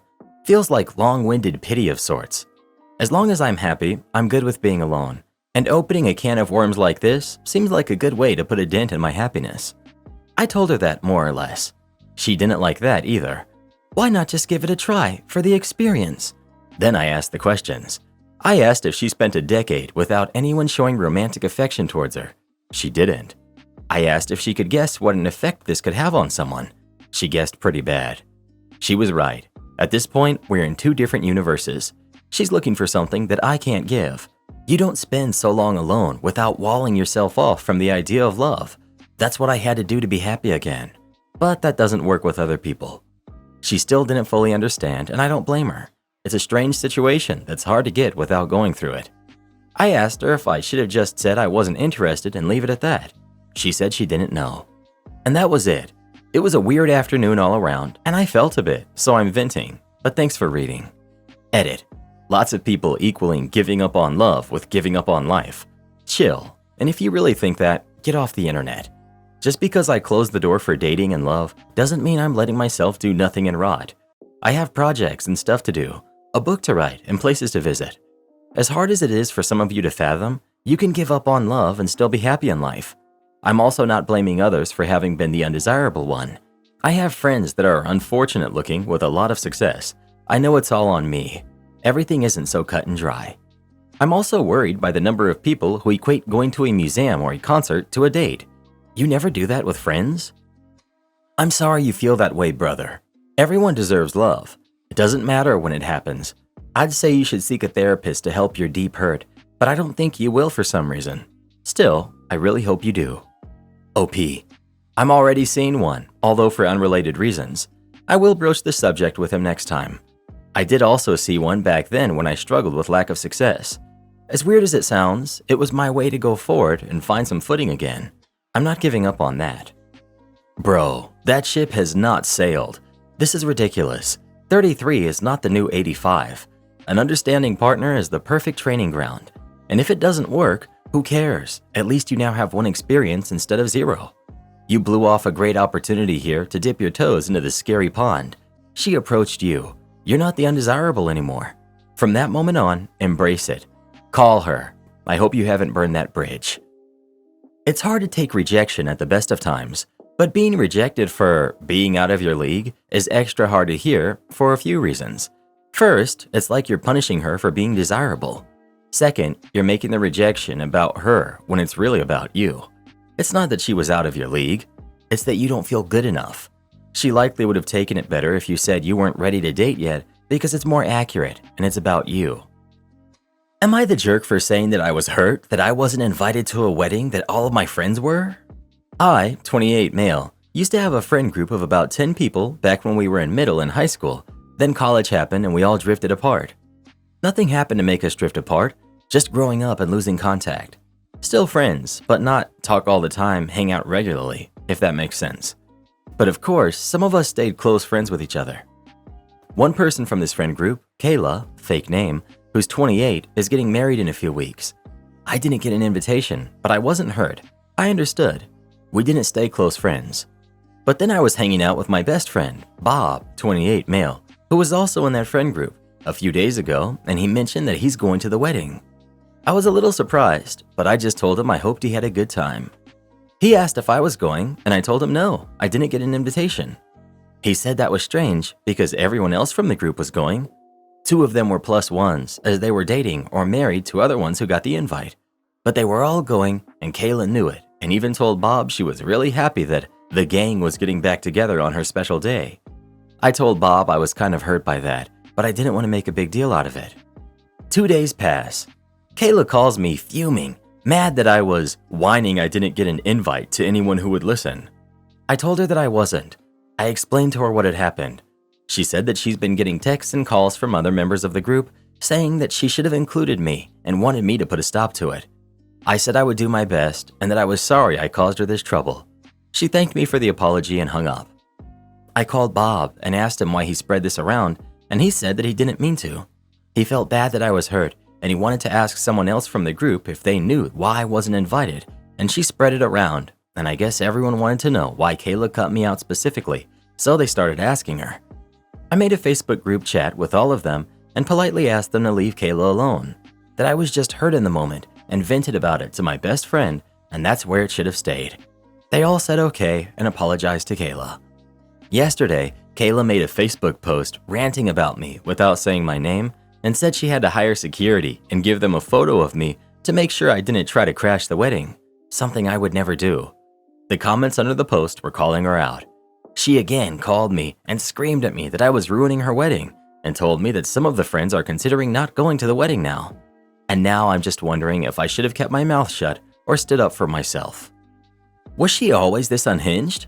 Not that I remember. She was a little intense sometimes, but never this kind of crazy. Why did you apologize? She was very mad on the phone. I was surprised that she found out about a private conversation I had in my backyard, and I felt bad that the others were asking her why I wasn't invited so much that she felt the need to call me. If I did it again, after she made the Facebook post and then called to yell at me again, I probably wouldn't have apologized, but hindsight is 20/20. You don't know what your other friends may have said to her. You're right, I don't know what they were saying to her. They said they were just asking her why I wasn't invited while the rest of them were, but I just took their word for it. They may have been rude or badgered her, and who knows what else. You're also right that it's within her right to not invite me. Of course, I didn't mean to stir any drama at all with any of this. I was just sitting outside with my best friend having some drinks, and I admitted I was hurt that everyone but me was invited, and that's all I expected it to be. Just 2 friends talking. But then this whole thing spiraled into a storm that I didn't intend in my wildest dreams. Update. I finally got an answer as to why I wasn't invited to the wedding. Turns out that someone else from the group named Samantha, again, fake names all around, has a huge crush on me for years, but has been too afraid to tell me or act on it. Samantha is in the bridal party of Kayla's wedding and told Kayla that she was finally going to make a move on me at the wedding after all her bridal party duties were taken care of. Kayla didn't like this and thinks that I'm not good enough for Samantha, but she didn't say anything and decided to just not invite me and hope that Samantha dropped it. But when Samantha heard about me not being invited, she could smell the BS and confronted Kayla. Knowing exactly why I wasn't invited, and she said she wasn't sure that she wanted to be in the bridal party after Kayla would do something like this to her. That's when Kayla called me and flipped out the first time. After the group chat where I asked them to stop, Samantha was so upset that she did drop out of the bridal party, and that prompted the second phone call to blow up at me.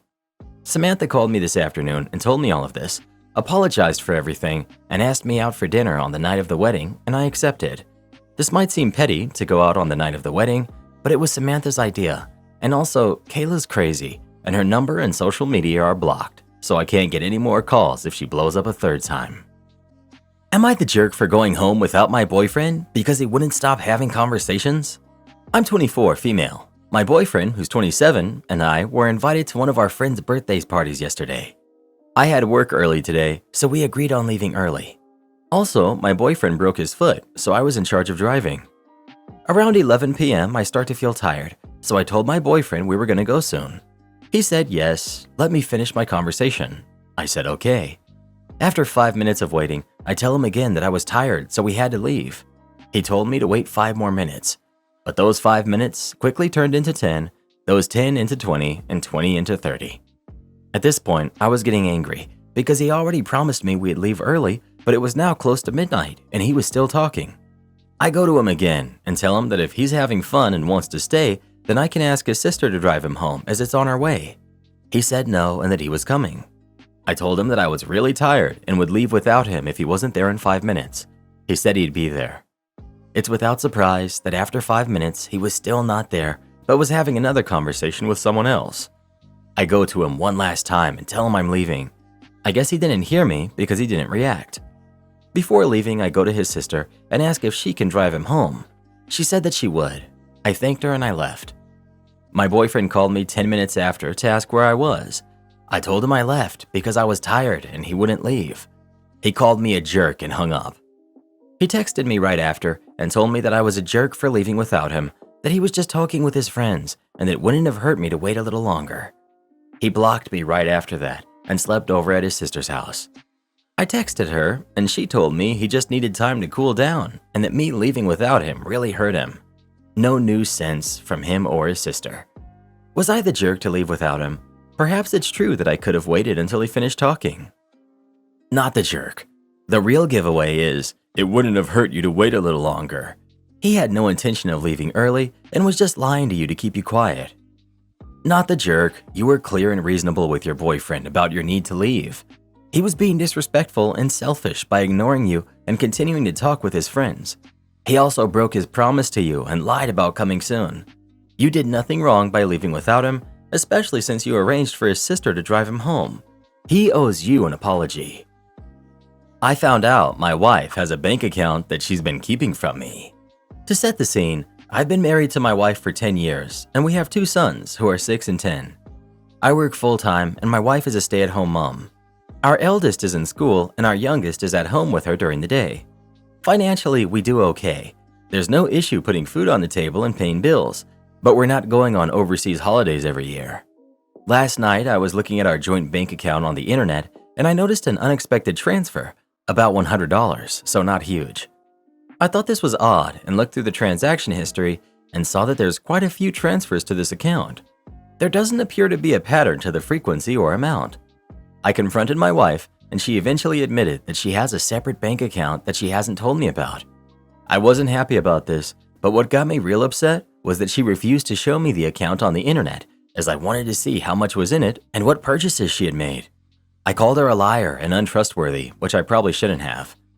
I went to bed without talking to her again. I got up early this morning to go to the gym while she was still asleep, which is normal for a Saturday. I went through her wallet and found her bank card. On the way home from the gym, I went to an ATM and I checked the balance. She uses the same PIN for everything. There was only a few $100s in the account. The ATM only provides the balance and doesn't show past transactions. This seemed to stack up because I would have noticed money missing from our joint account if she had saved up thousands.